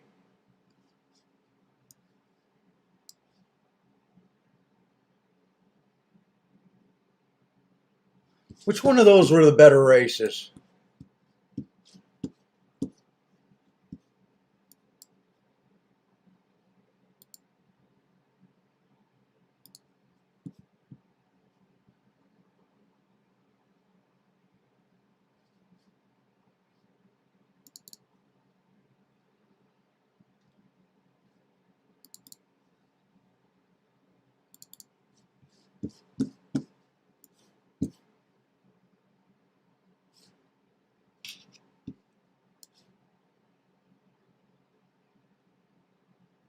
I'm looking at August 5th first race. That was a dirt route race. Oh, and the 8th race was a turf race.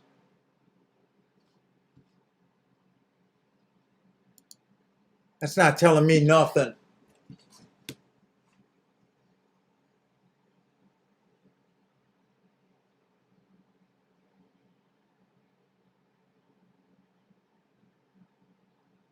Although the 6, who I am slightly interested in, off of that class drop, lost to a few of the horses. He lost to the 8.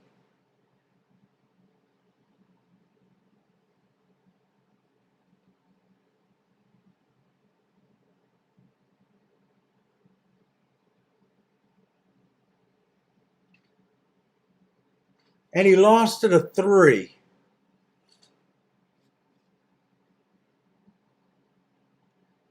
Why was I trying to get on the 6 then? The winner of that race went wire to wire.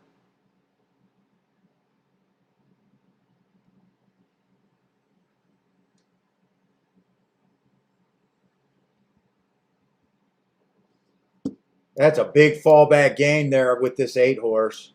He was 3, 4, 8 lengths back and then come running like crazy.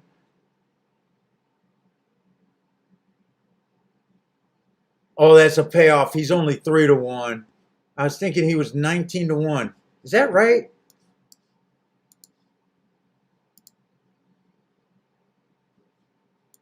Program. Yeah, he's only 3-1.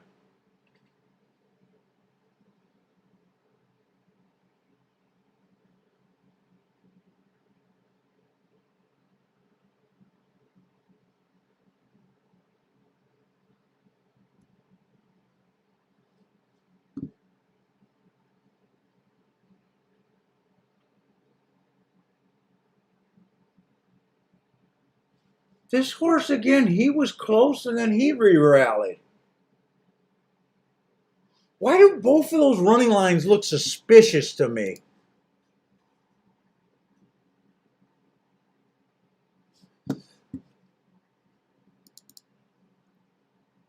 Alternate view, If I Was 9, and Northern Cross.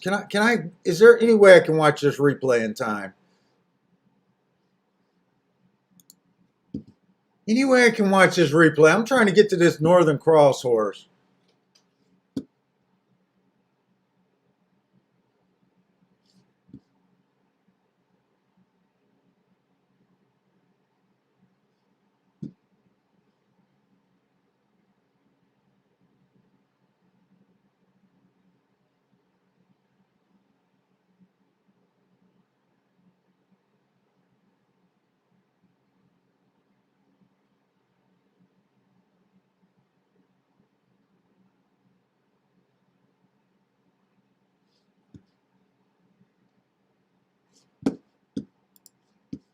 I know I'm running out of time.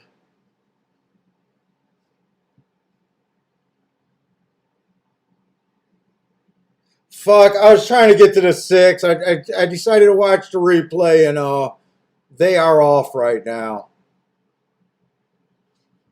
Well, I guess I don't have to watch the rest of that replay. One does get the lead like I thought.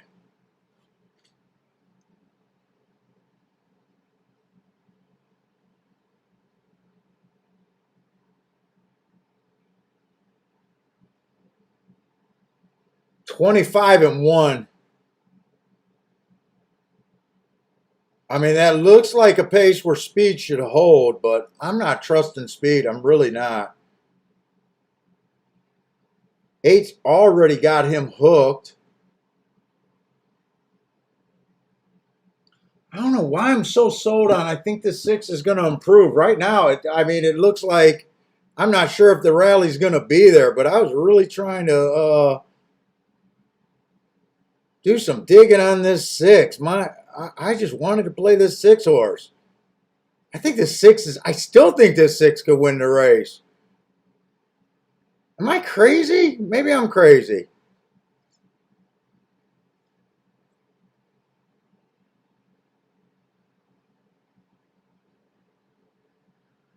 He's there, but I'm not sure if he has any punch here.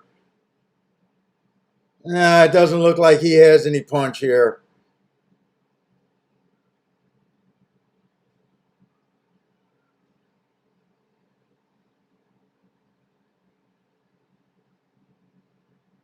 Seven 4 8 6 7-4.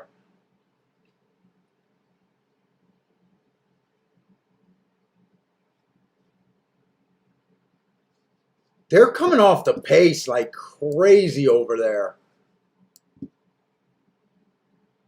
And they're paying good today.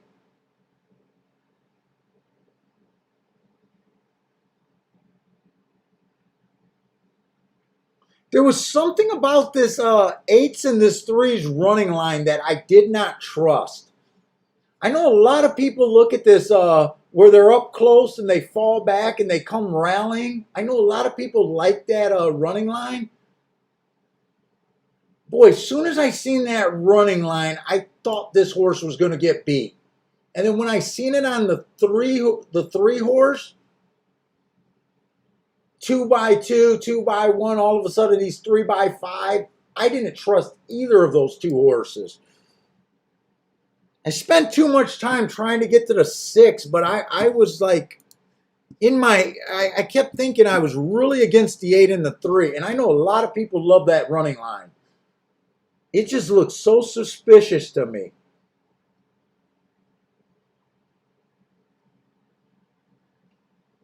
Who was the 7 that ran that race?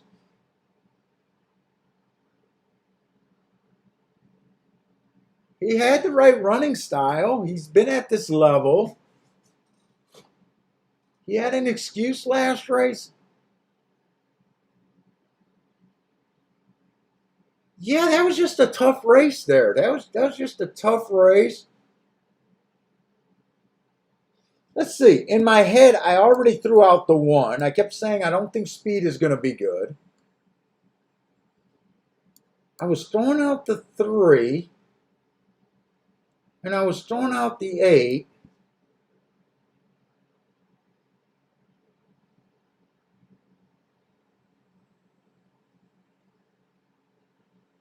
But I was spending way too much time on that 6 race. Or that 6 horse. I mean, in hindsight, I really have no problem with that results.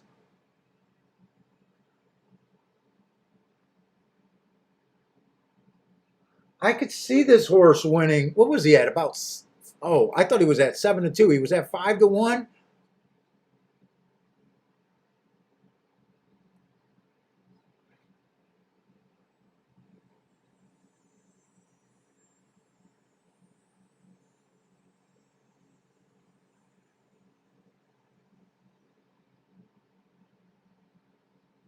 Oh, you guys actually like the 1 horse at Woodbine.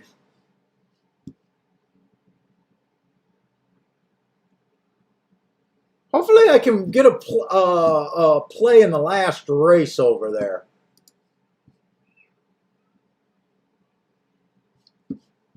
That Woodbine, the Woodbine race came in 7-4. Did the 8 hold on for third? Definitely came in 7-4. I'm not sure who got third there either. Hey, what's up? I gotta think so hard on his name. What's up, Jevin? Oh my God, what's up, man? Yeah, you're late to the party. You missed some big box cars. 15-1 with a 50-1 winner. That was early in the day. I just been on cruise control since then. I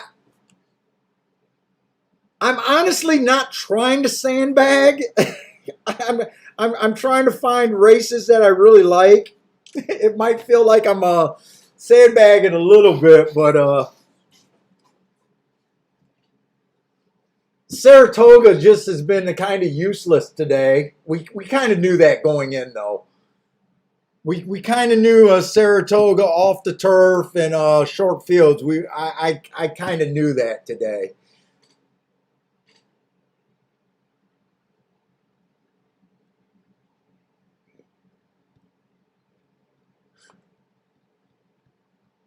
Let's see. I'm trying to look ahead to Saratoga. I'm wondering if I want to make Woodbine's last race my last race, or do I want to just sit here until and try to look at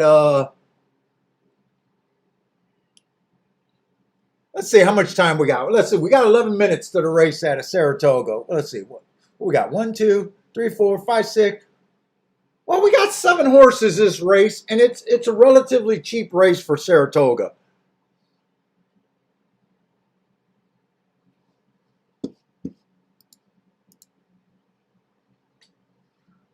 Let's see. So 1 did get the lead there. 8 was chasing. I just want to see where that 7 came from.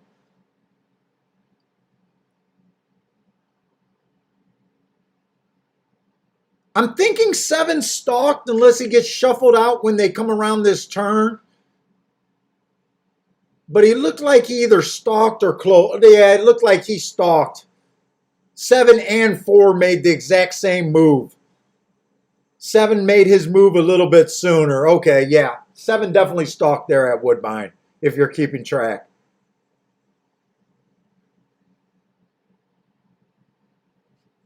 All right, let's look at this Saratoga race. We should try to play something at Saratoga today. I don't trust the scratches. Let me just make sure. I got to look at these horses' names. Let me just make sure they correlate with the post position. Let's see. The one is Journeyman. That's the 4. I think I'm all right unless there's a 1 and a 1A in the race. Then my numbers aren't right. So, okay.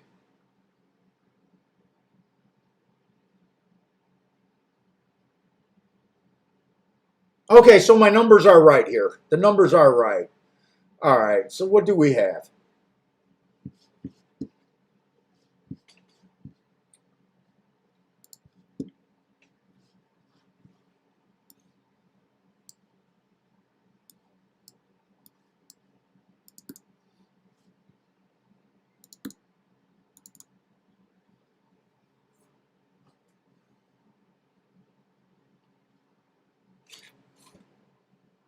In Saratoga on the dirt for the routes, I think the inside is even stronger. The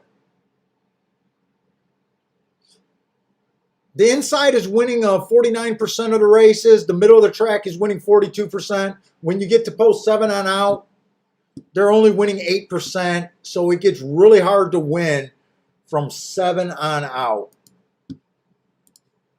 Now, the problem is I think there's only 7 horses in this race. 1, 2, 3, 4, 5, 6, 7. So that really only affects the 10. Let's see, but this is a $40,000 race.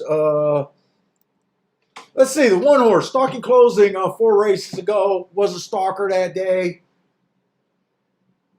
That looks like he chased a slow pace to me and was just off the pace there. So to me, I would already sense the improvement from that 87 speed figure. Went to 92.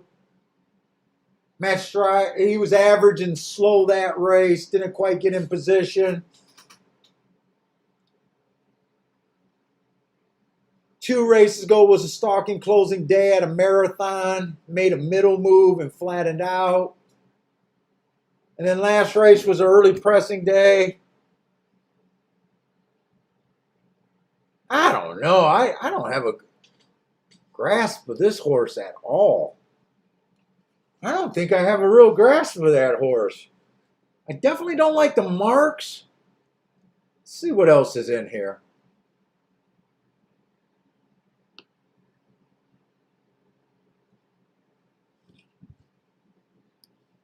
Four was just average last race. I didn't look up the other races. Coming out the same race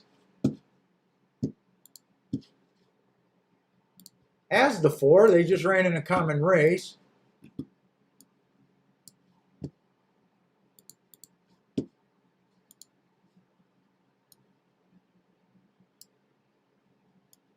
All right, my thing's screwing up right now. I can't circle that.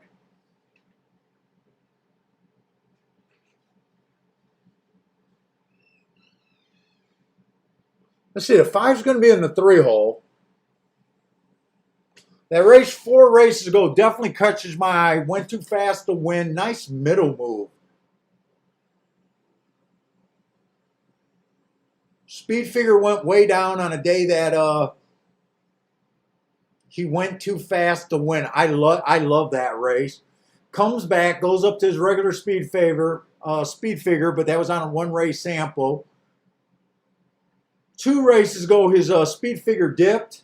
Early pressing day. I gave him an asterisk for that day because that was at 6 furlongs and he came out 4 lengths.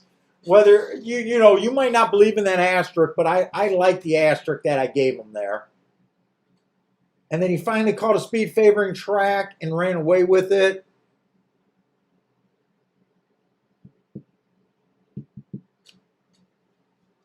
I definitely like his marks. I have more problems with the class here at Saratoga, and sometimes I don't fully believe in always is that aggressive with just my marks. But the 5 is on my wow 7-1. I might play this race.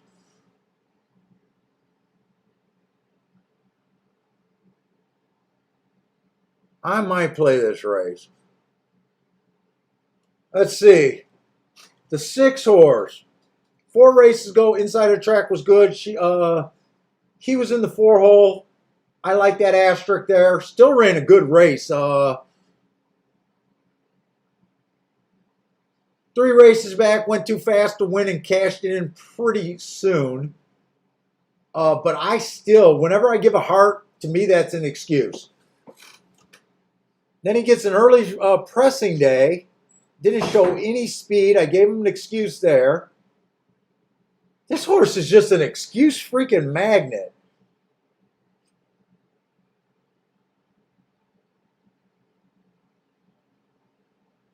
What's going to be the excuse today for him? He's interesting to me, but sometimes I get like,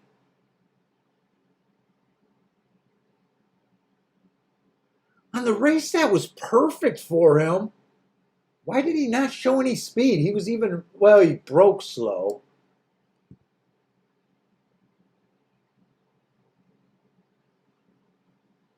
If you like speed figures, his speed figures looked, I mean, his average speed figure is a little light here.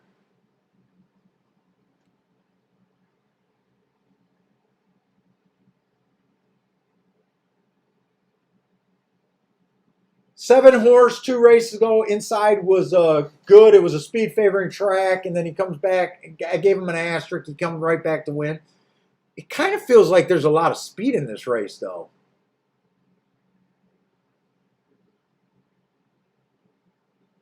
Yeah, there is a lot of speed in this race.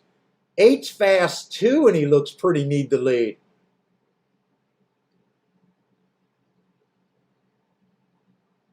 Wait a minute. Who are they betting here? And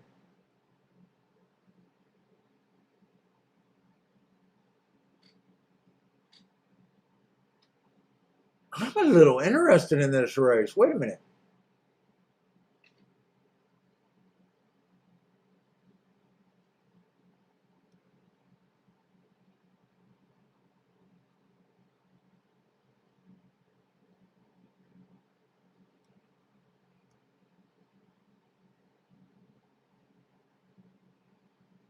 They're betting the 4 and the 1.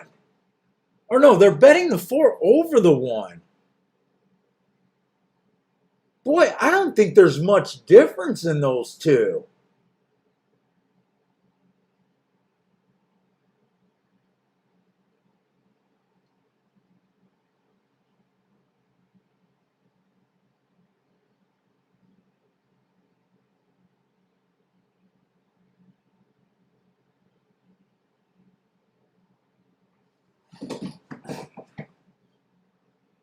I'm running out of time here.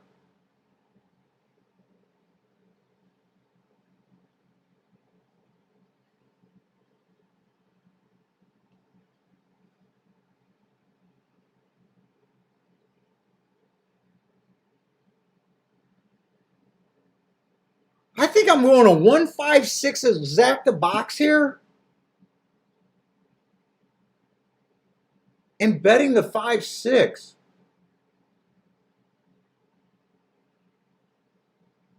Dude, I almost feel like I want to go after this race.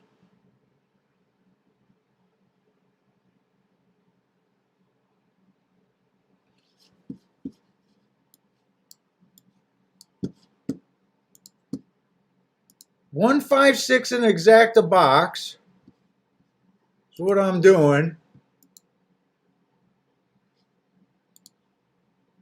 And then a win bet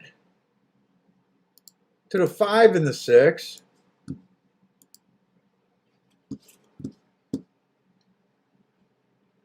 Dude, if I went after this race, I almost want to wheel the 5 and the 6 first and second and just play the inside.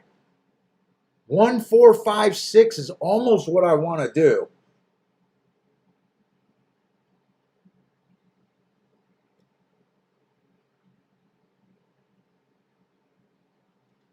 But instead, I just boxed the 1, 5, 6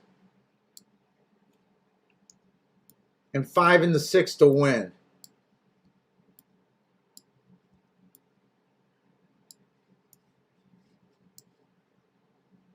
I think I like that exact with the 5 and the 6 wheeled first and second better, but I didn't do that one.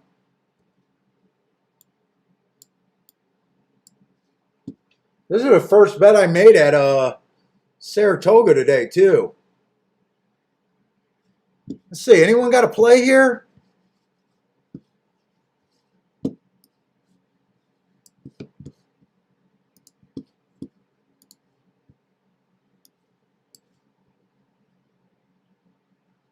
Hey, what's up, Elliot? Hey, Simon. What's up, Simon? You like the one over there. Homero, the original. What's up, man? Boy, a lot of you guys snuck in late unless you guys were quiet all day. Who is this on the lead? I can't even tell who this is on the lead. I think that's my 5. That's my clue to walk.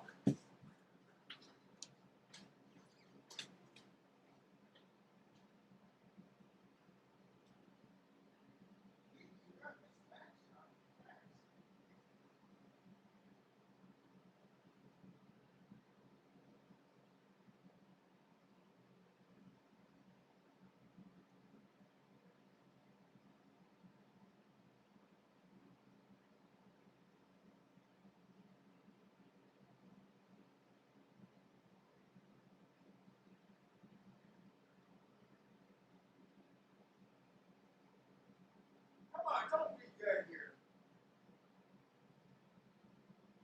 Is he dead, Kiki?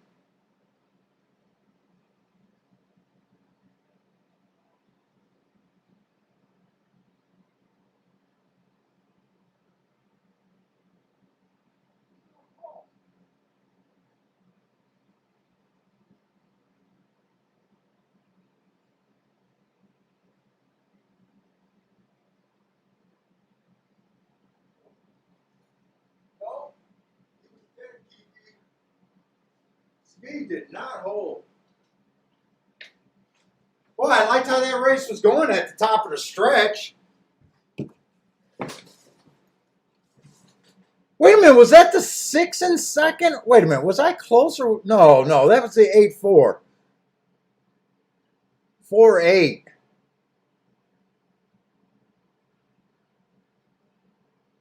4-8-10. Oh, I was seeing the 6 cross the line by himself in 4th.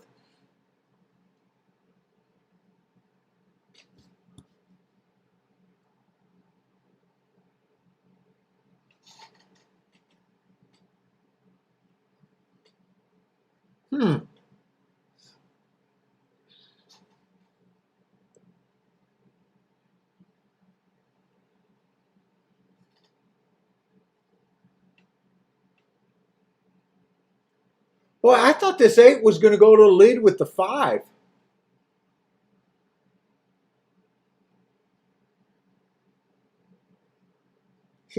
He came off the pace.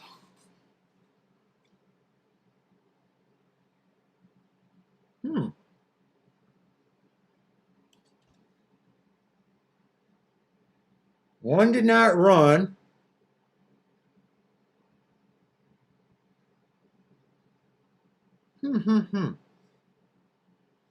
Oh, 23 and 4, 46 and 4, 70 and 3.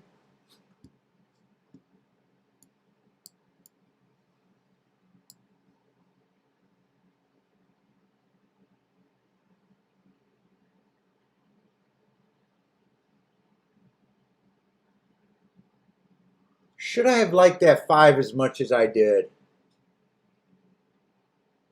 His last race was on a speed favoring track.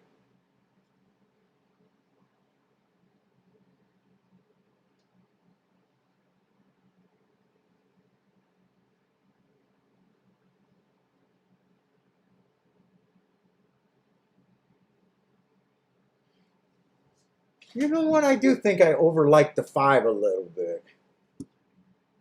That was a speed favoring track. So he got that win while running against, with the bias, not against the bias, with the bias.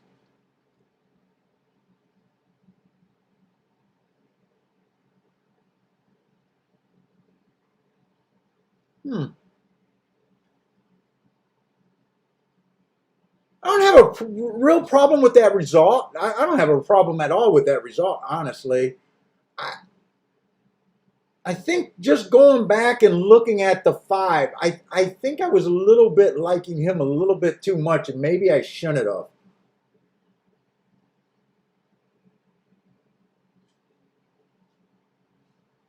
The race that he won and ran his best race that I liked him off of, it was a speed favoring track, and that's exactly what he was. Huh.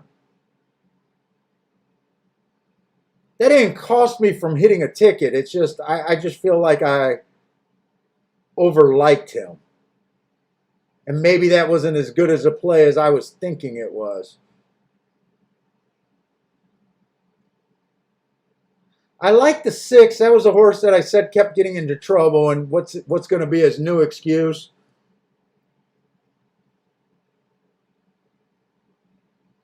I seen the 4 and a 1, but I just didn't think there was much difference between those two.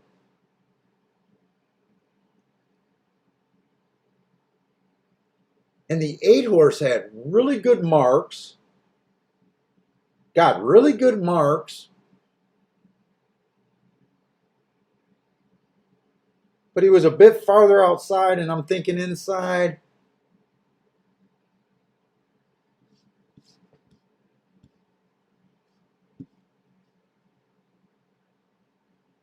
Oh, there's an objection here. Does anyone got the 8 where this might help?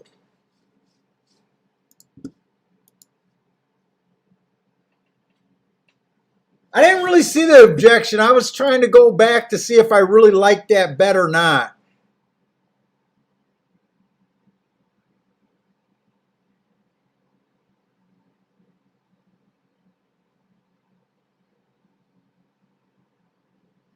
I don't know. Are they objecting on the 4 and the 8, kind of going back and forth?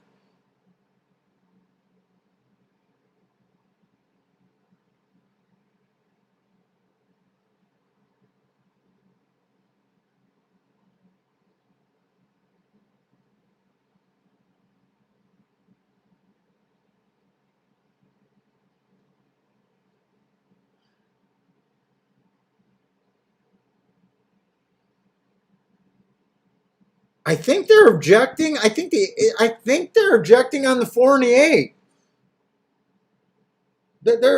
I think there is a case for this 8 horse to be put up.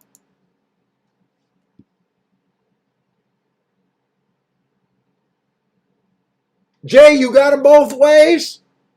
I hope they take this down for you, man. I hope they take this down.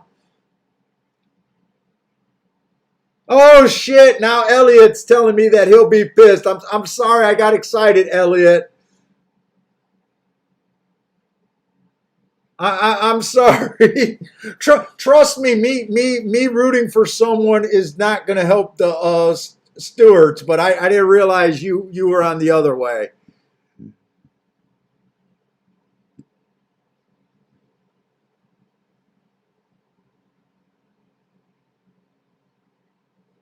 It looks like you two are the only two that it affects.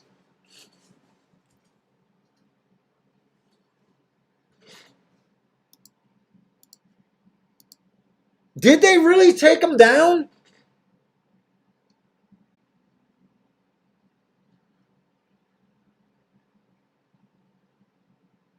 Joshua, are you winning like 20 grand today?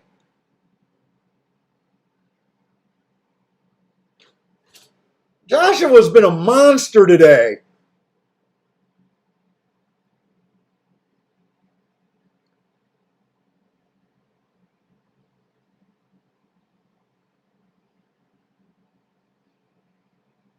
I think what made that bad, I I don't. First of all, I don't think it was that bad. But I think what made it bad is the guy kept whipping with that hand. I think that was the difference in the Stewart's mind. I have no idea what these Stewarts are talking about.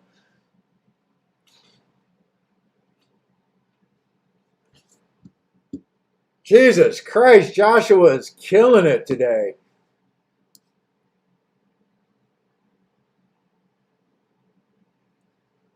Hey Joshua, can I ask you, did you hammer that first exacta, that 15 to 1 with that 23 to 1, that what, 7-6 or 8-6, whatever it was? Did you hammer that, or was that a smaller bet for you?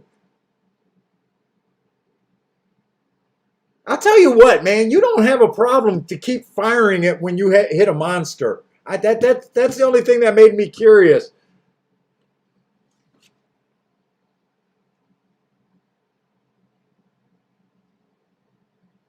Yeah, dude, that's another objection. I thought it was a 50-50 thing. I thought if there was anything, it was just him keep whipping that damn horse.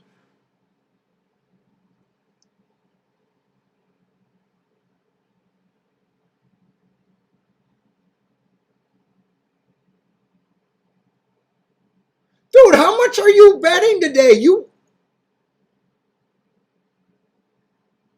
Oh, wait a minute.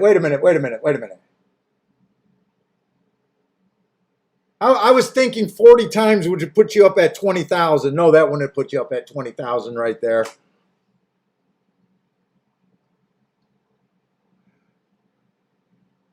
If Joshua keeps playing, Joshua, you would be good in a live money tournament, man, because you keep sending it.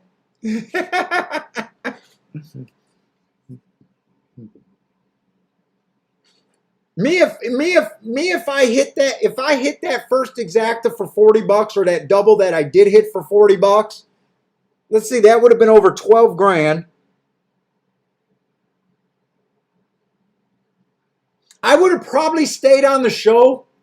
I would have probably kept the camera rolling, but I would have been so zoned out it's not even funny. But there would be, if I would have hit for 12, 13,000 off that first bet, there's no way I would have. My next bet would have probably been $100, if not less, and probably very few bets after that. I usually don't try to. I usually don't try to improve a monster day. It's just not in my nature.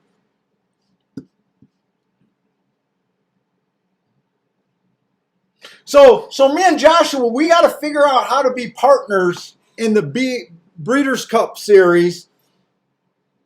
We'll tell each other what we like, and then I'll let you handle the freaking money. Oh my God! And then we'll see how it works out. Because if you pissed it all the way, I'll probably be the biggest baby to you after that. And if you win the damn thing, or we get into good placing, I'd probably give you all the credit, saying that it's not in my nature to keep going on like that.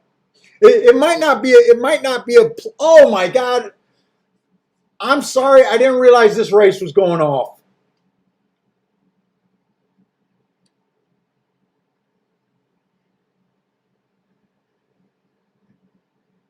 I did not realize. Let me just scroll. The one has a bunch of excuses in 2 of his last 3 races. So does the, what is that, the 5 horse.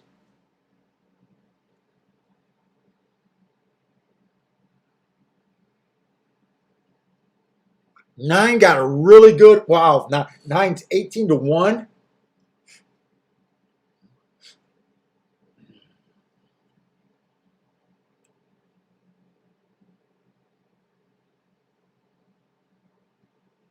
Wait, is this a sprint or a route?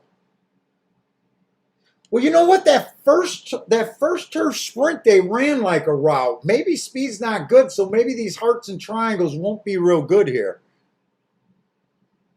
I can definitely stay away from the 8 at 5 to 2. The 9 at 18 to 1 is a different story. Who would I like if the track's backing up?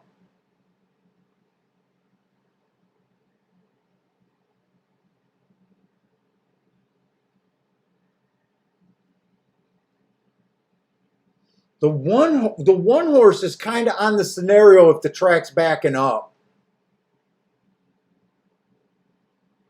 And the one's trying to go for the lead. Why are you going for the lead? You've never been closer to 3 lengths on the lead.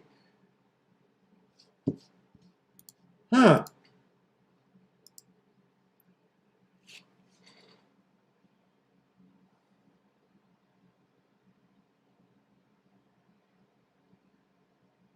I'm shocked this one is going to the lead. And this race, they're actually running like a sprint.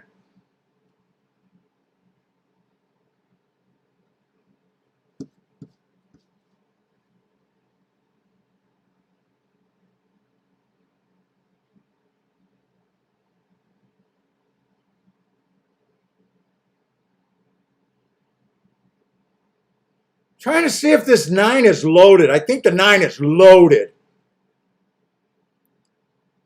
Please tell me the 9's not the horse at 18-1 that I was like, seen him at the last.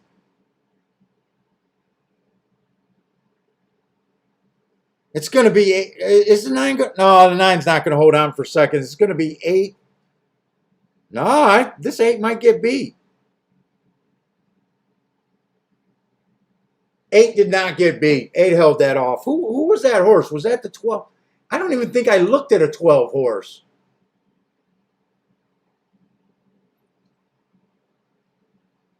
12 would have been on the radar. 12 would have been on the radar.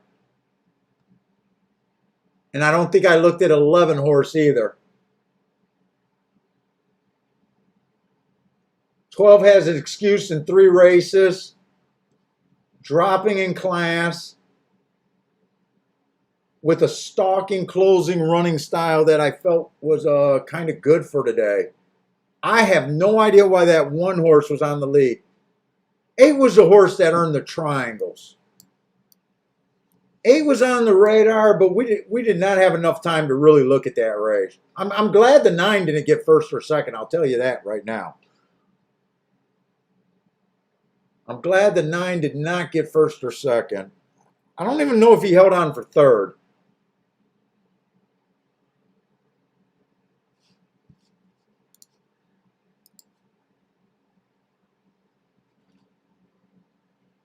Yeah, Marco, I'm kind of agreeing with you on that. I think I'm right. I think you're right on that. I came in today thinking that, and looking at the percentages that the inside has been doing good. I think we only seen 2 turf sprints today, and I don't think either of them was on the inside.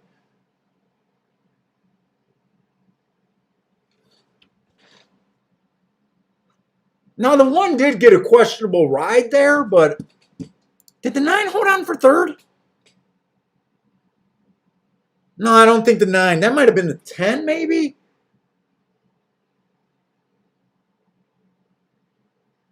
Yeah, it was the 10 that got third. Who was the 10 horse there?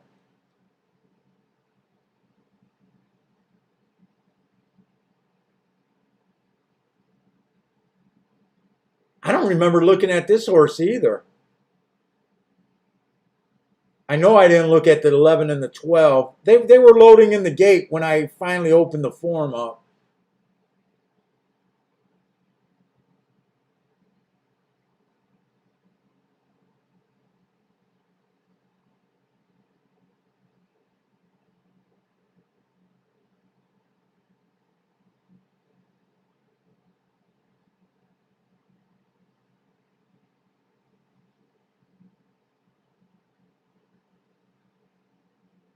Let's see, I can definitely see me liking the 12 if I handicap this race. I seen the 8 and the 9.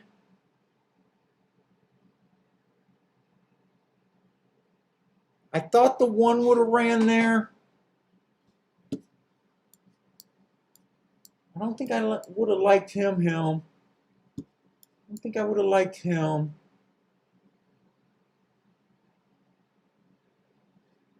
I don't think I could have thrown him out.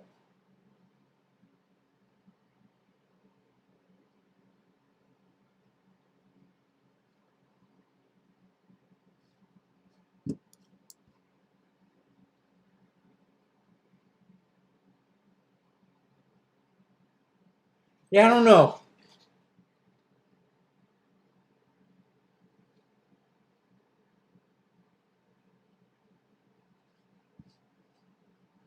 liked to be able to look at this race, though. I would have liked to be able to give myself a minute to look at that race.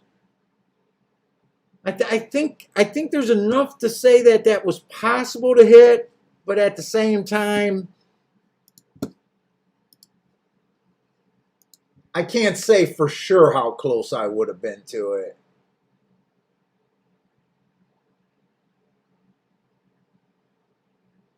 An 8 rated, I would have probably tried to put the 8 on the lead. I have no idea what I would have been thinking there.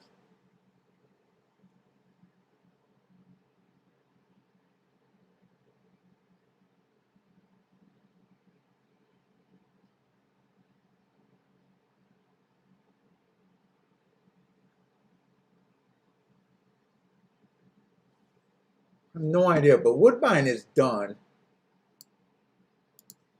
Let's see, what time is it? 5:30. Let's look at these. Let's just see what the next couple races are over here at Saratoga. You know what? This is a 4-horse field.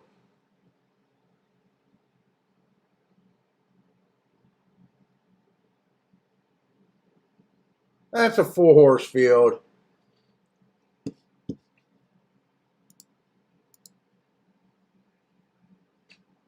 Yeah, I'm not interested in 4-horse field. I'm probably going to dip out. Kiki, how close are you to being done?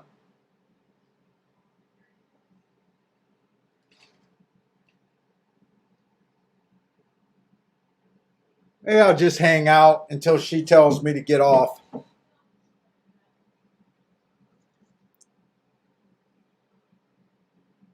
Hey, what's up, Shane? Is that Sean or Sheen? Sean. That's got to be Sean. McGinnis? Why does that name look so familiar to me? Is that a tournament player or announcer? Why does that name look so familiar to me? What was it? It was 8, 12, 10, 7. 8, 12, 10, 7 was the final order.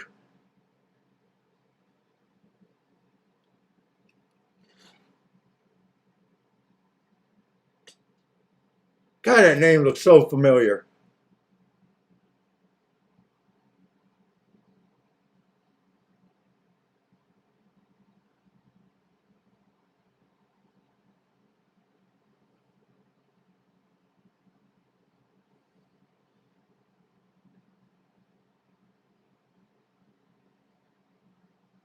Oh, Marco Lou liked that 11 horse over there. Who was the 11 horse? Oh, I closed my form there.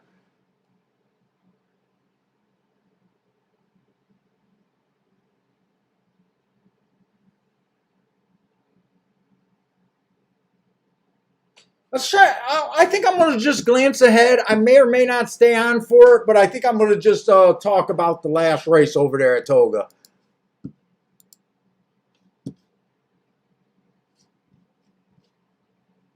Let me just make sure these numbers are right, though, before I get started.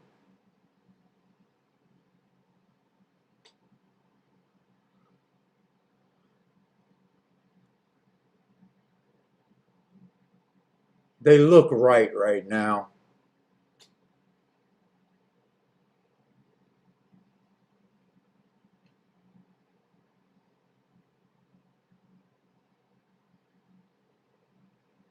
Yeah, I'm going to handicap the 10th race. If I have to go, I have to go, but maybe there's a play in the last race.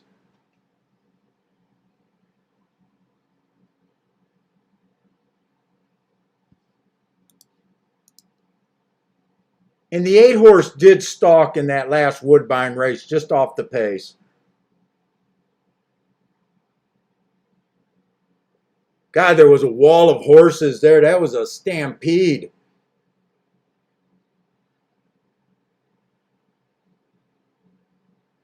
I really don't get why the one showed speed there.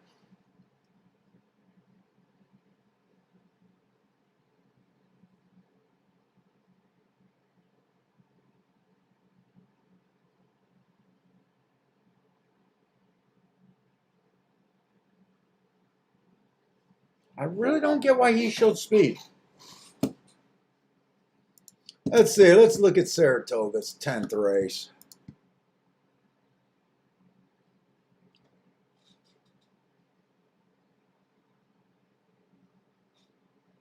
Let's see. That's going to be 5.5 furlongs on the dirt, maiden claiming 40,000. One scratch. Two's a first-time starter. I ignore them. So who knows? The 3-horse. 4 races go, stalking closing day. Why did I give her an asterisk?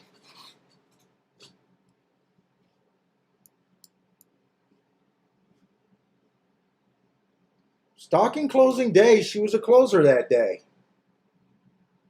Average, slow. I don't like that asterisk I gave her. I don't know what I was thinking when I did that. I don't know what I was thinking. But I think that's a good race for a first time out. Improved her second time out while trying to turf. My only problem with that race, it was a 1-race sample, so I really don't know what I think of that race. Just looking at the running line and the finish, it just looks like a good race to me. 2 races back.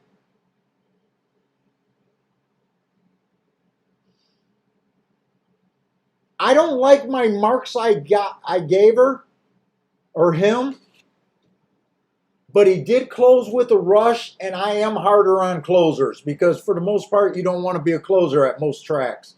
And then last race, I got her a slow average. Looks like she chased one of the slower paces of the day.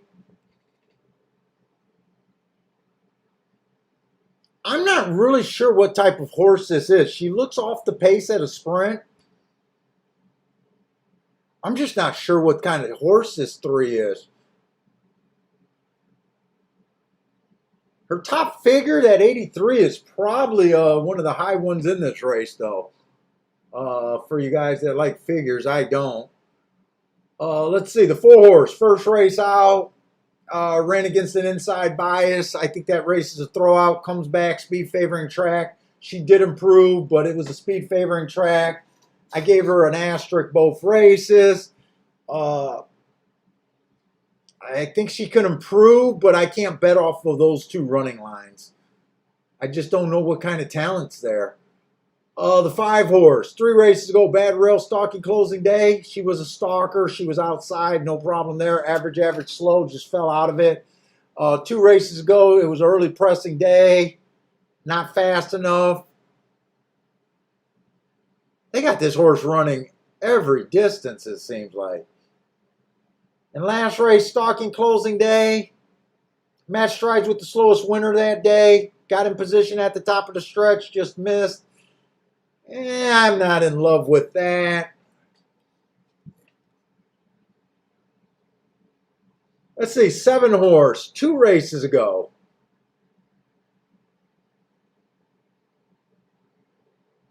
One tick slower than the fastest winner, average at the second call. I like that race. Last race, match strides with the slowest or fastest winner of the day, average, and fell out. This horse is just a fast horse that likes to quit every race. I'm going to look up that August 7th of last year. That's going back crazy amount of time, but I want to look that race up.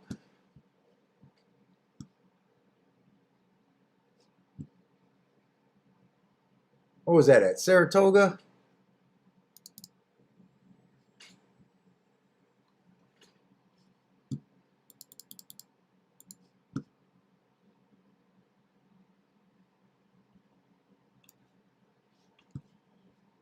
Mixed feelings. That was a speed favoring track.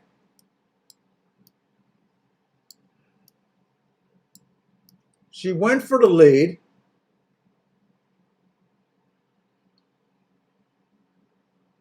That was average, slow. I don't like calling a horse 3 races into their career just a stone cold quitter. Part of me wants to say that about her. I don't know.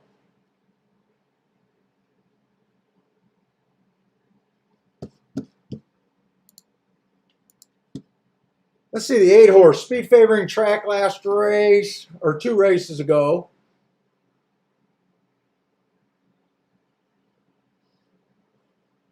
Comes back, runs the same race on an early pressing day. That's basically the same race her last 2 races. Dude, I need to see the morning line here to even see where I might be thinking.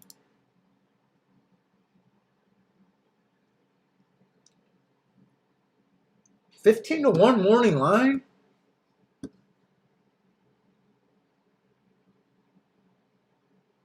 Let's see, the 9's just lightly raced.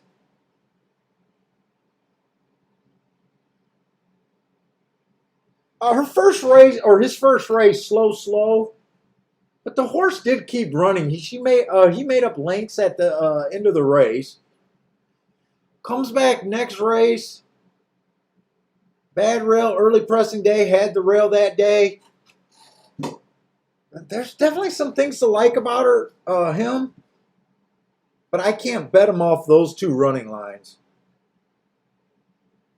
But I definitely think this horse can improve. I don't see an excuse on the 11. Let's see, the 10 horse. Just slow last race, and the race before she was fast. How do you go from being fast one race to just slow? Shoe repair, what did that mean? Did the shoe repair throw her off? Maybe she needed Nikes. I don't know what to make of that race.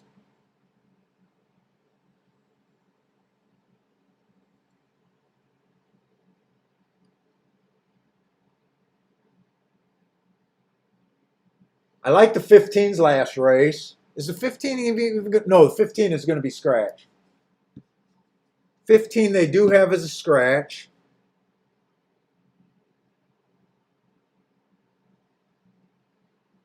Any common racing days here?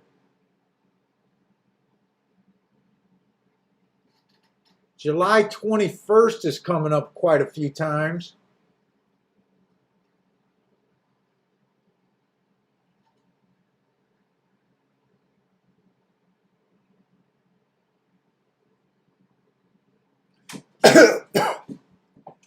Excuse me, this is going to be on the dirt though.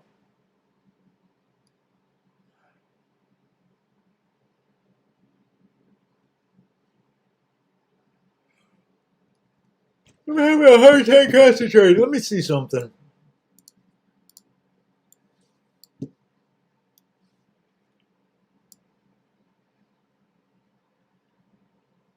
Let's see. Margaloo marked the last race. I will be on the 5 and the 8 at Toga. I do think the 8's interesting. Who's the 5? God, man, my nose itch.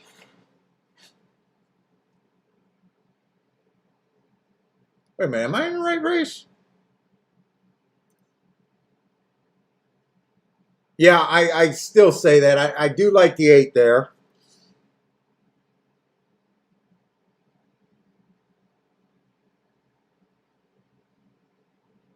Five, I got kind of mixed feelings, but I am a little bit interested in. Let me see if there's any common races. Sometimes you can find a bunch of common races.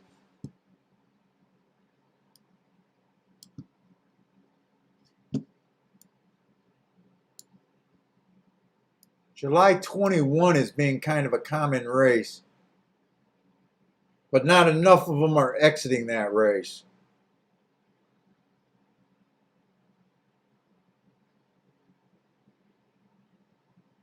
Dude, I almost want to dick around and do super handicapping and look at replays.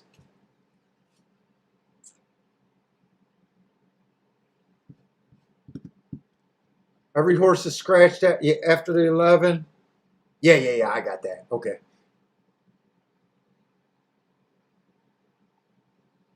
Let's see, this was a 4-horse race, so post position, everyone's kind of inside. The 2-horse ends up winning.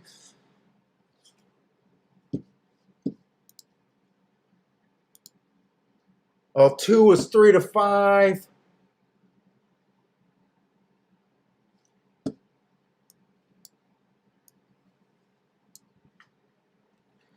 That was a main track only horse. I want to see these results today. I know there's been a lot of inside horses, but that could just be kind of a short field kind of thing. You just go through today's. I think I want to play with this 10th race. If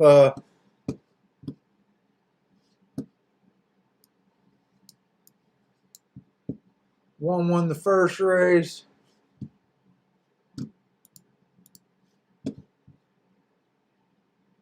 Five won the second race, first time starter.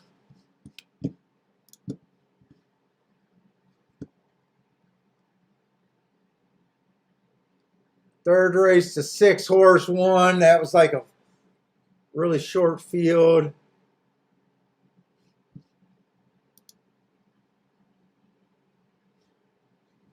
Boy, how are people still? How are you guys playing Saratoga, man? This just looks like a chalk fest and a crap card.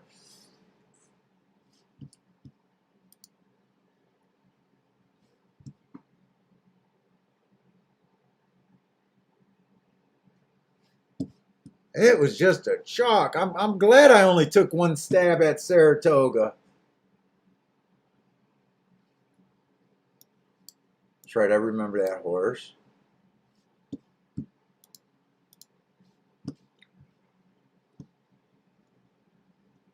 Oh yeah, the 5-horse. That was that 2 to 5 that I gave you guys.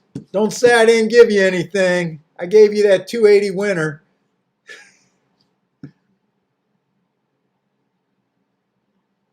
Boy, that 8-horse that got put up in the last race, or in the 8th race, was the only. That was the horse that mattered today.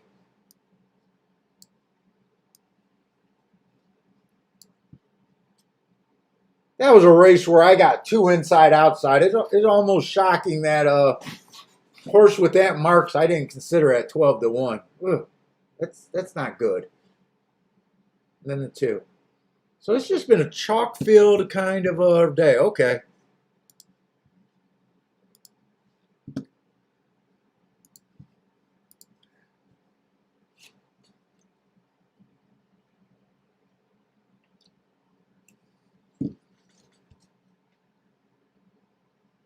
Let's see. So that last race is 5.5 furlongs. So this 1 horse. Well, I still got missed messages on him.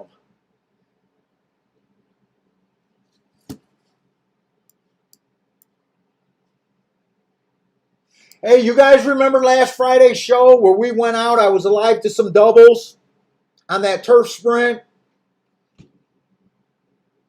And then that 27 to 1 shot won. And I insisted on watching the replays, and I was like, that was the biggest mistake not looking at that replay. He was interfered with, and they disqualified a horse, and he was probably going to win that race. This 3-horse, you might want to look up his race 2 races ago. I want to watch that video. He was making a run here, and it says place 3rd through disqualification. I got a lot of time here. I'm going to play around with this race.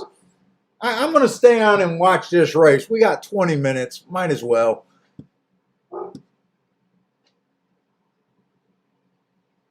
Let's see. That's Hawk Doctor. I want to look at his race 2 races ago.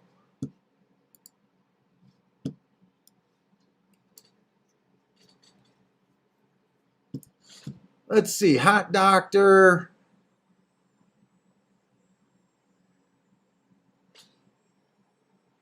He would have been the 11 horse that day. Outside, wait, altered inside, and then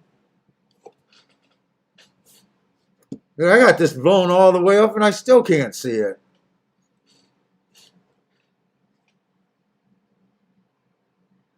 But I tell you what, he broke slow and he is making he really is making an eye-catching move.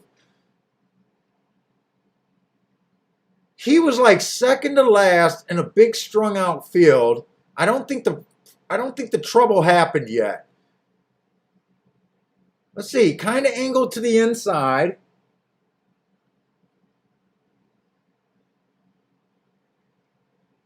I'm kind of losing track of him though.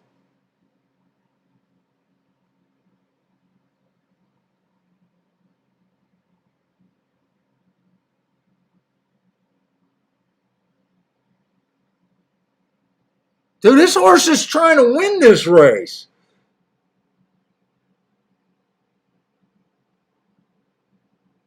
But what? Was he put up for that trouble in the stretch? Let me see. I want to watch the head on and see what happened at the break. Holy shit, did he get hammered at the break? It's the 11 horse right here. I'm going to risk getting a copyright strike here. Look, I'd say that's a bad break right there. Boom, boom, boom. Yeah, I'd say he really got wrecked there. But I don't think that's why he got disqualified. I think something happened in the stretch.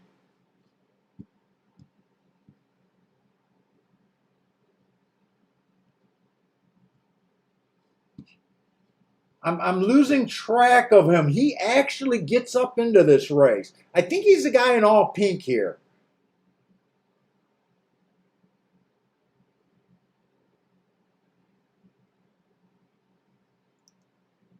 This is eye-catching.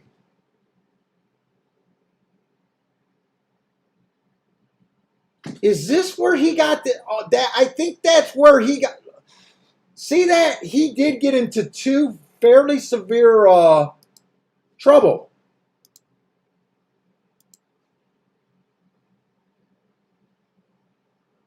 Dude, this horse had serious run. When I said this horse made an eye-catching move, don't give me a copy strike for this, by the way. Come on, it's a replay.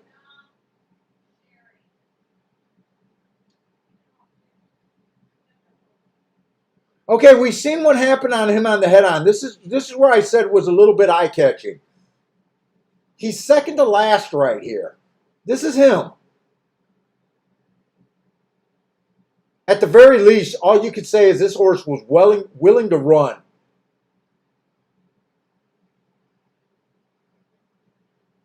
I thought it looked more like, oh, here he goes. Here he goes. Huh. All right, I'm gonna turn that off before I get wrecked.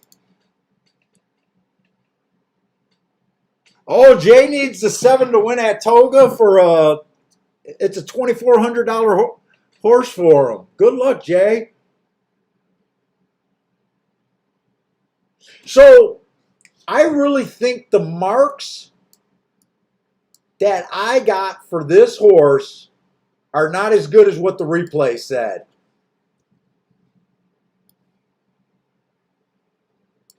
I don't want... Okay, never mind. You guys know what I'm saying. He's on my radar here. Is there any other replays that I can look at here?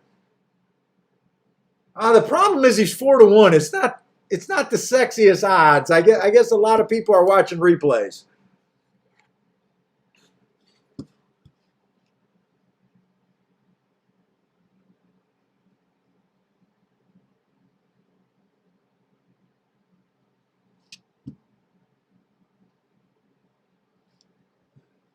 Let's see, and I think the horse that got disqualified was the horse that finished third, that Tempest horse. So who would that be? Tempest? Maybe? Is he in here?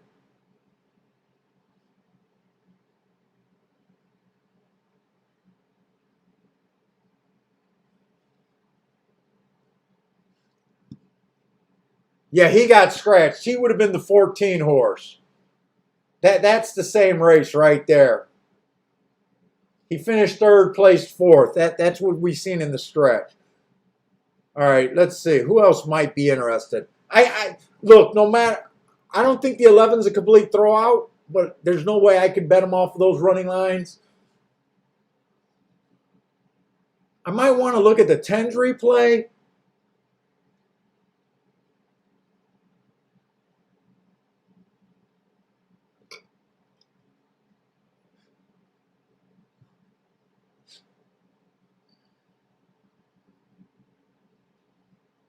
Oh, so the replay I watched was this seventh, was that July 21st race.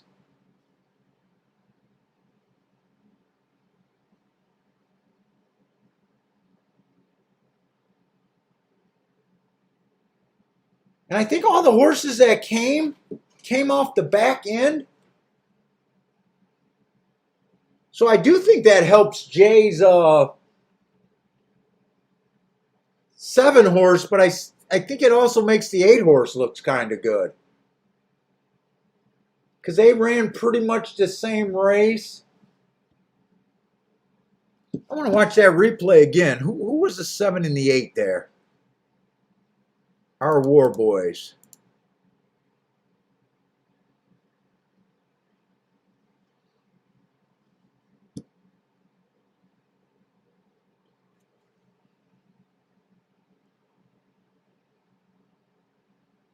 Let's see. So I think he was the 6 horse in the 4 hole, so that would make him the 5, right? I'm concentrating on the 6. How's the easiest way to do this? I don't know how you guys that watch a lot of replays do this and can get all the horses figured out in your head. It's too hard for me to do.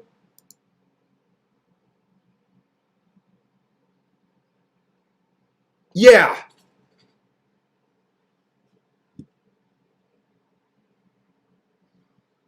So he would be the 6 horse, he would be the 7 horse. I just want to watch that replay again just to see where the 6 and the 7 and if this pace just collapsed because both of them were on the pace.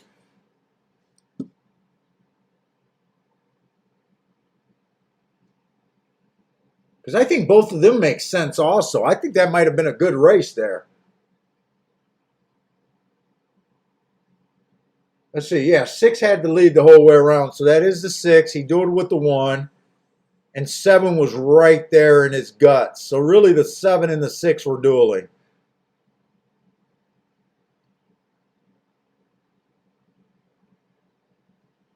And I just want to see where the winner came from.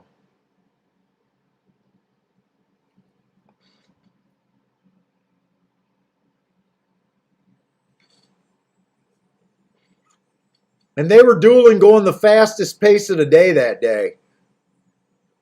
Or they matched strides with the fastest winner of the day. Who won that race?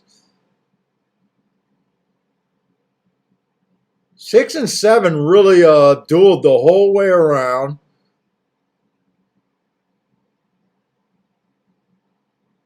Oh, the 1 was on the pace and he kind of backed off the pace. You know, that was a race where early speed kind of held up pretty damn good.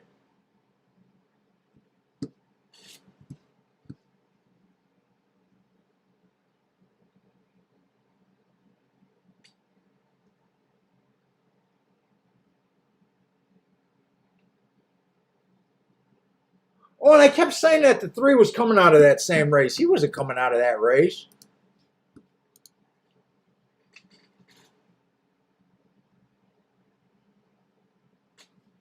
The 5 was coming out of that race.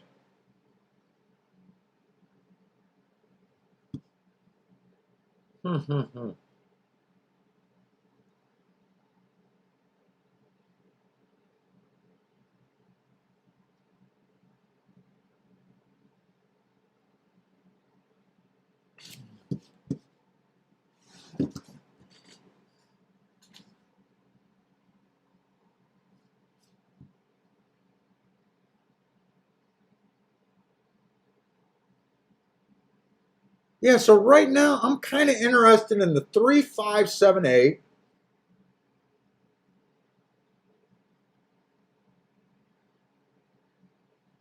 And I think the only other horse I want to look up is maybe the 10 horse.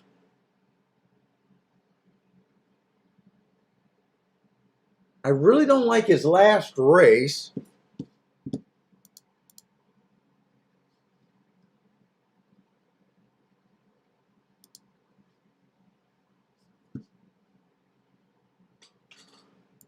I like his name, Kiki. I'm blaming you. Yeah, that's my name. I like that name. Let's see, he would have been the 4 horse. Was there an excuse there? They just got shoe repair bumped. He would have been the 4 horse.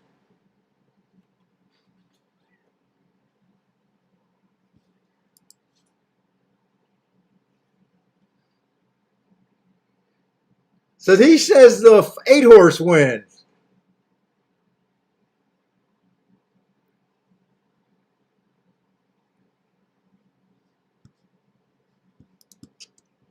Man, I didn't even see what happened to the 4 there. I don't know if I even see an excuse there. I don't like that replay at all.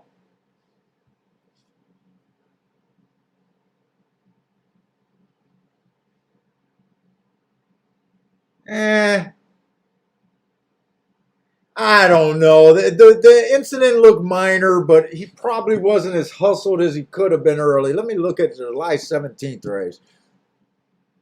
He would have been the 6 horse there. Dude, there's no way I want to add watching replays to what I do. It takes too much time.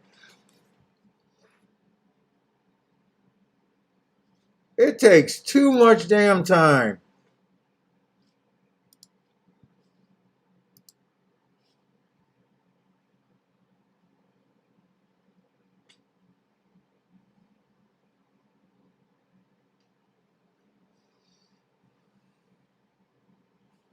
That was a fast pace he chased that day, this 10.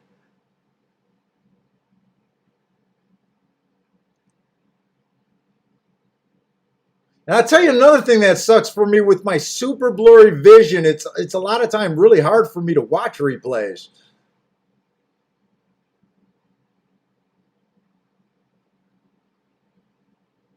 I don't know how those guys that say that they spend a whole night watching replays preparing for a card. That sounds like a lot of energy.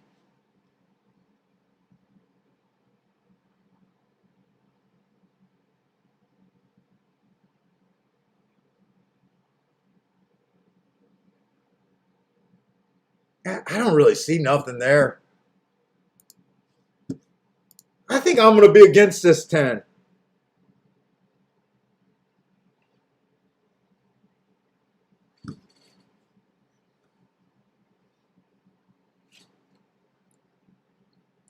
Let's see, you're saying to check the 1 and the 8. The 1 scratched. The 8's running unless you're not at Saratoga.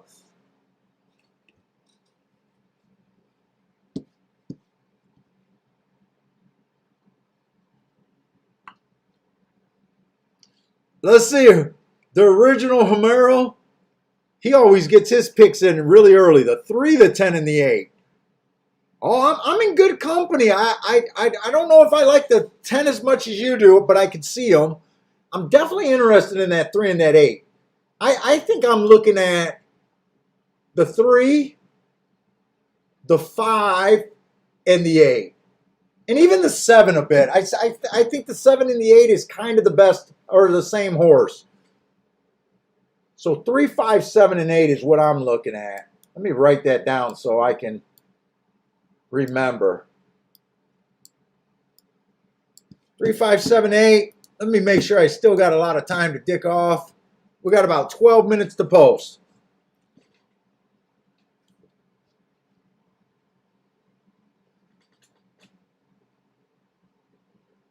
Marco Lou wants, you know what? I think I'm just excited about the 3 just because I watched that replay and I really like that replay.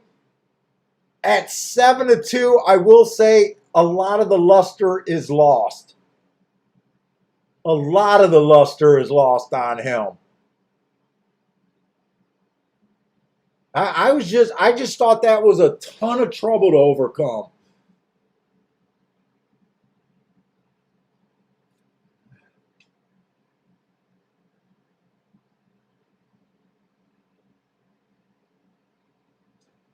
Hey, Statish, I want to book just your one.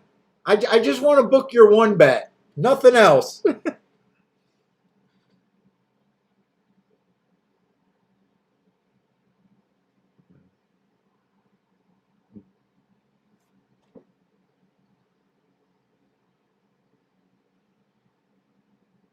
Now, another thing I don't like about this betting board, I think there's no difference between the 6 or the 7 and the 8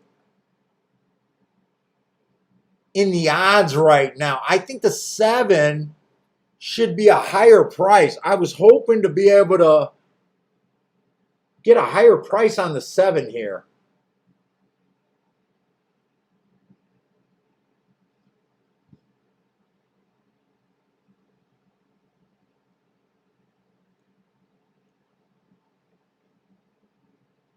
And I'm still not sure how I want to bet this.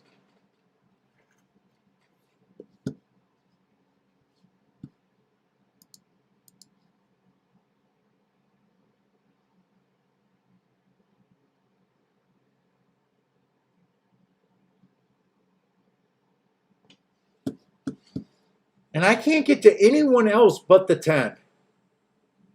If the 11 wins, I won't be there. If the 9 wins, I won't be there.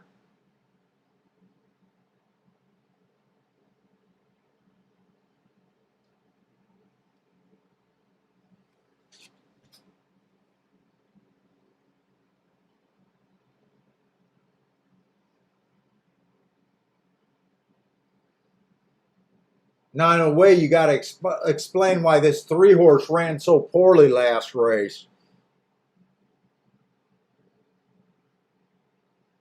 Why did this 3 run so poorly last race? I love her race, or his race 2 races ago. But last race, did she bounce with all the trouble? Overextended herself and then bounced a little bit? That could be a theory.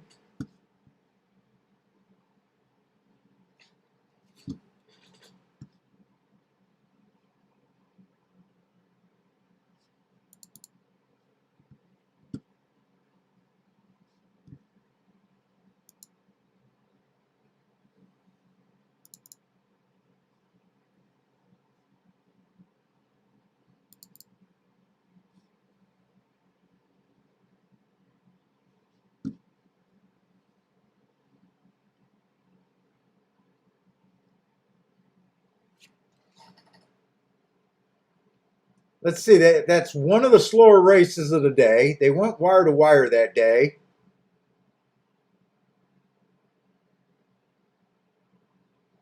She chased, couldn't keep up.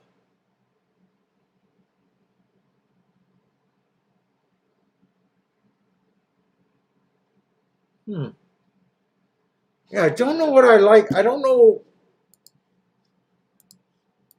I can't explain his last race being that poor.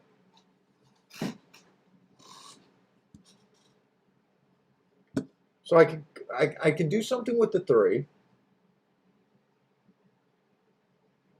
I like the 5. This horse has had 15 tries already at this level. It's kind of getting long in the tooth.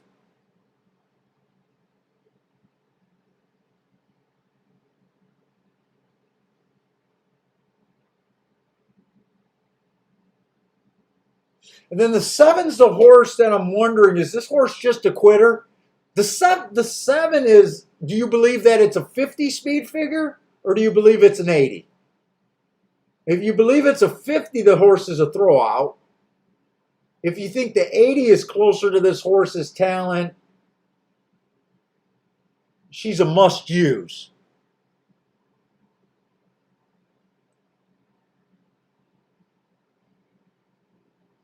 Lightly raced.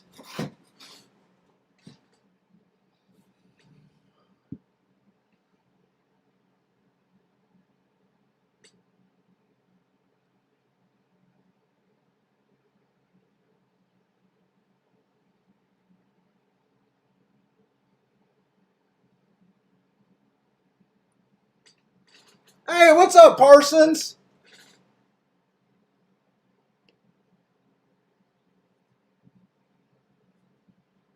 Oh, Parsons Dances with Bourbons is running at Kentucky Downs next Tuesday. Well, freak, good luck. That if she runs well at Kentucky Downs, she can run anywhere. Good luck, Parsons. By the way, Parsons, you picked the wrong day not to play. The wrong day not to play, man.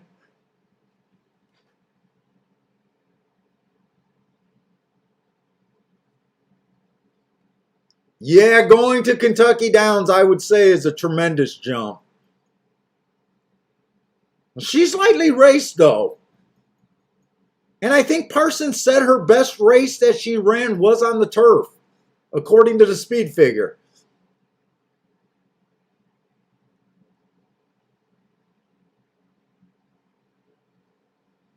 And the skies look like they just opened up at Saratoga.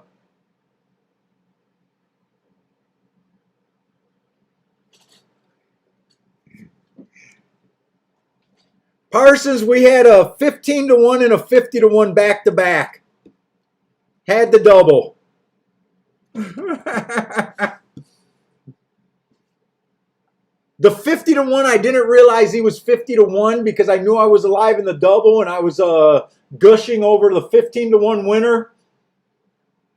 And I didn't realize till after the race that he was 50-1.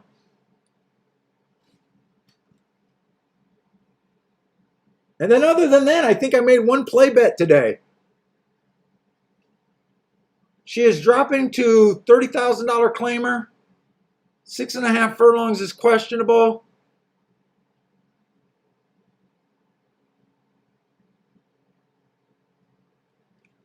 Now, what do we do here now that the reins open up? Okay, so the 3, who I do like, is getting a lot less interest in me at 2-1. In fact, the bet that I probably like the best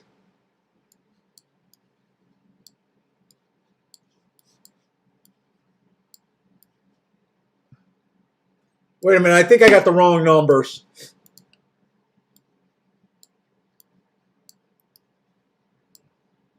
If I do this bet, I would include the 10.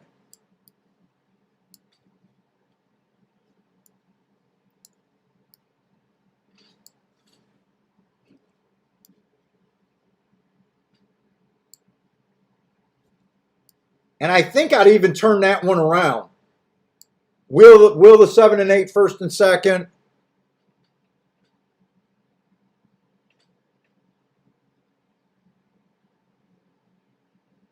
Well, we'll be excited to see Dances with Bourbon over there at Kentucky Downs. God, I hope she runs well for you.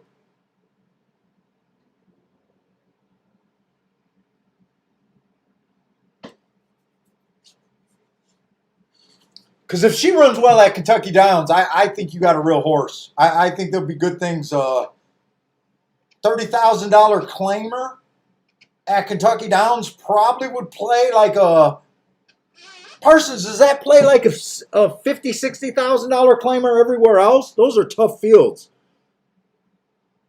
Those are tough fucking fields over there.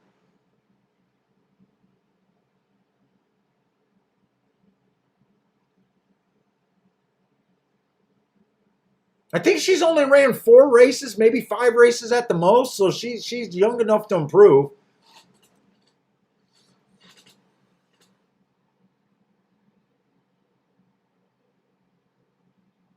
Boy, I cannot believe the 7 and the 8 is the same odds. I really can't believe it. Usually the public would overplay the 8 in this scenario and leave more odds on the 7.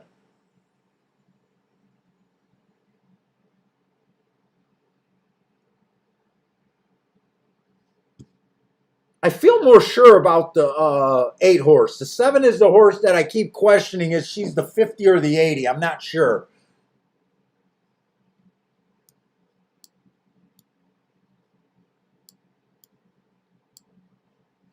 Or I can do 7, or I could also do 7 and 8 to win.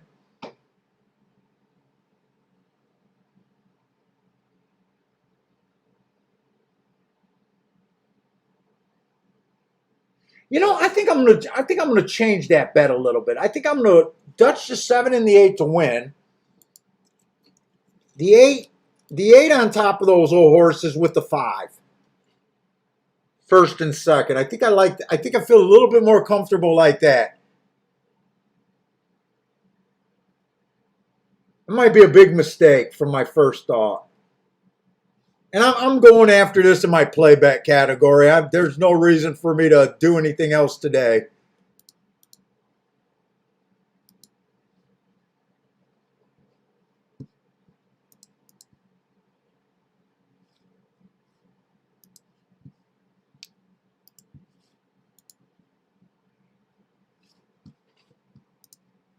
And then 5 and 8. Whoop, whoop. Exacta, not win. 5 and 8, 7, 8, 5, 3, and I'm including the 10. And that's going to be a key box.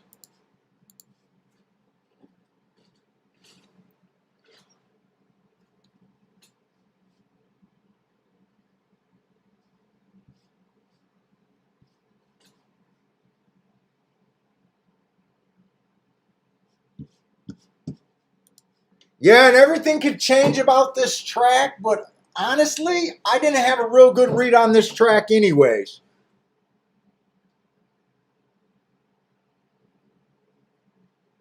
I've kind of just glossed over all the races, so I'm not sure how well Speed or Stalkers Closers are doing. I'm not sure inside, outside, other than it's been a lot of light race.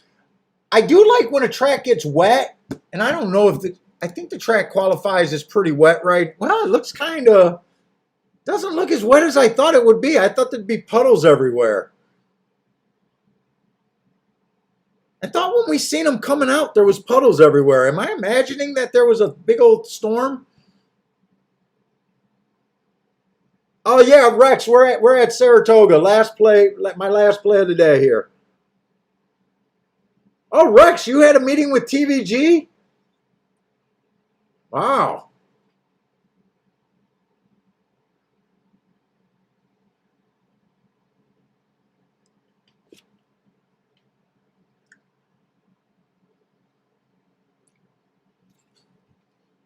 All right, they're off at over there at Saratoga. We thought 7 and 8 were the two most likely horses to get the lead. Wow, 10 is sitting a little bit closer than I thought.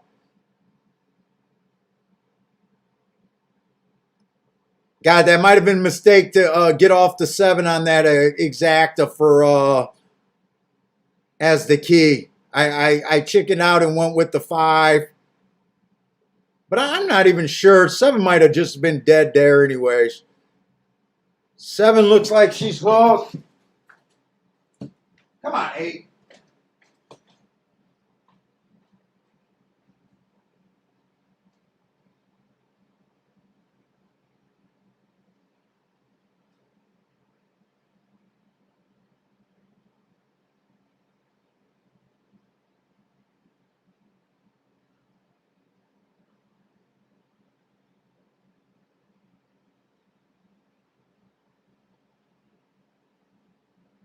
Come on, 5, get through there. Come on, 5. Come on, 5, and I got this twice as much.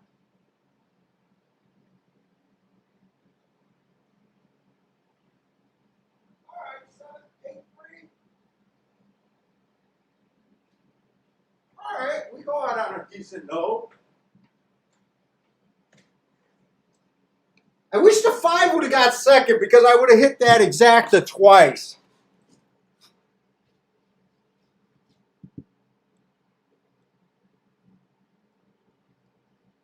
Got the win ticket on the 8, got the exacta. I'm not sure how this exacta did. I might be in danger of not really being able to make any money on that exact, actually.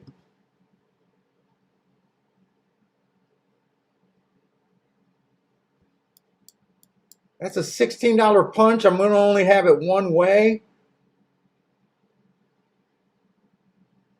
So I needed to pay at least 30 something to act as even. Yeah, that's not going to end up being that great of a bet, actually.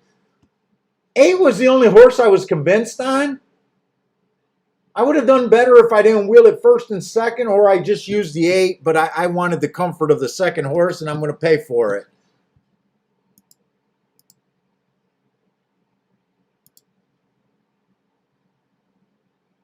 I didn't even check these payouts either.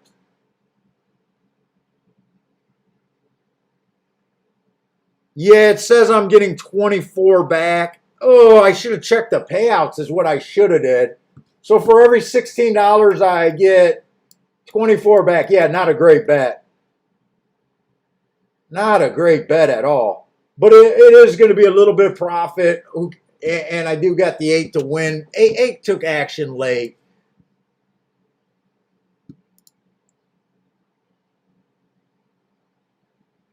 Anyways, that's a pretty good day today. Win enough to lose tomorrow, right?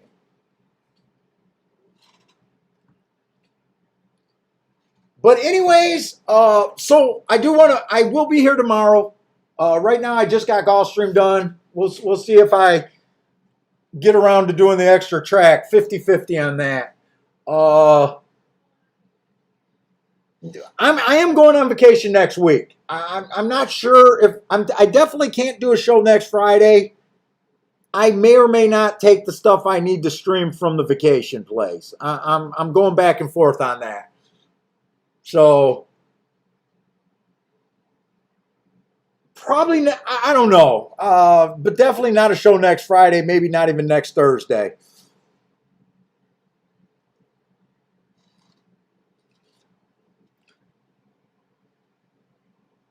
Satish hit the last race. Nice job, Satish. Yeah, I think Satish was always on that 8.